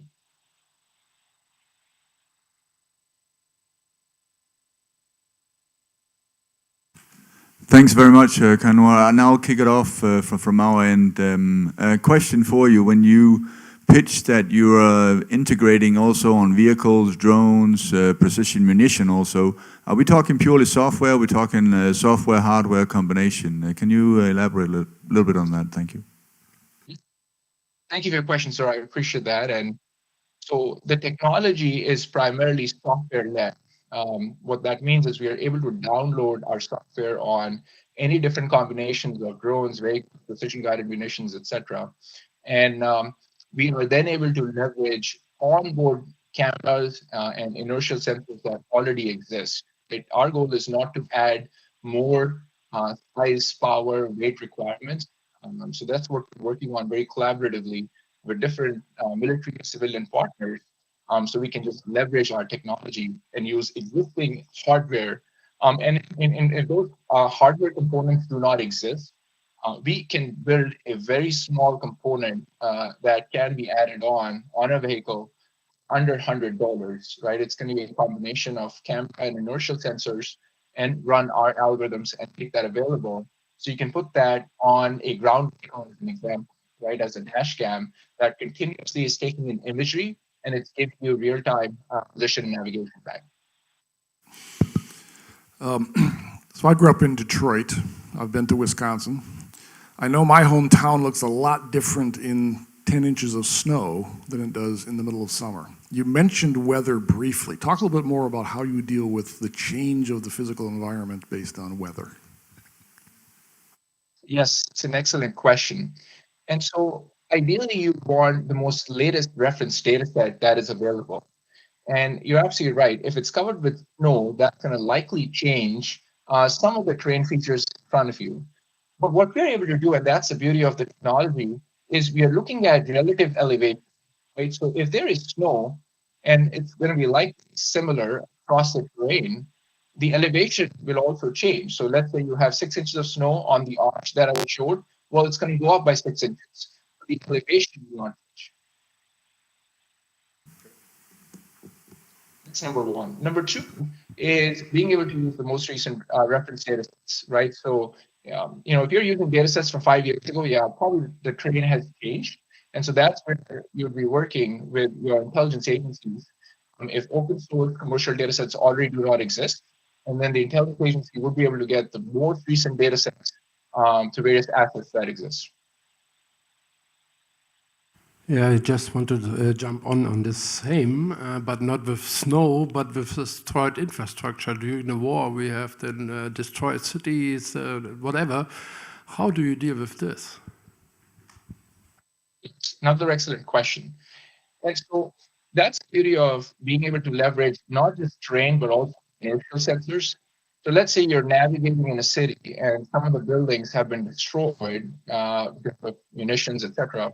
Well, in that case, you would switch from camera to inertial sensors to include IMUs and gyros, etc. And then it's going to be able to fill that gap when it is not able to get the train matching to happen. Ideally, what you want is, again, the most recent reference data sets, but we realize that may not be available. And that's where the integration of both our visual and software-based inertial technology is going to provide you that end-to-end coverage for position and navigation when satellite access is not available.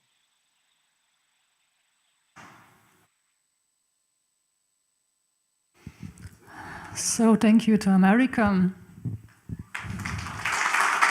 Thank you so much. I appreciate it. I realize I'm the last between you and lunch, so I hope you all enjoy lunch. And what an honor to present. Thank you once again. Now it's time for a well-deserved break and lunch, of course. We will meet again here at 14:45. So the members of the jury, you will join the Lieutenant Colonel Luznar Ales. He will escort you to your quarters. All the rest, we are going to the same place the icebreaker took place. So, bon appetit to all. At 14:45, we meet again.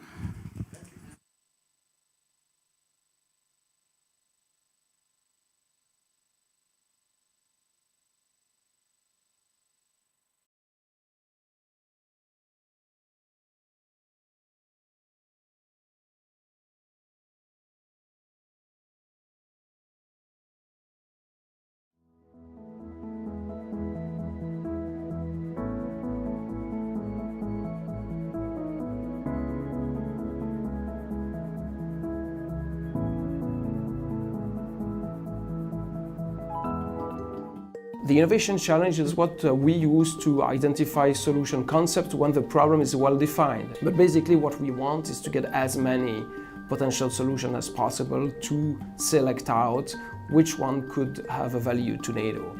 So there is a selection process, there is a jury, there are prizes. The way that the challenge works is that they put a call out there. It's like a problem that needs to be addressed. And they open it up to everybody, whether it's an academic or a military organization or non-profit, anybody can submit. Out of all the proposals, we identified the 10 finalists, and then there is a pitch day where everyone's got 10 minutes to present their solution and try to convince a jury. We decided, hey, there is some potential there that we would like to pursue. So therefore we will work with this company and build maybe a minimum viable product.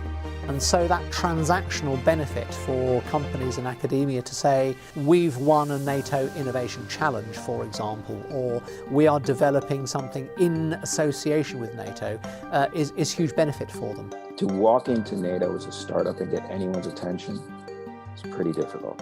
Innovation Hub allowed us to reach the widest possible audience inside NATO. If we had to do that on our own, I'm assuming it would have taken us 6 years out, maybe, and that would be with some luck. We just took 6 years and we're down to 3 months. But I will tell you, as a startup with a new tech, it's massive for us. Look out for our advertising. If you've got a good pitch, we will absolutely listen to it and to embrace it if we can.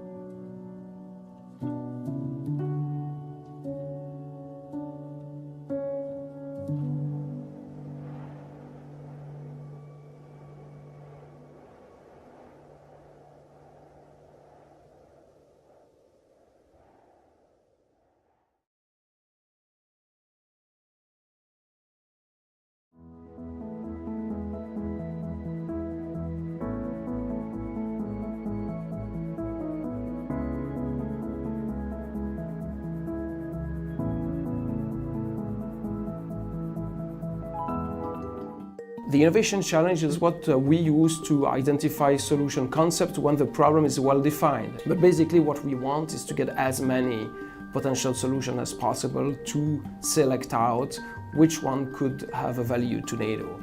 So there is a selection process, there is a jury, there are prizes. The way that the challenge works is that they put a call out there. It's like a problem that needs to be addressed.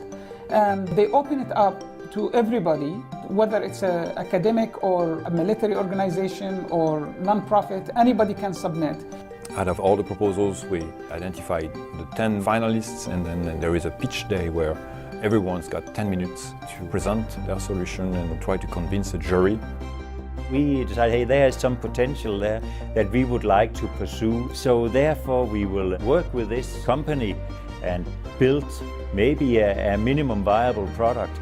And so that transactional benefit for companies and academia to say, we've won a NATO Innovation Challenge, for example, or we are developing something in association with NATO, is huge benefit for them. To walk into NATO as a startup and get anyone's attention is pretty difficult. Innovation Hub allowed us to reach the widest possible audience inside NATO. If we had to do that on our own, I'm assuming it would have taken us 6 years out, maybe, and that would be with some luck. We just took 6 years and we're down to 3 months. But I will tell you, as a startup with a new tech, it's massive for us. Look out for our advertising. If you've got a good pitch, we will absolutely listen to it and to embrace it if we can.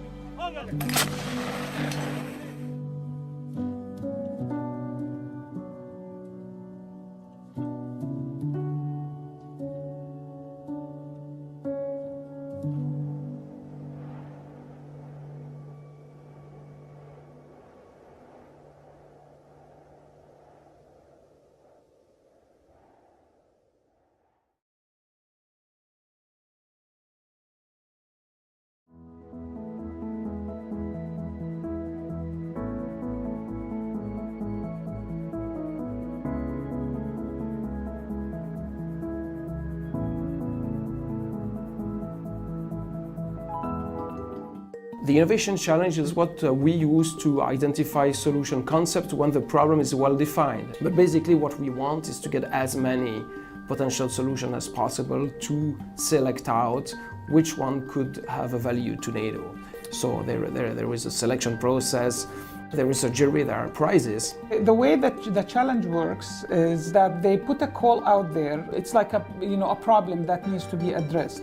And they open it up to everybody, whether it's an academic or a military organization or non-profit, anybody can submit. Out of all the proposals, we identified the 10 finalists, and then there is a pitch day where everyone's got 10 minutes to present their solution and try to convince a jury. We decided, hey, there is some potential there that we would like to pursue. So therefore we will work with this company and build maybe a minimum viable product.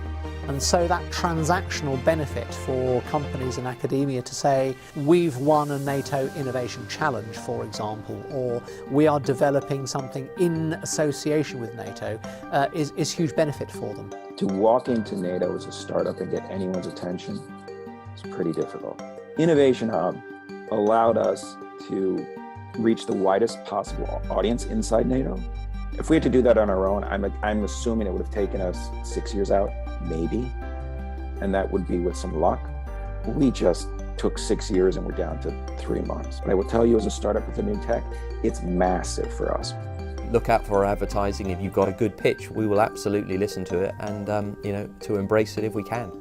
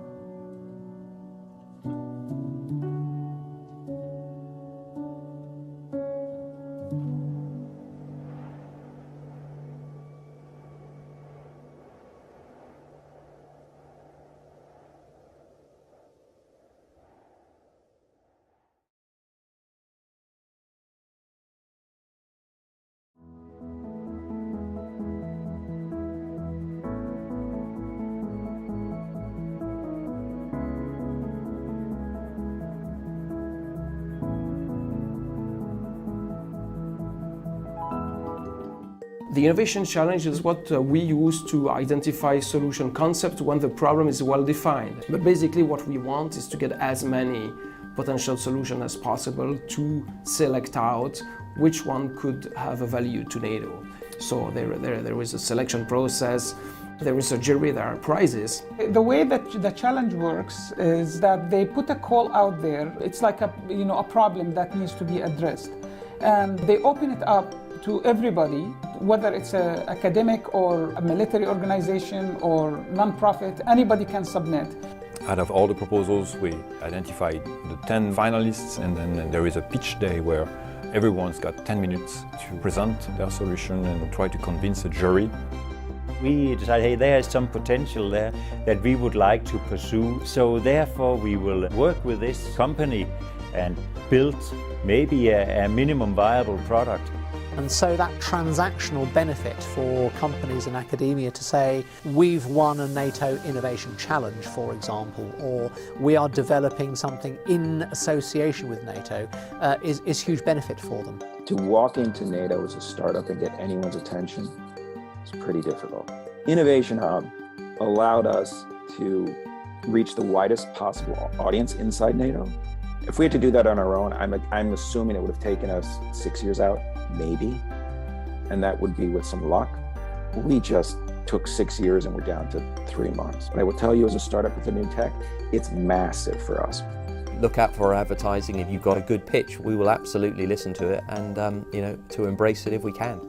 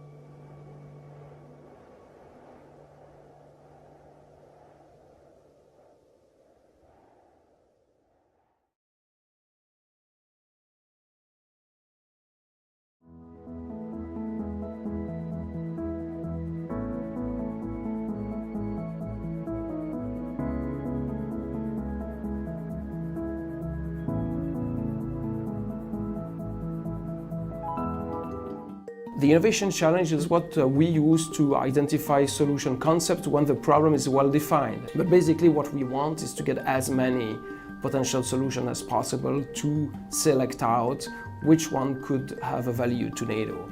So there is a selection process, there is a jury, there are prizes. The way that the challenge works is that they put a call out there. It's like a problem that needs to be addressed. And they open it up to everybody, whether it's an academic or a military organization or non-profit, anybody can submit. Out of all the proposals, we identified the 10 finalists, and then there is a pitch day where everyone's got 10 minutes to present their solution and try to convince a jury. We decided, hey, there is some potential there that we would like to pursue. So therefore we will work with this company and build maybe a minimum viable product.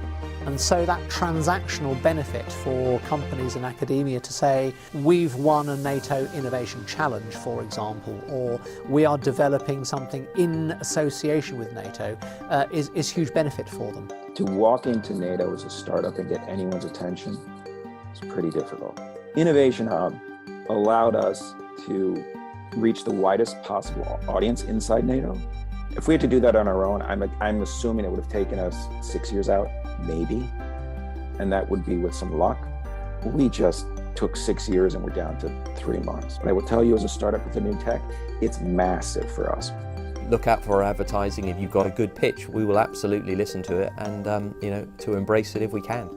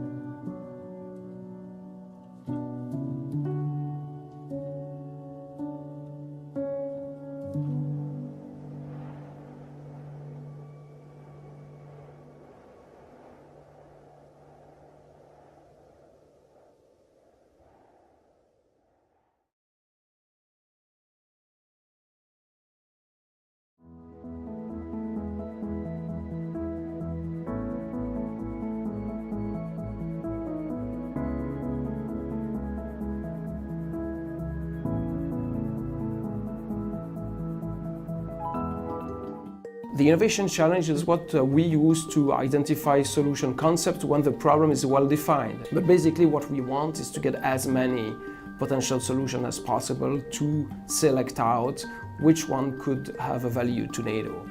So there is a selection process, there is a jury, there are prizes. The way that the challenge works is that they put a call out there. It's like a problem that needs to be addressed. And they open it up to everybody, whether it's an academic or a military organization or non-profit, anybody can submit. Out of all the proposals, we identified the 10 finalists, and then there is a pitch day where everyone's got 10 minutes to present their solution and try to convince a jury. We decided, hey, there is some potential there that we would like to pursue. So therefore we will work with this company and build maybe a minimum viable product. And so that transactional benefit for companies and academia to say, we've won a NATO Innovation Challenge, for example, or we are developing something in association with NATO, is huge benefit for them. To walk into NATO as a startup and get anyone's attention is pretty difficult. Innovation Hub allowed us to reach the widest possible audience inside NATO. If we had to do that on our own, I'm assuming it would have taken us 6 years out, maybe, and that would be with some luck. We just took 6 years and we're down to 3 months. But I will tell you, as a startup with a new tech, it's massive for us. Look out for our advertising. If you've got a good pitch, we will absolutely listen to it and to embrace it if we can.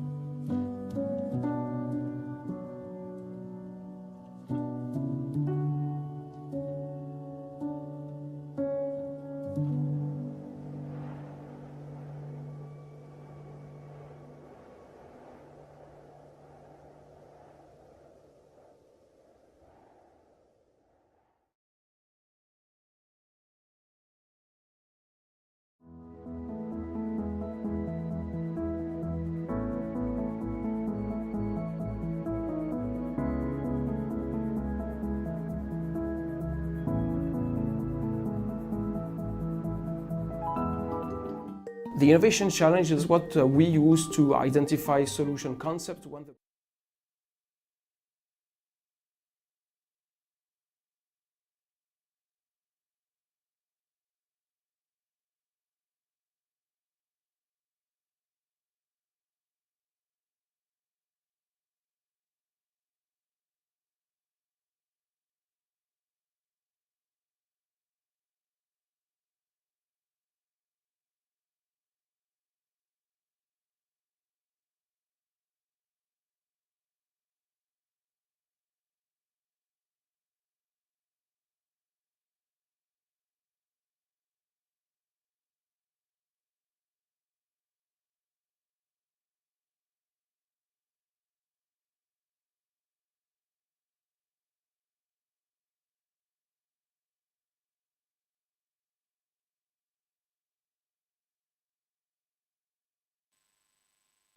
Welcome back. I hope you enjoyed your lunch break despite waiting for the final decision of the NATO Innovation Challenge on military mobility.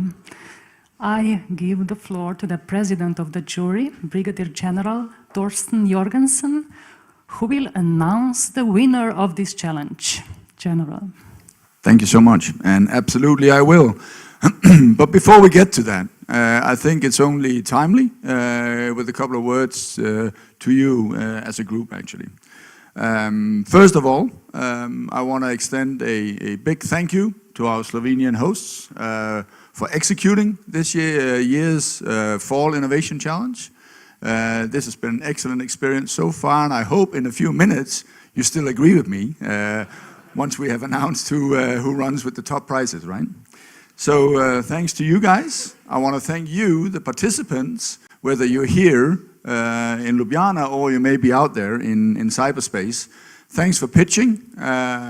We have had a thrilling day on the jury, and I hope also that you will see that reflected in our adjudication that I'm going to reveal to you in just a few minutes. And I want to thank, of course, the panel, the jury that has been helping us out today, for some, as always, I should say, because they've been with us since we kicked this off back in 2017. And for some, thanks very much for stepping in when needed. That is very much appreciated.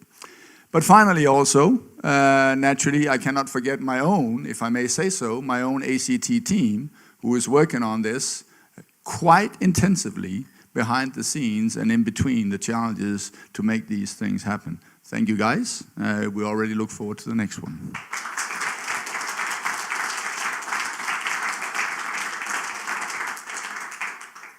And now we're getting closer to the point that I know many of you have been waiting for. And before we get to that, and I'm going to announce them in order 3, 2, 1. Before we get to that, let me just say, and this is again something we've discussed over a great lunch, by the way, in the jury, we've seen a lot of great pitches here today. I will say so much. We've seen a lot of great pitches. Now, just because you may not have won this innovation challenge, or maybe even be in the top 3, that doesn't mean that whatever pitch you made, or you and your team made, does not have something that ACT, NATO, or maybe even an individual nation are looking for. So what we will do a bit better job at than we may have done previously, we'll make sure that we reach out to every single one of you once the innovation challenge is over and have a follow-on discussion with relation to that.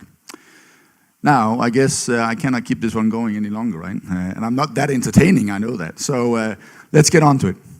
Again, I'm going to pitch them in order 3, 2, 1. So number 3 in this year's Fall Innovation Challenge, I'm happy to say, is the Deloitte team. Please get up. Give them a hand.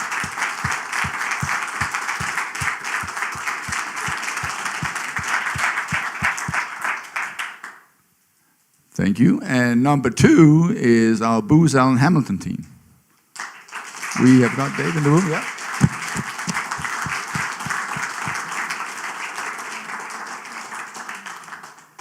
And the winner of this year's Fall Innovation Challenge in Slovenia is Yardit, our very first team.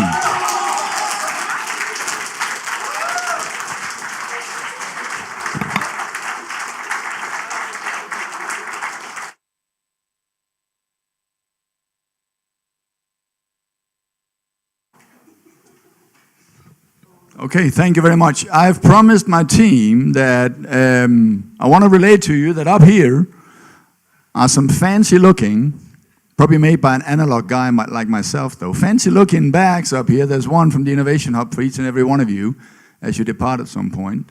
And for the number 3, 2, and 1, please stick around. We have a word with you afterwards. But for now, I guess it's safe for me. I'm looking at Pierre, right? I can close this Innovation Challenge. This Innovation Challenge is concluded. Thank you very much, and safe travels when you get to it. Thank you.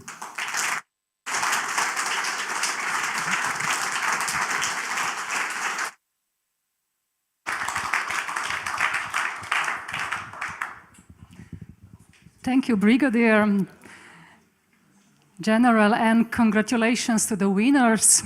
Innovation is a pathway to progress. All of the finalists have done a great job. So I wish you all good luck in your future efforts and a safe trip back to your countries and, of course, back to Slovenia. We are very proud of our independence. We are independent for 32 years now, you know. Yes. Welcome always to our beautiful little country. Thank you for your attention.